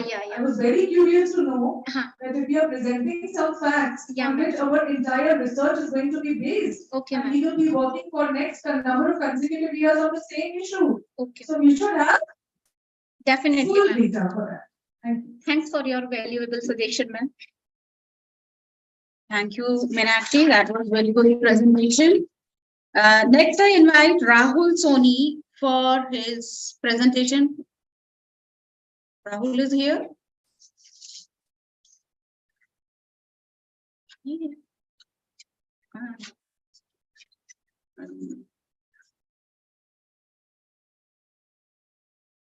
Rahul was supposed to present his topic offline, but I think he is not here. Okay, so next I invite Dr. Purnima Joshi from Sri Sathya Sai College for Women for her presentation. Her topic of presentation is Empowering Entrepreneurship Through Reliefs in Taxation After COVID-19.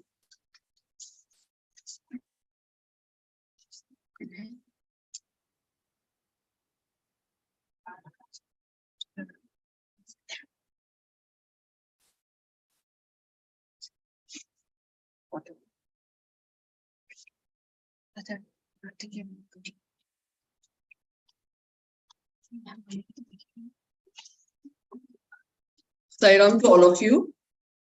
I am Dr. Purnima Joshi, Assistant Professor Commerce, Sri Sathya Sai College for Women, Bhopal. Today I am going to present a paper on empowering entrepreneurship practices through relief in taxation after COVID-19. For the progress of any nation, the growth of industries and trades are very essential. But industries and trades need men, material, machines, money, and knowledge for their survival. Entrepreneurs have the courage, intelligence, imagination, and foremost, the skill required to run an industry. Due to the pandemic, many people lost their jobs, and it was very difficult to them to overcome the financial crisis. It is a need of time now to develop skills to get self-employed and simultaneously provide job to others. It is only possible through becoming an entrepreneur. Here in this paper, an attempt has been made to identify the reliefs in taxation which entrepreneurs needed after the devastating tragedy COVID-19. If we go through the business history of India, we come across the names of persons who have emerged as successful businessmen. Tata, Birla, Kirloskar, Dalmia, Ambani, etc. well-known names of successful entrepreneurs in the country who started their business enterprises with small sizes and made good fortunes. Willingness to work hard, a strong desire to achieve high goals in business, highly optimistic, foresightedness, good organizer, do not like to be guided by others, and the most characteristic an entrepreneur possesses is an innovation which takes him top of the world. He constantly looks out to do something different and unique to meet the changing requirements of the customers and markets. The Japanese proverb applies to him, and that is fall 7 times, stand up 8. Now, how government helps in promoting entrepreneurial activities so that a nation become a self-sufficient nation?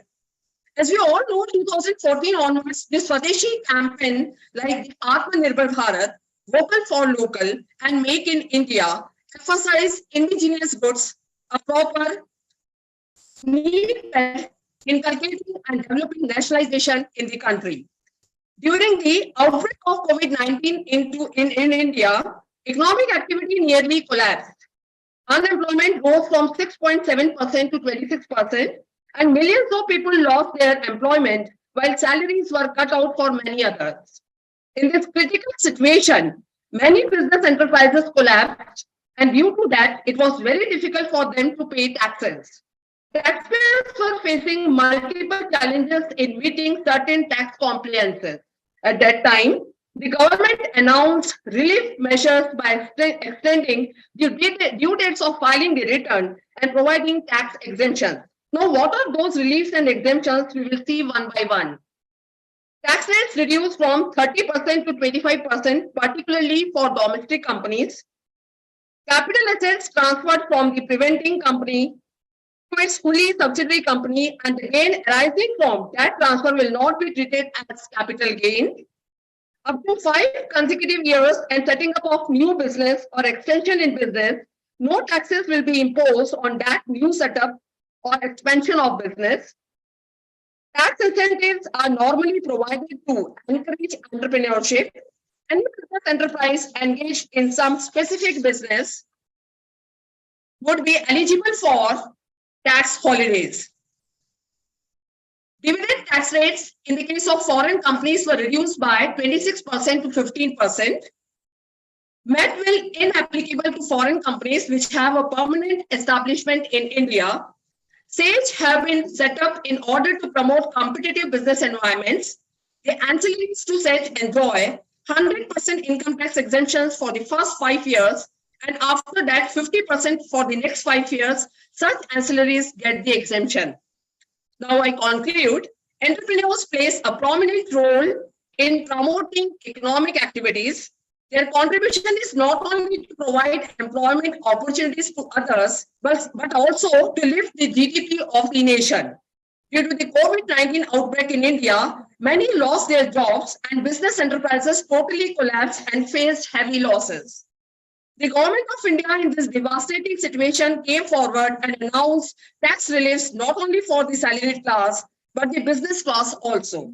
In such a way, the government empowered the entrepreneurs by providing relief in tax rates, giving concessions for the first 5 consecutive years, and providing help and in rehabilitating the collapsed business units. Thank you so much. Any questions? Thank you so much. Thank you, Purnima Madam. Next presenter is Kirti Baraskar from Barkatullah University. Her topic of presentation is Advancement in Immunotechnology, Future Perspective.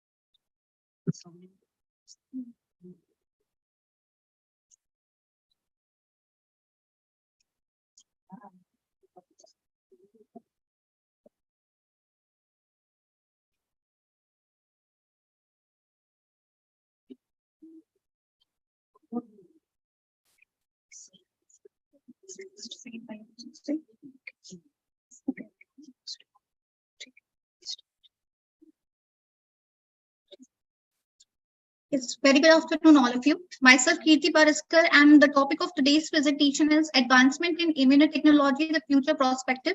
I'm giving just a review of it. So first of all, what is immunotechnology? Any kind of diagnostic technique where we study the antigen-antibody interaction, where we detect what type of antigen is present, what type of antibodies are present, what are the separating tools that are available to separate those macromolecules, exogenous particle or the endogenous particle, is called as immunotechnology. I'm not going in much detail. We all know about antibodies. Antibodies are the part of humoral immunity. Antigens can be exogenous or endogenous. There are basically 5 types of antibodies that are present in our bodies.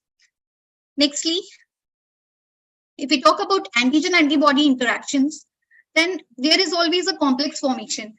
Complex formation followed by the process of glutination or the precipitation. And there involves the destruction and the neutralization of antigens. These properties are based on specificity, non-covalent reaction, affinity, avidity, and the cross-reactivity. Now the next is, apart from the basic diagnostic technique, immunotechnology is best. Why so? Because of the sensitivity, specificity, simplicity, and the speed of assay by which we are able to detect the disease. These are some of the basic immunotechniques that we commonly use. First is immunoelectron microscopy, where we detect the position of antigen, or we visualize the antigen, or we identify the antigen. Then the countercurrent mechanism, where we the movement of antigen and a movement of antibody, the place where they meet, then there forms a precipitation line.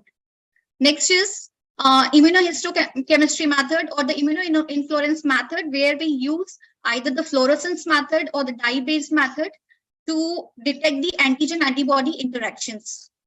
Now, some of the method where we are commonly aware of, that is ELISA and RIA. In RIA, we use a radioactive isotope, and in ELISA, we use the conjugated secondary antibodies.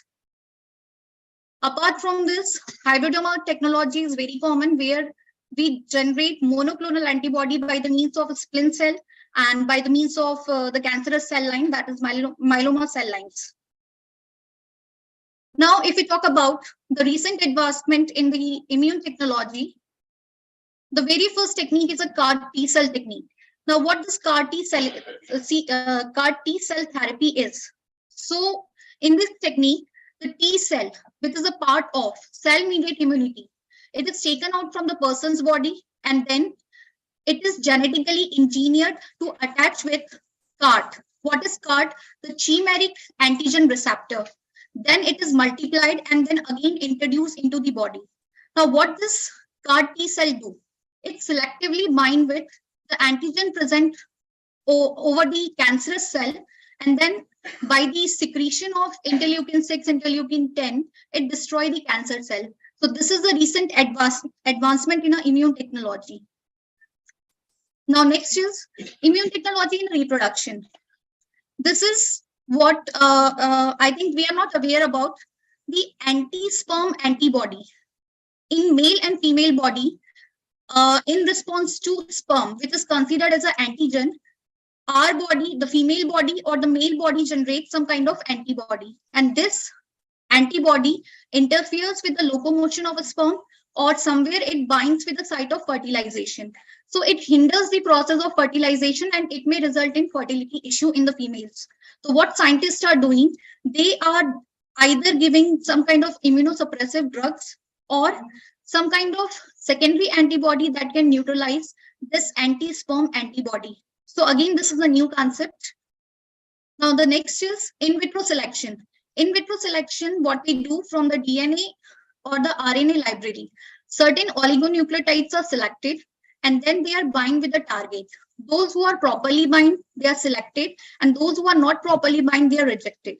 And then by those which properly bind to the receptor, they are further multiplied, and then enriched library are constructed. So by this means, we can select the DNAs or the RNA strand for the purpose of vaccine generation or the immune-based AC. Now the phase display technique, in this technique we use the bacteriophage, we incorporate DNA in it, and that DNA or RNA, basically what it do, it affects the phenotype. It gets coated with a specialized code protein where the antibody fragments get attached, then it gets mobilized over the antigen target. Then those who specifically bind with the target, they are selected, they are introduced into the bacteria, genes multiply, and then gene library is constructed. So here I can conclude with my presentation is immunotechnology is more rapid, it is sensitive, it is effective, it is highly sensitive to the versatile antibodies, and it is capable of detecting even the very low amount of antigen. Therefore, it is best. Thank you and have a nice day. Any questions?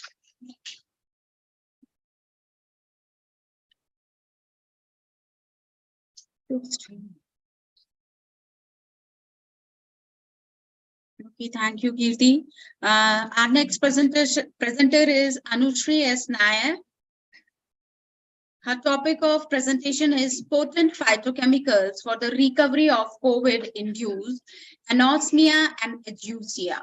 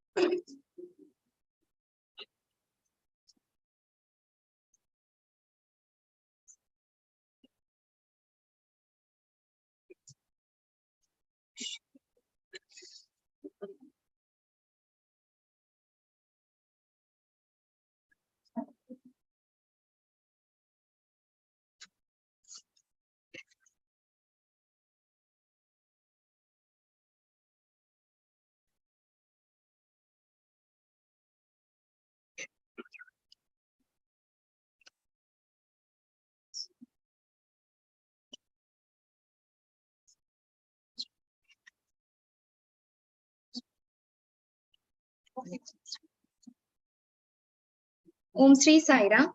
A warm welcome to one and all present over here, our esteemed judging panel, principal, teachers, and all my dear friends. I, Anushri S. Nair, and I'm here to present a review paper on the topic potent phytochemicals for the recovery of COVID-19 induced anosmia and ageusia.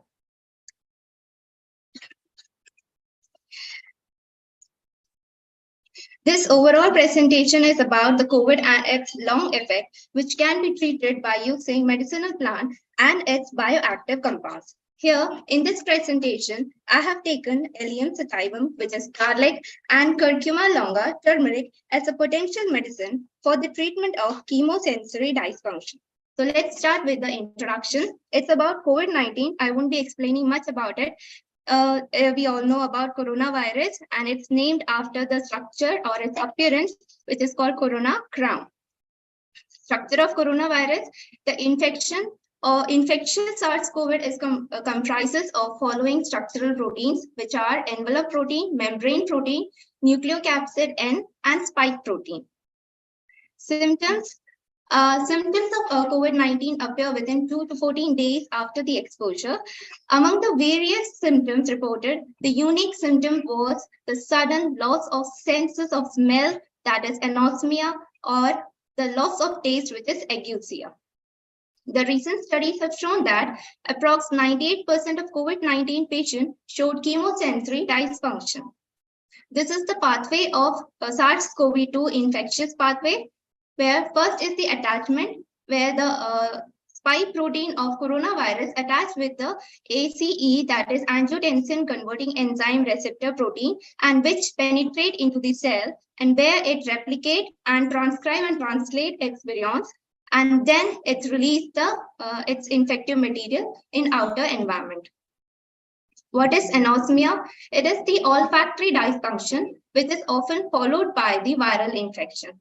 Olfactory dysfunction are categorized into quantitative disorder, which measures an objective variation in the ability to smell. That is anosmia, which describes complete loss of sense of smell, and hyposmia occurs when there is decreased sense of smell. Ageusia is a type of taste disorder. The ageusia refers to loss of sense of taste. Dysgeusia means unpleasant or altered taste sensation. Hypogeusia refers to partial loss of taste sensation. Ageusia is also caused by infection, certain medication, nutritional deficiency, and other factors. The loss of sense of taste is also possible a symptom of COVID-19. The individual with ageusia is unable to taste and thus tends to eat less and lose weight. Pathway of SARS-CoV inducing anosmia and ageusia are the same. All the upper respiratory system contain ACE receptors where SARS-CoV binds, where the T cells and B cells formation occur, and activated macrophages cause cytokine storm, due to which there is olfactory bulb damage and taste receptor signaling damaging and olfactory receptor damages. Phytochemical compound which can act as an adjuvant therapy. There are bioactive chemicals present in the plants that are involved in immunomodulatory, antiviral, anti-inflammatory, antibiotic, and antioxidant activity. There are a wide range of medicine plants, from which I have taken curcuma longa and Allium sativum. The properties of curcuma longa and Allium sativum are shown here, which contain immune system boosting, prevent cancer, heal guts, neurodegenerative diseases curing, and cognitive function, etc. The inhibition of COVID-19, these are the various phytochemicals that can inhibit or lessen the COVID-19 effective or long effects that are here. There are these medicinal plants can boost immunity or inhibit viral growth, immune suppressant, and post-disease stimulants.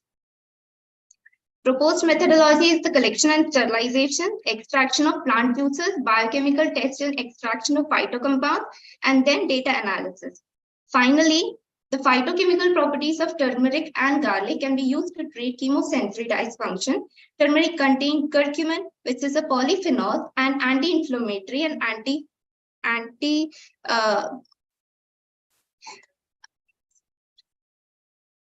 garlic contain organosulfur and flavonoids. These are the bioactive compounds which are responsible for the cure or the recovery of ageusia and anosmia. We can recover the lost sense of taste and smell by using these as an adjuvant therapy. Thank you.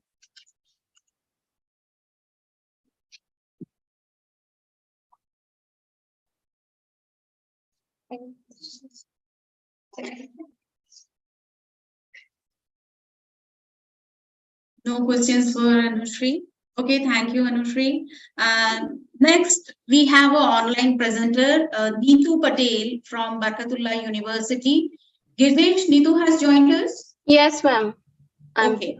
Topic of her presentation is role of natural remedies in the pathophysiology of COVID-19. Yes, ma'am.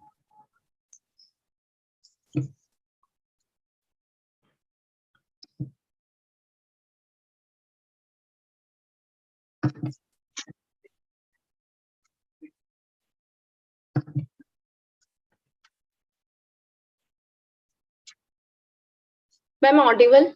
Am I audible, ma'am? Yes, you are audible. Okay, ma'am. Hello, good evening, everyone. My name is Neetu Patel. I am a research scholar in Barkatullah University, Bhopal, and my supervisor is Dr. Renu Srivastav, and my co-supervisor is Professor Vinoy Kumar Srivastav.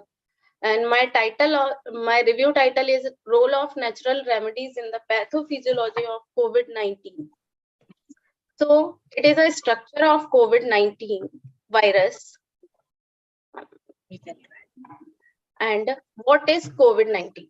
So COVID-19 is a respiratory illness caused by a type of virus called coronavirus. This novel coronavirus was first discovered in 2019 in Wuhan, China, and on January 31st, 2020, it was declared a public health emergency, and it has since spread globally, resulting in a worldwide pandemic. COVID-19 is an infectious disease that causes severe acute Can you hear me? Neetu, can you hear me? Yes, ma'am.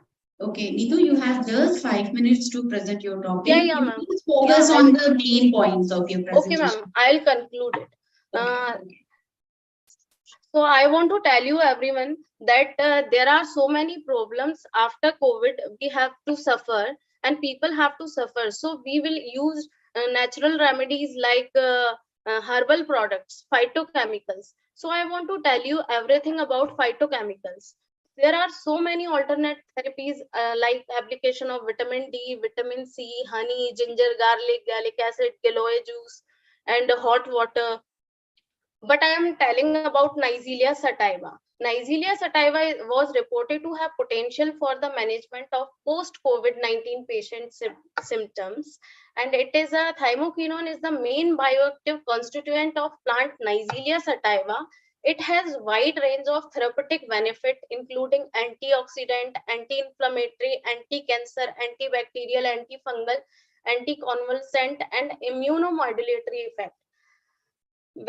We will know that after COVID we have to face joint pain, body ache, and muscle pain. There are so many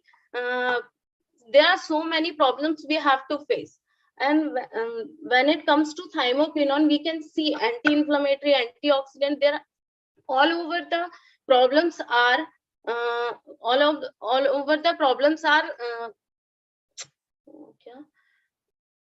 all problems are scavenging by thymoquinone, and thymoquinone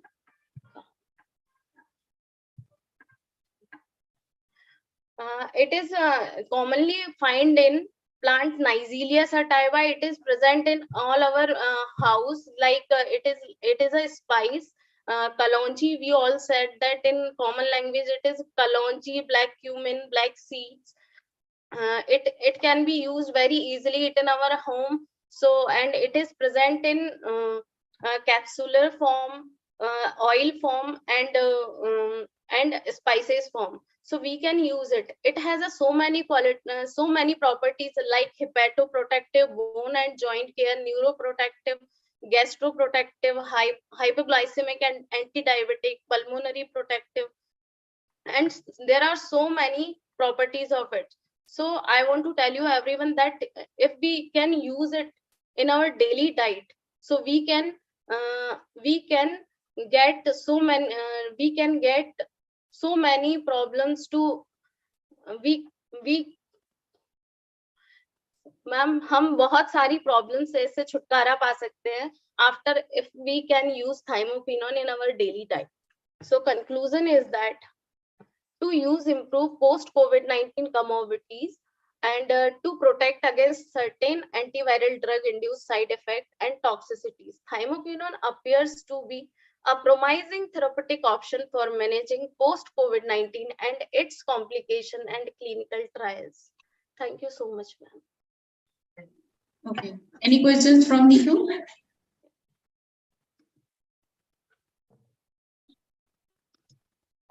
No questions. So our last presenter for today's the session is Anita Singh Purvia from Barkatullah University.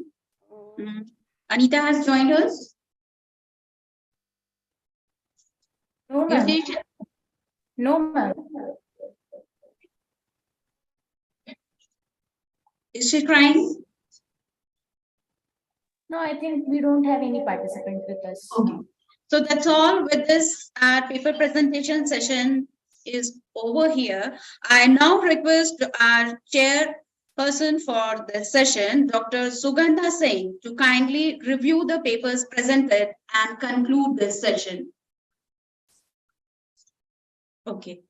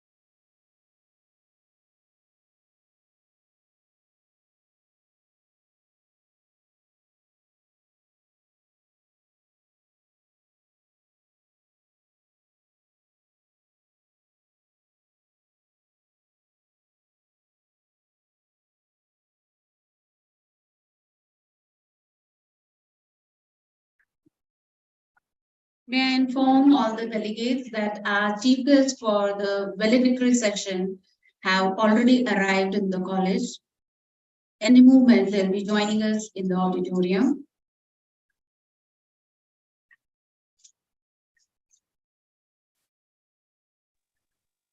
Shikha ma'am, meanwhile, can I share the glimpses of poster presentation? Yeah, sure, Gurjeet. Very nice idea.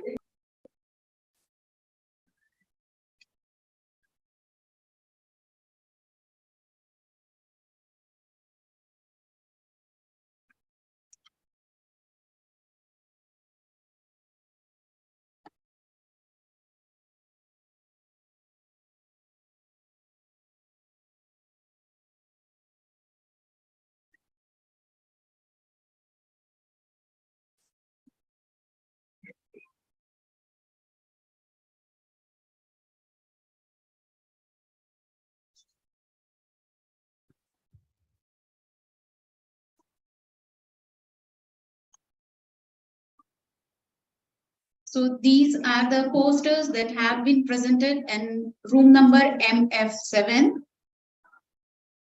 Girdesh has prepared a presentation of the posters that have been displayed there.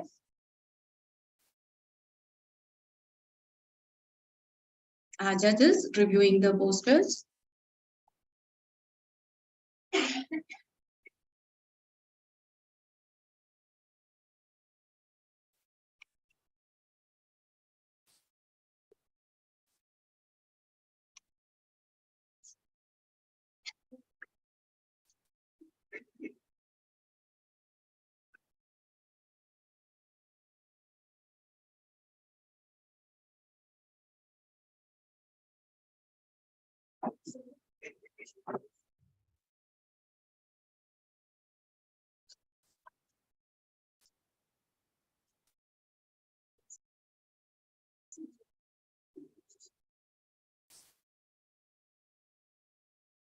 Thank you so much, Girdesh, for displaying these posters. Thank you.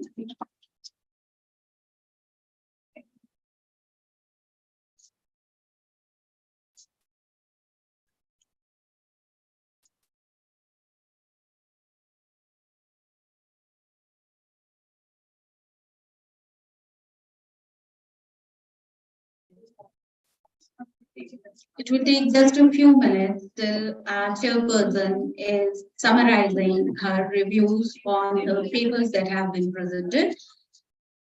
Please wait for a while.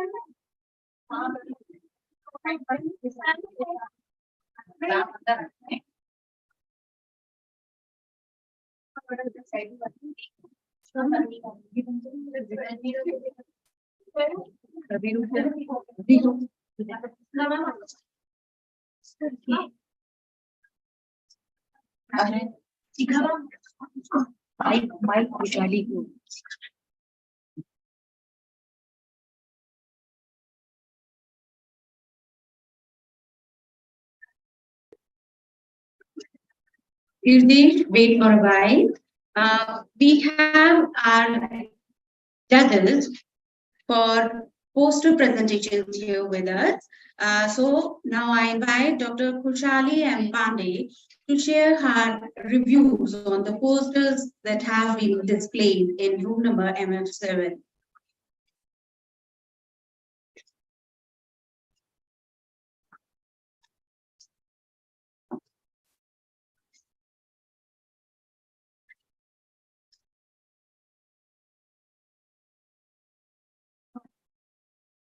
Blessed evening, everyone.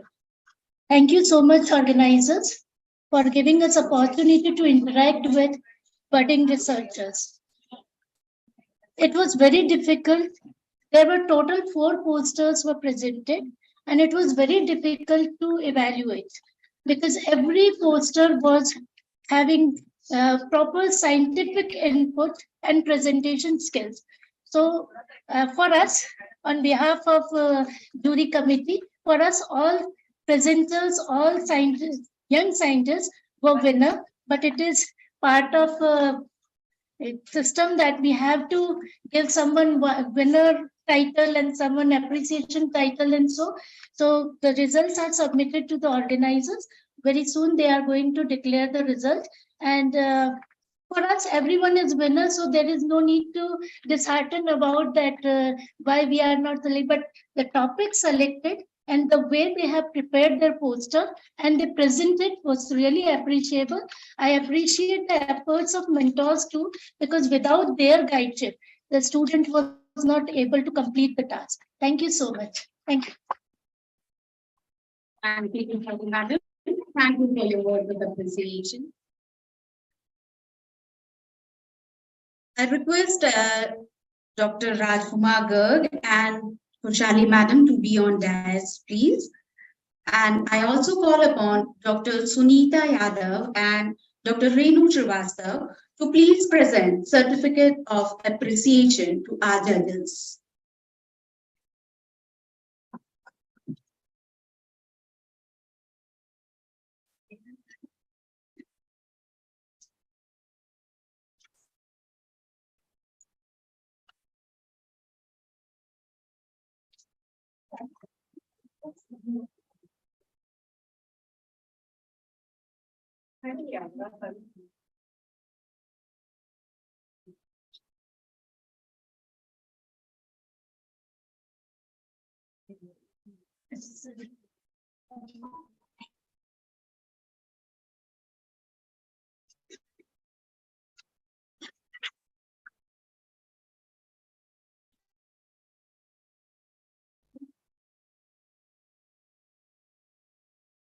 Thank you so much.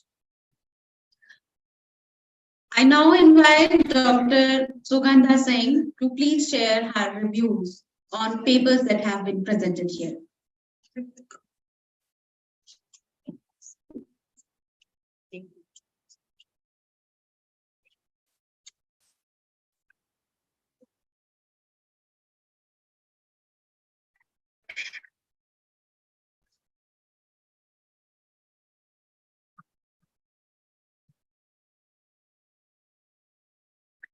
So I have been entrusted with this responsibility of chairing a technical session that was paper presentation in this 2 days international conference.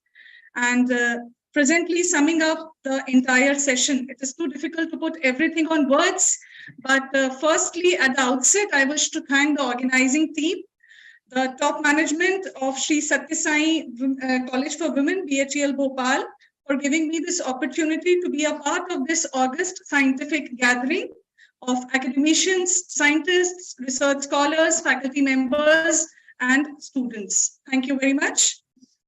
I would be failing in my duty if I don't request the audience to please put your hands together for yourself first.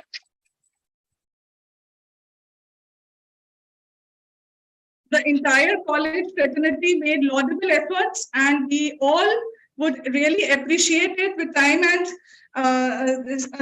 the sessions coming up one after the other in a very flawless way. That is something really remarkable and outstanding.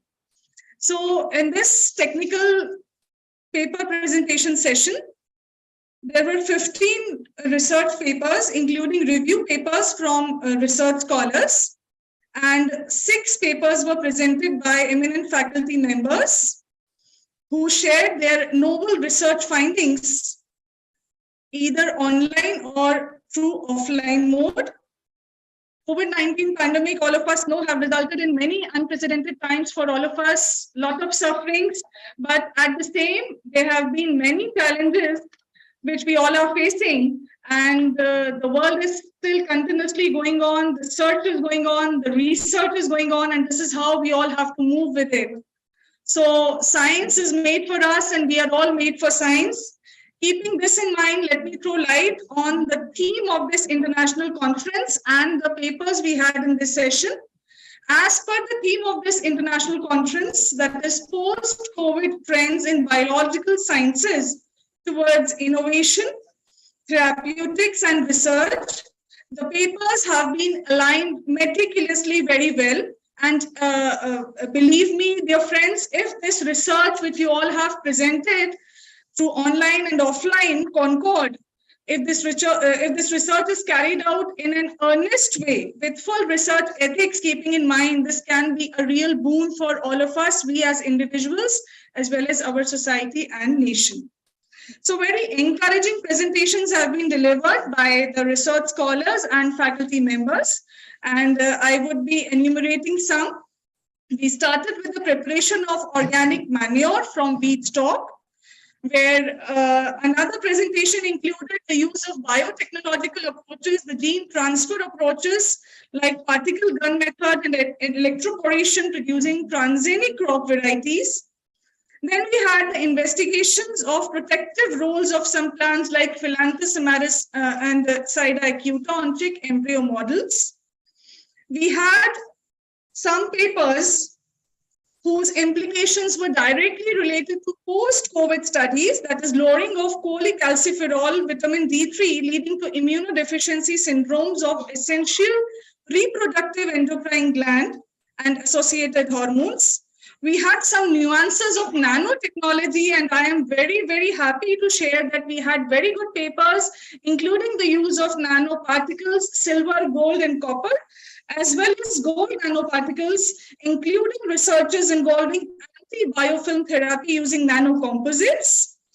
Then we had efficacy of metal nanoparticles in mitigation of Withania somnifera leaf spot disease, whereas again, Withania somnifera making use of its roots, making use of different biotechnological approaches.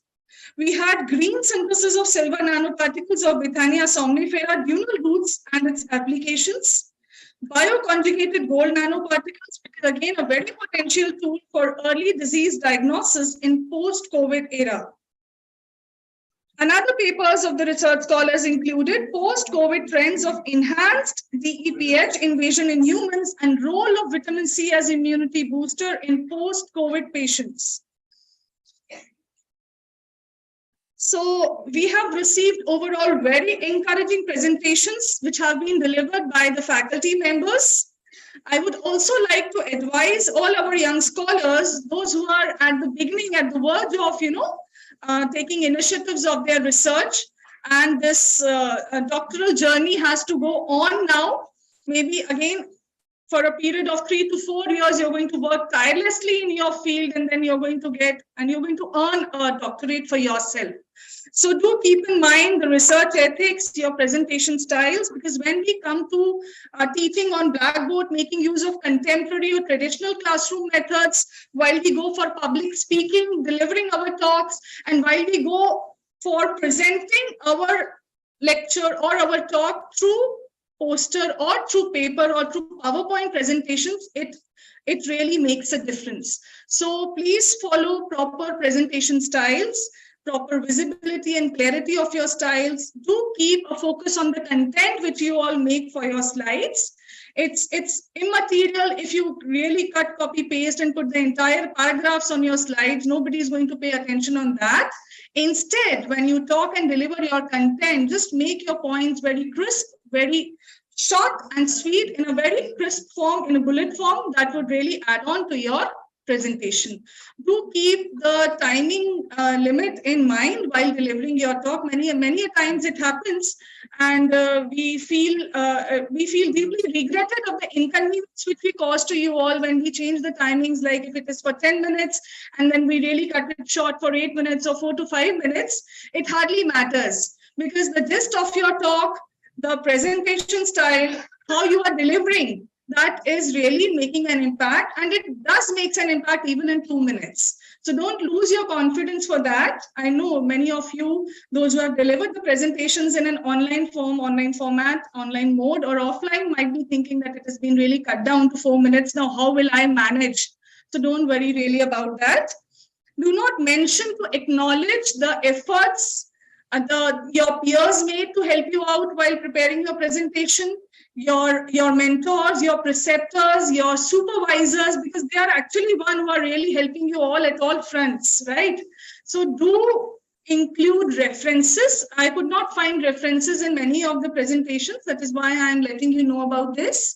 And do include acknowledgement. Even if you're not writing in words, you can, somehow manage to converse while you are giving your presentation, that you are actually thankful to everyone who has helped you directly or indirectly to prepare your talk or in your research work.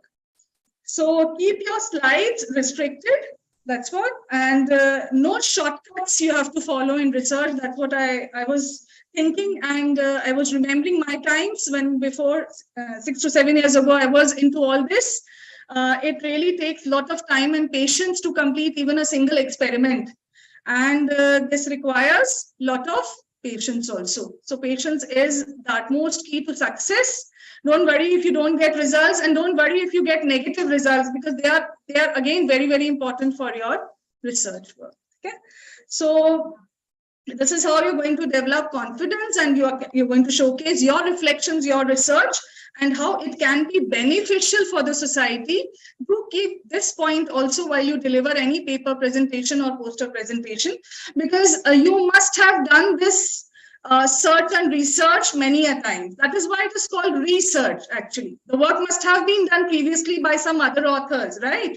And you are doing it again, but you might be changing some kind of parameters, or you might be bringing an element of novelty into it, right? So do keep that in mind, and do share in one of your slides where I could see one of the scholar has presented it in the form of future perspectives. So future perspectives, or what you plan and how your science is actually helping the society, is actually helping an individual. This should be clearly mentioned in your talk, in your slides, right? Thank you. Thank you so much for giving me this opportunity. Best wishes to the entire team for organizing many such events in future also. Thank you. Thank you, Dr. Sugandha. Please be here on his desk with us just for a while. Okay, thank you so much, Dr. Sugandha, for your comments and guidance to the young research scholars. I invite Dr. Rupa Guhanandi to present a certificate of appreciation to Dr. Sugandha Singh for gracing our occasion.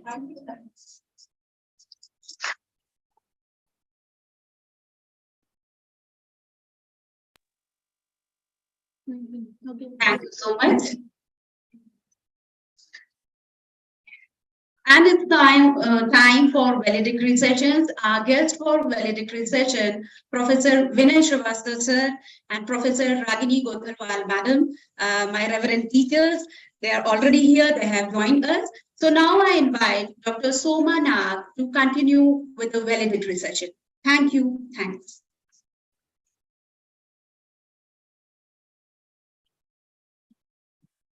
Thank you, Chika ma'am. Sairam. A very good afternoon and warm welcome to all of you.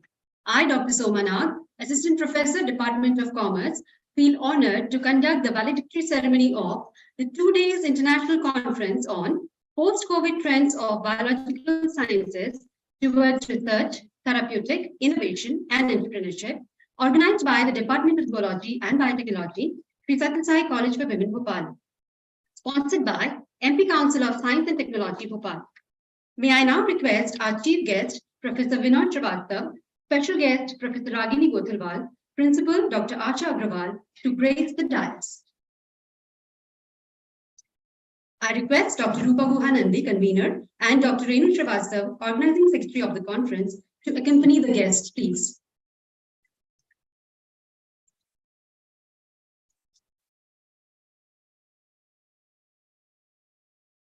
I also welcome Dr. Meena Pimplapure, Chairman, College Governing Body, other dignitaries and participants who have joined us online. We are honored to have with us respected Professor Vinod Srivastava, HOD Biosciences, ex-Dean Life Sciences, Controller Examination BU Bhopal as our chief guest. Sir, we feel honored with your gracious presence. We welcome you, sir. I now request our respected principal, Dr. Asha Agrawal, to welcome our chief guest, Professor Vinod Srivastava, with a sapling.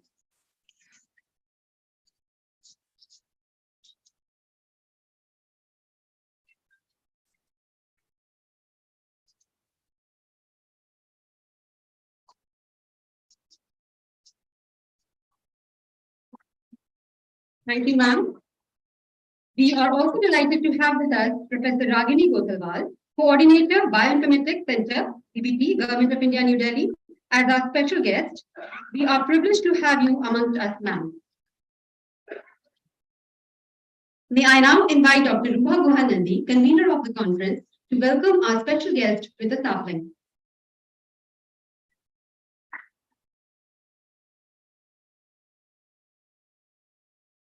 Thank you, Rupa ma'am.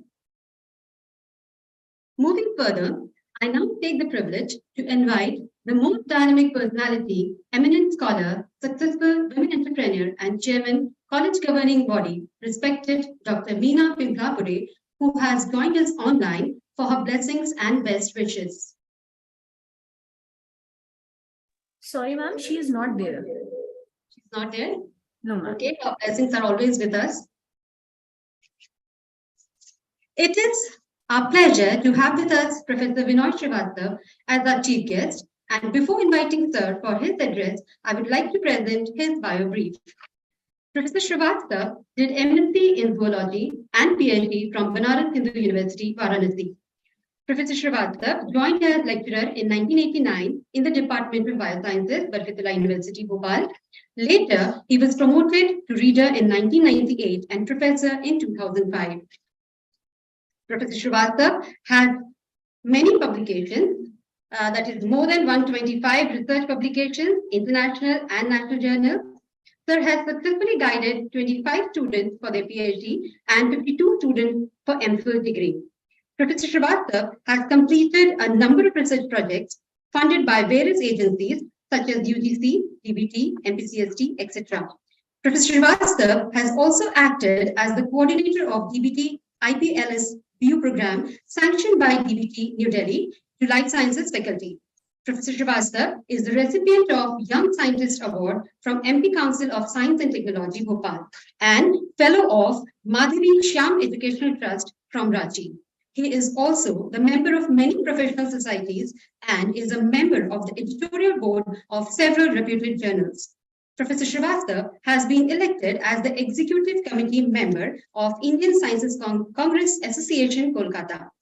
Presently, Professor Srivastava is heading Department of Biosciences and 5 years integrated MTech engineering courses, along with the responsibility of controller examination, Barkatullah University, Bhopal. I now invite Professor Srivastava to address us. So,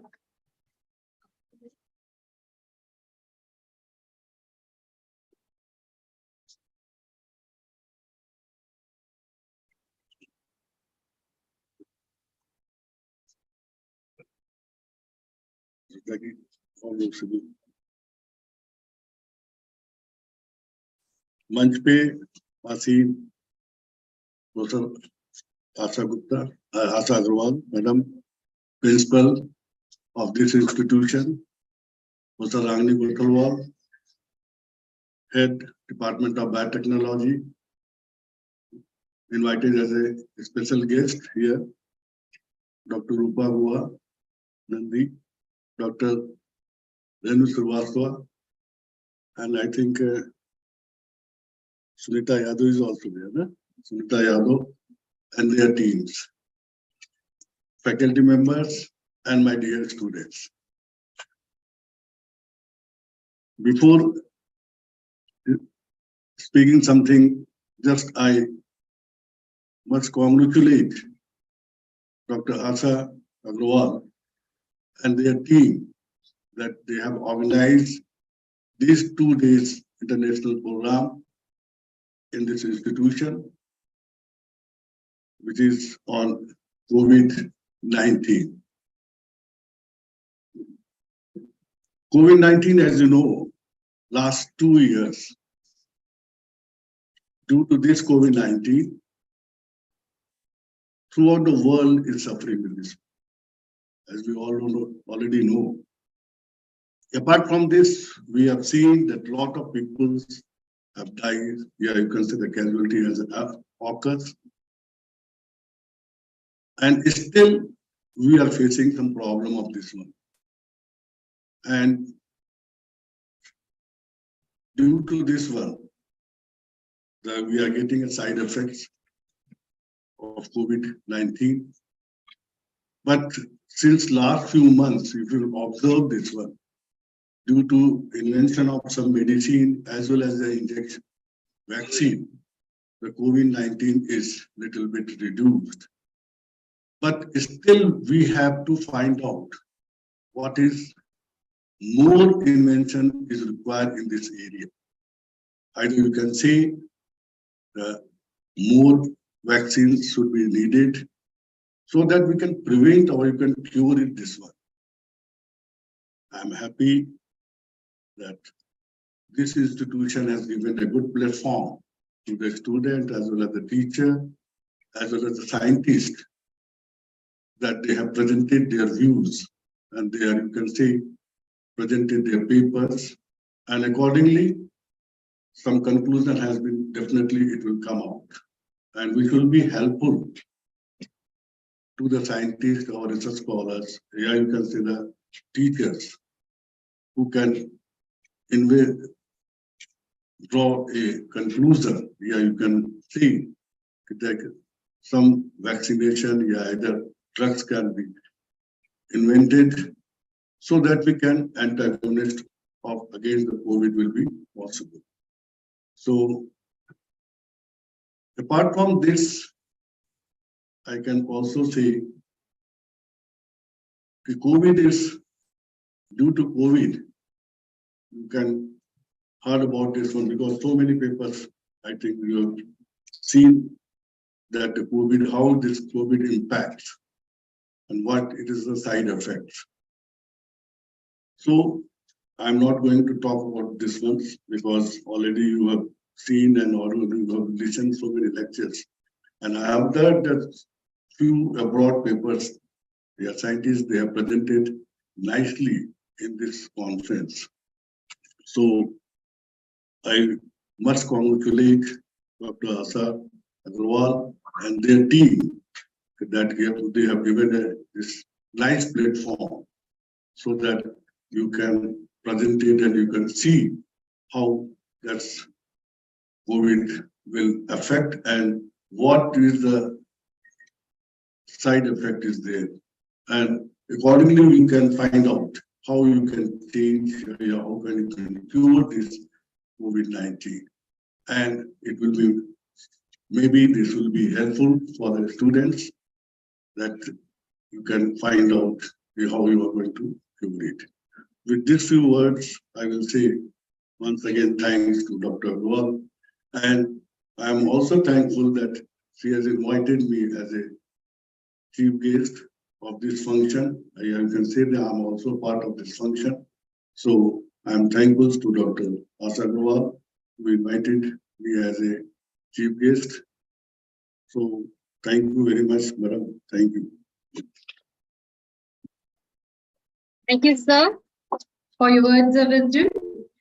It is our honor to have with us Professor Ragini Gothalwal as our special guest. And before inviting ma'am for her address, I would like to present her bio brief. Professor Ragini was awarded PhD in microbiology from BU Bhopal. She has an experience of 22 years of teaching and 32 years in research. Ma'am has guided 3 students for MPhil dissertation and 24 students for PhD. Professor Gothalwal is also the proud recipient of Young Scientist Award. Besides this, ma'am is also recipient of many prestigious scholarships and awards. One such award is the Best Reviewer Excellence Award as the reviewer of Indian Journal of Agricultural Research and Legume Research, International Journal. She has around 106 research publications to her credit in various national and international journals of high repute. Ma'am is also a life member of various renowned organizations and associations. She is founder member of BU Researchers Association. She is vice president of Bhuta Bhopal and Rashtriya Mahashikshak Sangh, New Delhi. Ma'am, kindly enlighten us with your address.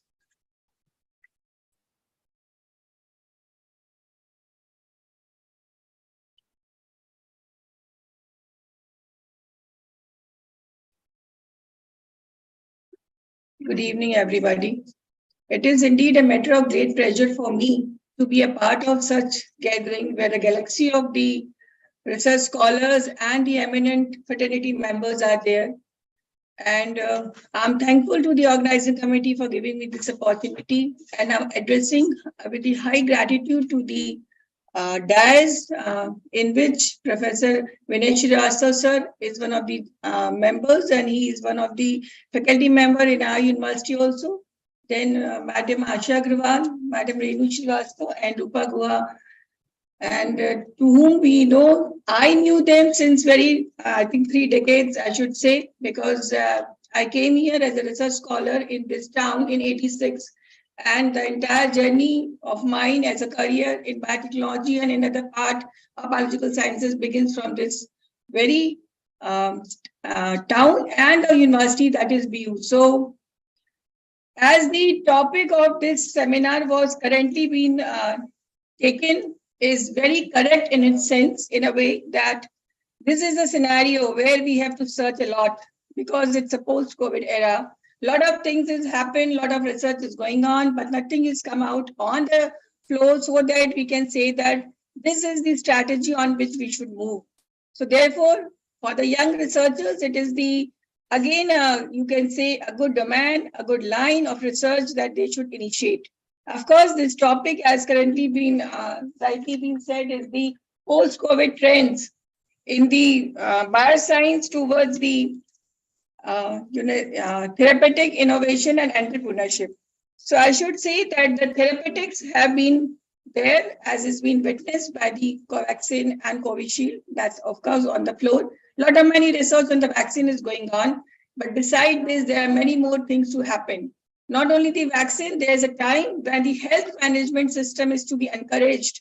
It is to be formed, it is to be monitored in a very methodological manner so that any kind of such happenings in the future can be taken care of. Otherwise, a lot of things are on the paper, nothing has come on the field, and then there is a failure in the system.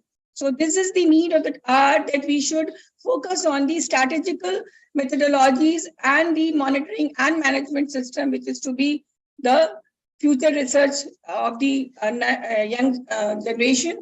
As far as the innovation is concerned, lot many innovations can take place, but the fruitful innovations, the you can say the materialistic innovations and the innovations which is of the purpose of people health and their psychological treatment, those has to be taken care and those has to be popularized, those has to give the platform so that they can go ahead.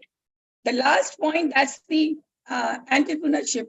And entrepreneurship, lot of startup programs have happened, lot of government initiatives have started, lot of things which are there, they are, I can again say, on papers, not in reality. So focus should be that the thing should come from lab and go to the field. That should be the mandate of the current scientific community. Then only the post-COVID measurements, post-COVID care, and the post-COVID scenarios can be taken well. So this is what I just want to address in a sense, because it is indeed a great honor of this institution to hold such an international conference at this juncture where there's a need of the time. And then again, the kind of the galaxy of the international guests, I have gone through the program and see, I have looked at that many good personalities have addressed this seminar. So it would be a fruitful thing for the students and the entire community who have attended it. But as I have entered in this hall, I have seen that Dr. Sugandha was addressing the ethics of the research. That is, of course, very mandatory. It is essential and it is forgotten actually at this time of the research career. So therefore, one has to take utmost care in taking all these things, whatever she has pointed out is very right. And I always say that whatever we say to the student, they just nod their head, but not following it. So, and therefore a lot of this plagiarism and all those things become a big question mark for the young community of the researchers. Why? Because they always follow the shortcuts. Shortcuts always have to be avoided. Research ethics has to be followed very seriously, and again, one can progress. It is not the matter that if you are not going through shortcut, you are not going to achieve the goal. You are certainly going to achieve the goal if it is long route, honest and hardworking. So this is what I just want to convey. One thing I just want, because I am now heading the pharmacy department also, we have organized during the lockdown time the drug delivery system and drug. So these two things in the drug delivery system are very necessary, that drug reproposing, and second part of this is the drug reprospecting. So these two things, why? Because many of the young researchers are working on the bioactive compounds, but how the already existing compounds can be altered and their orientation can be changed so that they can be a fruitful molecules of the future for combating of such disease like COVID or other related opportunistic infections. So this I just want to say that the translation bioinformatics is to take care, and that is one of the very enterprising field, and you can opt this field for a research in future. So again, I would like to thank everybody, because today I have not come for to give a lecture, but certainly in future, this opportunity being given, and being a teacher can talk for hours. But looking into this scarcity of time, of course, you people are here since 2 days. So I am very much thankful to the audience for patience listening and the organizers for giving me this opportunity. Thank you so much. Thank you, ma'am, for your wishes and insightful address. I now request Dr. Sunita Yadav, co-convener of the conference, to present the report of the 2 days international conference. Ma'am.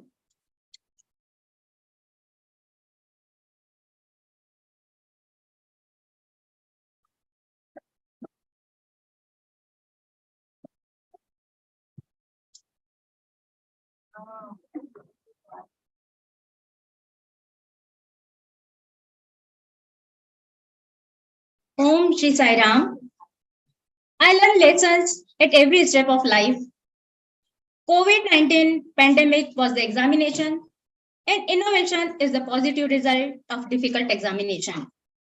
The COVID-19 pandemic has been labeled as a black swan event that caused a ripple effect on every aspect of human life. The situation was more stressful because of the uncertainty it imposed on our lives, making us feel handicapped. But it has also made all of us to rethink and think beyond the problems and look for solutions. Although these things might leave us feeling helpless, in reality, there are still a lot of things we have power over in our lives, even during these trying times.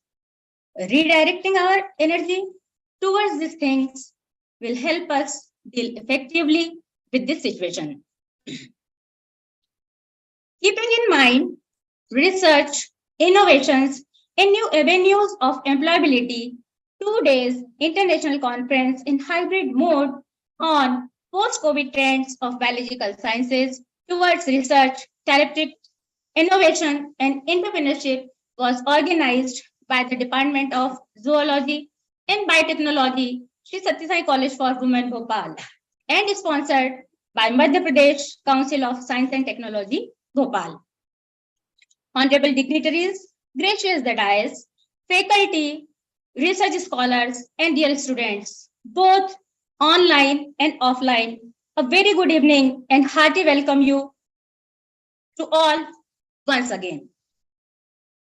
I, Dr. Sunita Yadav, Assistant Professor Zoology, feel privileged to have been given the responsibility of presenting the comprehensive report of 2 days international conference. I will try my best to justify the task assigned to me. To begin with the objective of the conference, I would like to mention that the conference was intended to talk about the solutions to the challenges posed by the pandemic COVID-19. Fighting the viruses together requires cooperation on 3 aspects: research, knowledge, and warning of future outbreaks. Because the problem of COVID-19 was global and countries around the world were severely affected, the idea of the conference was thought to be given international form so that solutions and researchers related with common sufferings can be shared, discussed, and solutions can be conveyed globally. We received an overwhelming responses of the conferences because COVID has affected each one of us in one or other way. We received 30 full-length papers and had 200 registrations. Students, research scholars, and academicians contributed through papers, abstract, and also by being active listeners with brilliant aptitude both online and offline.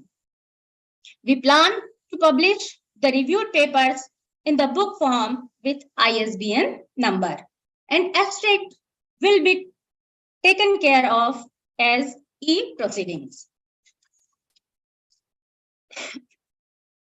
The 2 days conference was divided into 4 technical sessions with 6 invited speakers, 6 judges for paper and poster presentation, and a team of approximately 30 members who contributed to make this conference a reality.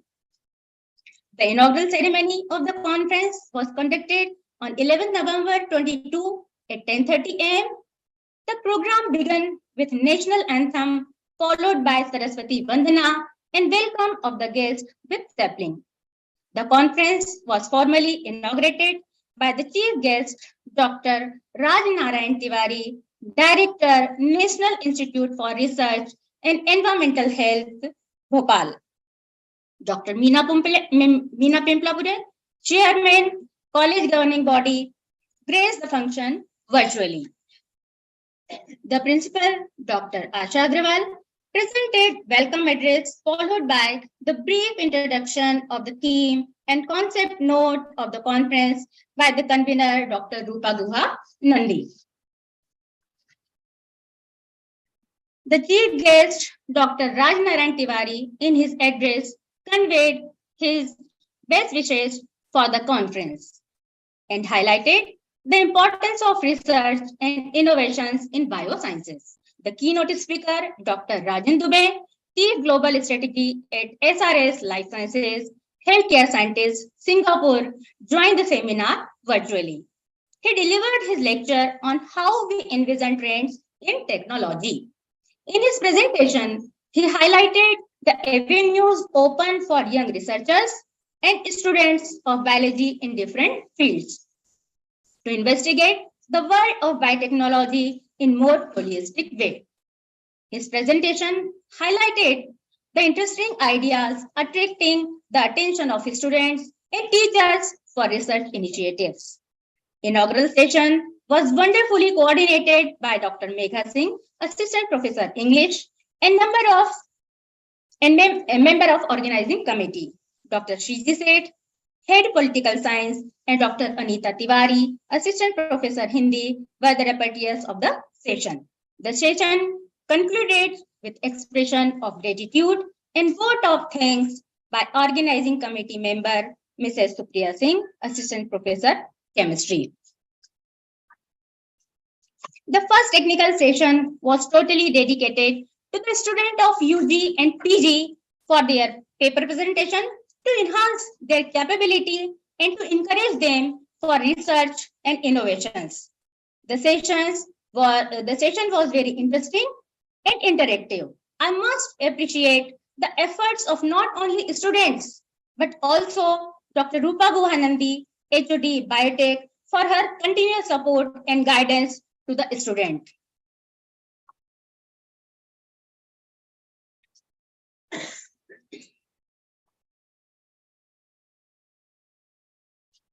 The paper presentation session was conducted by Dr. Varsha Saxena, Assistant Professor, Department of Chemistry, and is chaired by Dr. Renu Mishra, IQAC Coordinator and Head Department of Botany and Microbiology, and co-chaired by Dr. Renu Srivastav, Assistant Professor of Zoology and Organizing Secretary of Conference as well. 10 papers were presented in this session. Dr. Anuradha Singh, Assistant Professor of Hindi, and Dr. Nishi Yadav, Assistant Professor, Microbiology, were the rapporteurs of the session. In the technical session 2, first invited speaker was Professor Jaroslava Sorgajic, Faculty of Technology, Department of Applied and Engineering Chemistry, University of Novi Sad, Serbia. She oriented the participants about subcritical water as an innovation tool in research. She highlighted the unique properties of subcritical water. Subcritical water means hot compressed water, and great potential for use in many areas of research and industry. In her presentation, she also mentioned that subcritical water extraction has attracted a lot of attention of the researchers. She also conveyed new pathways for a complex biopolymer, lignin and lignin polarization. Dr. Sumit Sachdev, Senior Research Associate, Mass General Brigham, Boston, USA, highlighted the importance of messenger RNA and how vaccines can be developed from the messenger RNA and can be used as therapeutic agents. He also discussed about stem cells and their enormous potential in medicine. Our invited speaker on the last technical session of first day was Dr. Prashant Sharma, Research Scientist, University of Arizona, Biomedical Campus in Phoenix, USA. Topic of his lecture was ZNO, nanowires are a potential candidate for intracellular delivery of macromolecules and cancer immunotherapy. He communicated that engineering and application of nanomaterials have recently helped advance various biomedical fields. Recent advances in nanoengineering technologies enable the generation of ZNO, nanocomposites with unique three-dimensional surface structures and surface characteristics that are optimally designed for in vivo applications.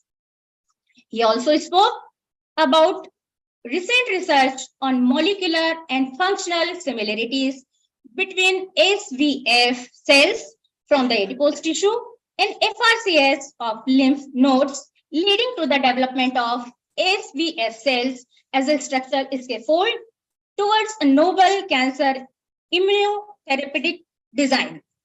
Dr. Smita Nair, Head Department of Mathematics, was the session coordinator, and Dr. Neena Chatterjee, Head Department of Economics, and Dr. Shikha Malloi, Assistant Professor Microbiology, were the repertoires of the session.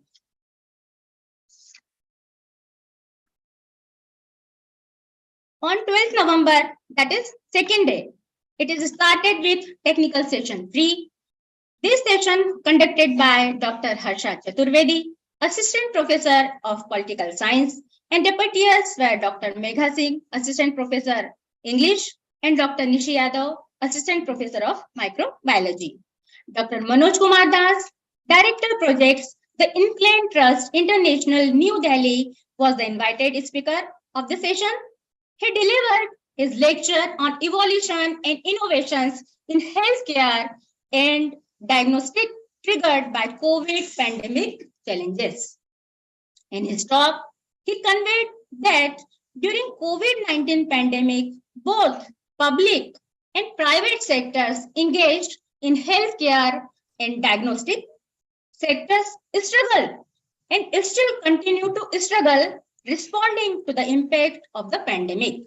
He emphasized that the technological advancement in computing power, new materials, advanced manufacturing, rapid prototyping, robotics, and state-of-the-art tools and techniques. MedTech innovators can provide much faster, more efficient, safe, and effective solutions to medical conditions today and in the years to come. Our invited speaker, Dr. Yusuf Akhtar, Assistant Professor of Biotechnology, Baba Saheb Bhimrao Ambedkar University, Lucknow, UP, elaborated his talk on post-COVID trends 19 in drug discovery against infectious disease. In his deliberation, he discussed how this trend is evolving in the post-COVID-19 era and also cover the standard drug discovery process and its timeliness. In his presentation, he communicated that discovering antiviral agent is more difficult than discovering drugs for other ailments. Therefore, immunization is being preferred against the COVID-19 pandemic while drug discovery efforts are underway. His presentation gave new insight to the area of research. Technical session 4 was paper and poster presentation. In this session, the participant presented their review articles and research paper. There were 25 oral presentations and 4 poster presentations based on various sub-themes of the conference in all via online and offline mode.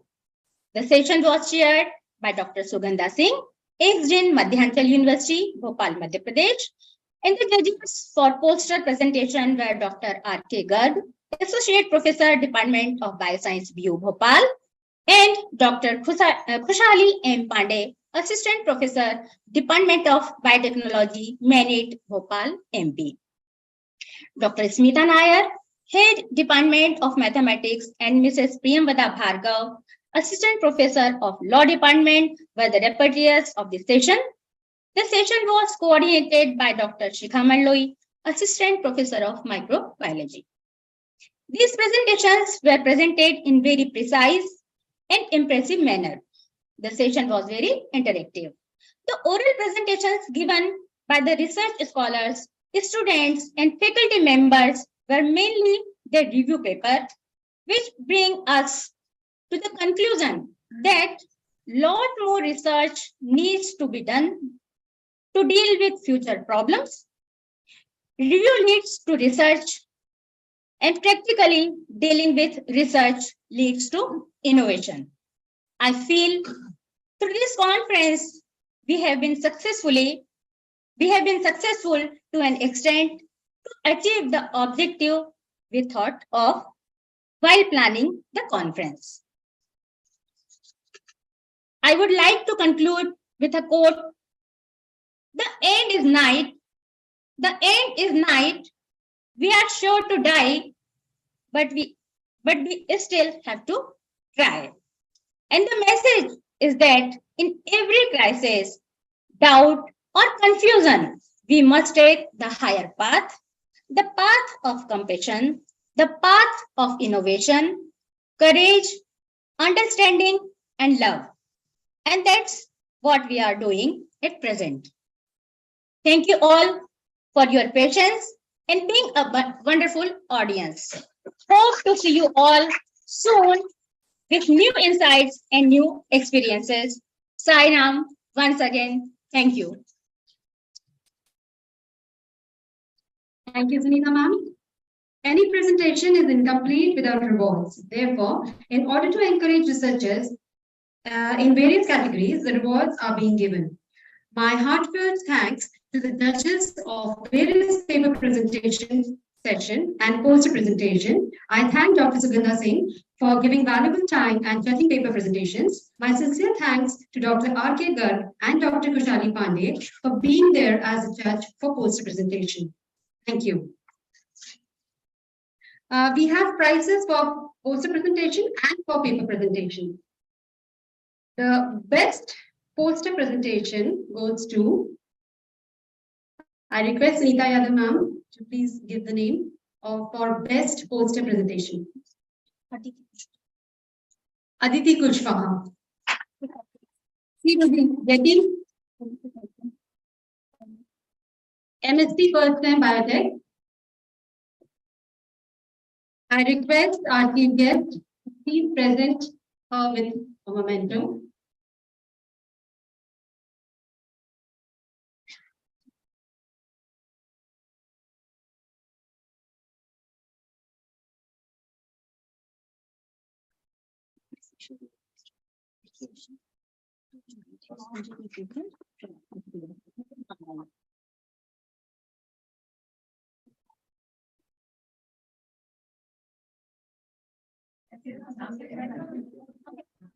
There are certificate of appreciation for poster presentation.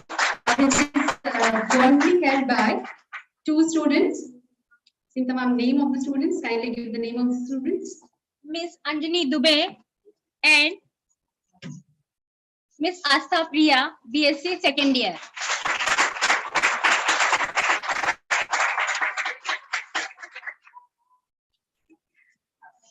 Thank you, sir. Thank you, ma'am. Now, for paper presentation, I hope the poster presentation.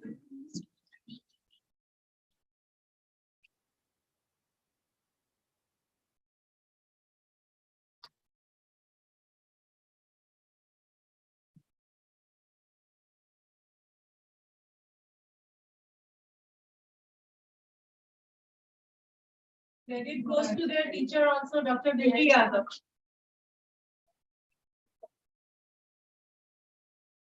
Now, the award for paper presentation is being given in two categories. In category 1, first best paper presentation award goes to Ms. Anchan Yadav. I request our chief guest and special guest, please give her with a memento and certificate.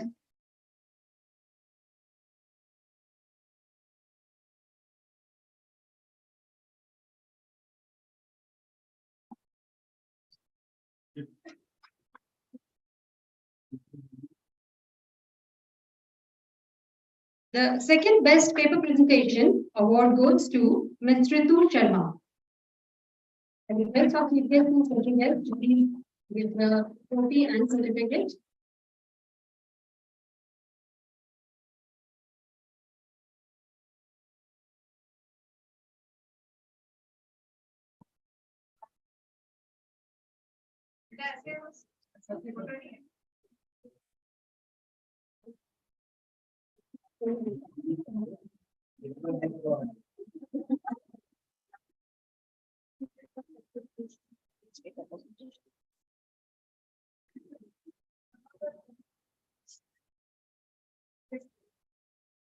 Now, certificate for appreciation for paper presentation goes to Bhavna Kurmi, Anushri, and Poonam Baghel.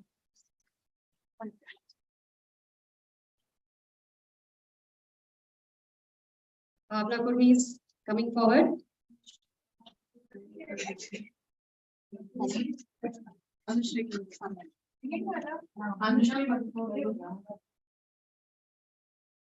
दोनों separate है भावना खुद नहीं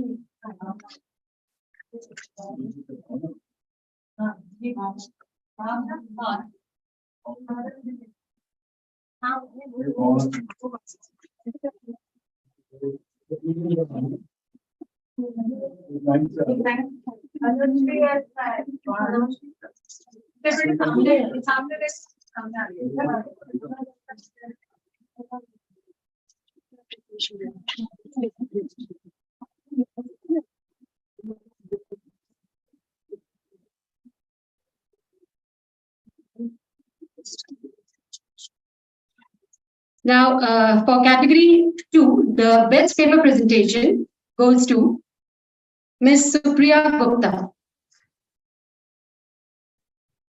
At the best, our chief guest and special guest, please do the honor and give away the trophy and certificate.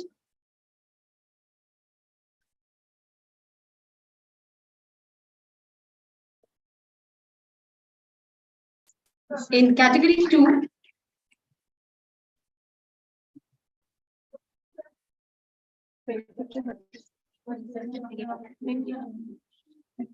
certificate of appreciation in category 2 goes to Meenakshi Soni. She is not here. She is not here. Okay, she's not present. Okay, she's present. Okay, come forward, Meenakshi. Very nice presentation.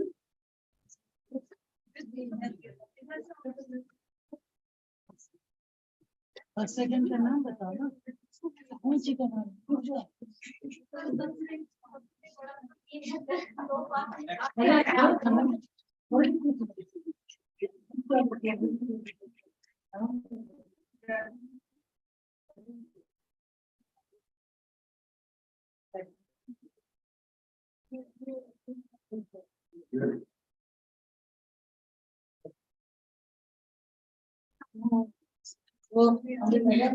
We finally have the list.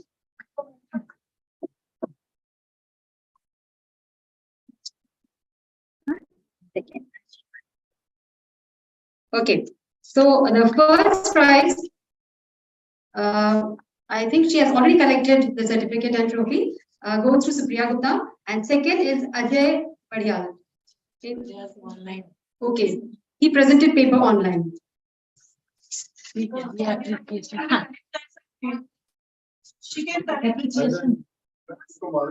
certificate. अभी online पे बनाए नहीं तो यहाँ present हाँ तो उसका ये certificate Best paper presentation in the category of faculty members. The first prize goes to Dr. Anurag Goti. And the second prize goes to Pallavi Singh Chauhan. Are they present here? Okay, they were present online. Congratulations to all the prize winners.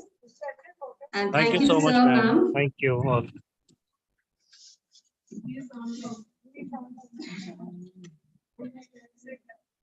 Proceeding further, we would like to express our gratitude to our esteemed chief guest and special guest for sparing their valuable time and insights. I therefore request Principal Dr. Asha Agrawal to present our venerated chief guest with a memento and certificate as an expression of our heartfelt gratitude and respect.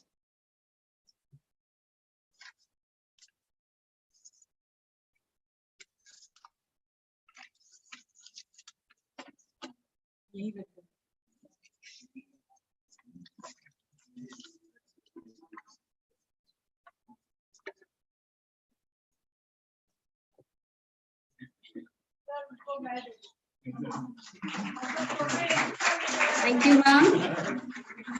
I now request Dr. Rupa Guhanandi to present a memento and certificate to our esteemed special guest, Professor Ragini Gothalwal, as a token of remembrance and gratitude.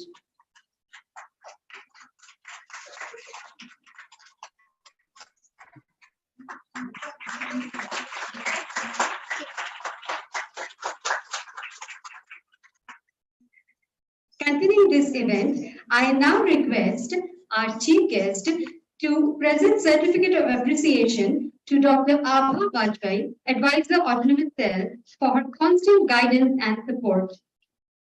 Please, ma'am.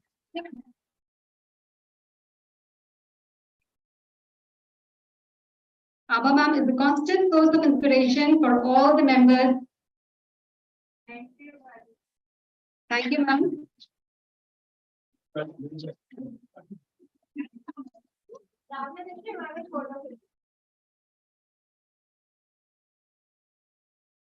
I now request Ragini ma'am to present certificate of appreciation to Renu Mishra ma'am, coordinator at SRE Botany Microbiology.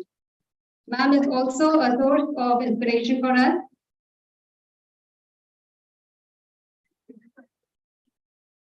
Thank you, ma'am.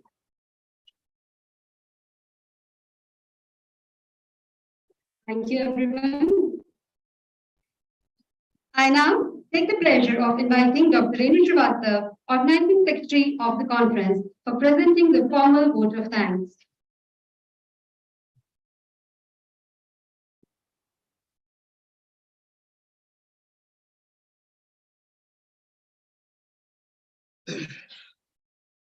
Om Sri Sai Ram.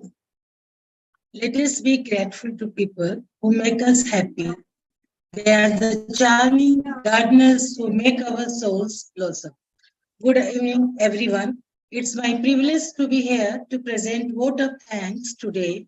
I, Dr. Renu Srivastava, Organizing Secretary of this 2 days international conference, on behalf of Sri Sathya Sai College for Women, Bhopal, and organizing committee of this conference, consider it a great honor to express my hearty gratitude to all those who have helped in making this conference an echoing success. Firstly, I extend my sincere gratitude to the chief guest of inaugural session, Dr. Rajnarayan Tiwari, Director, National Institute for Research and Environmental Health, Bhopal, and the chief guest of valedictory session, Professor Vinoy Srivastava, HOD of Biotechnology and Controller Examination of Barkatullah University, Bhopal. I also thank the special guest, Professor Ragini Gothalwal, HOD Biotechnology and Coordinator, Bioinformatics Center, DVT, Government of India, New Delhi, for her gracious presence. A special thanks are due to our keynote speaker, Dr. Rajan Dubey, Chief of Global Strategy at SRS Life Sciences Healthcare Scientist, Singapore, for his insightful address. My hearty thanks to the distinguished speakers of all the technical sessions, Professor Jaroslava Kazic, University of Novi Sad, Serbia, Dr. Sumit Sachdeva, Senior Research Associate, Boston, USA, Dr. Prashant Sharma, Research Scientist, University of Arizona, USA, Dr. Manoj Kumar Das, Director Projects, Jamia Hamdard, New Delhi, India, and Dr. Yusuf Akhtar, Assistant Professor, Department of Biotechnology, Baba Saheb Bhimrao Ambedkar, University, Lucknow, for sharing their valuable insights and esteemed presence. I express my profound gratitude to our chairman, Dr. Meena Pamplapure, our academic director, Sri R.V. Sharma, advisor, Dr. Abha Vajpayee, our principal, Dr. Asa Agrawal, and vice principal, Dr. Jyotsna Galgale, for their continuous moral support, guidance, and also for their gracious presence in this conference. My sincere thanks are due to the chairpersons of various paper presentation sessions, Dr. Renu Mishra, HOD of Botany and Microbiology, Dr. Sugandha Singh, ex-team, Madhyanchal University, Bhopal, for sparing their valuable time and insights. I express my hearty thanks to the judges of poster presentation session, Dr. R.K. Garg, Associate Professor, Department of Biosciences, BU Bhopal, and Dr. Kuchali M. Pandey, Assistant Professor, Department of Biotechnology, Manit, Bhopal. I would like to thank all the session coordinators and session debaters, paper presenters, technical staff, teaching, non-teaching staffs for making this conference a great success. I thank my colleagues and convener Dr. Rupa Guhanandi and co-convener Dr. Sunita Yadav for weaving the framework of this conference. A program of this level is not possible without a good team. The conference is the outcome of the contribution and efforts of team members. I express my gratitude to all the members of organizing committee for all their endeavors and inputs in giving the final shape to this conference.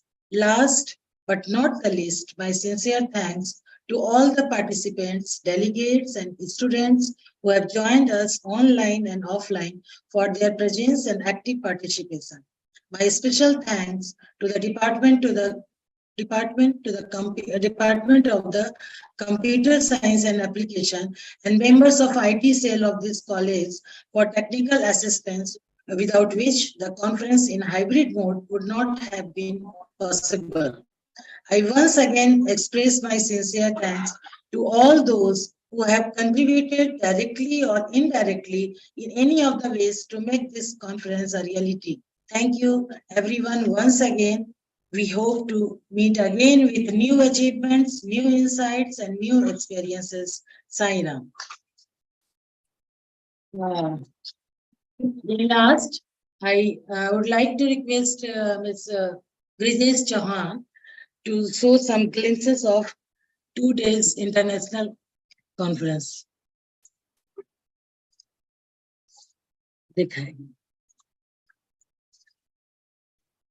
Over to Brijesh. Yes, ma'am.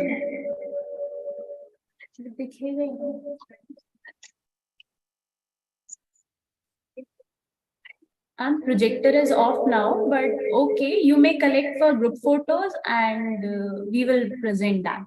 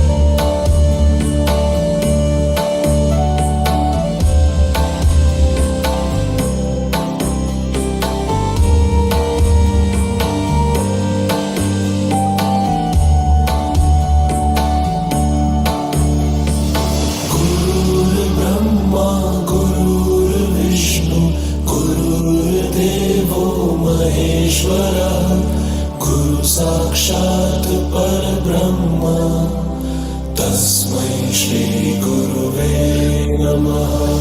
गुरुर्ब्रह्मा गुरुर्विष्णु गुरुर्देवो महेश्वरः गुरु साक्षात् परब्रह्म तस्मै श्री गुरुवे नमः।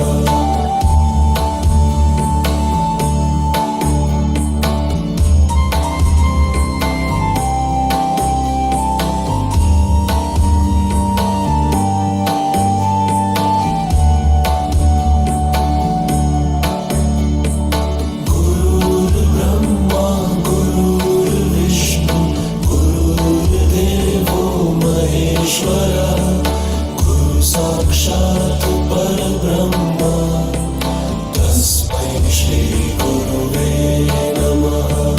गुरुर्ब्रह्मा गुरुर्विष्णु गुरुर्देवो महेश्वरः गुरु साक्षात् परब्रह्म तस्मै श्री गुरुवे नमः।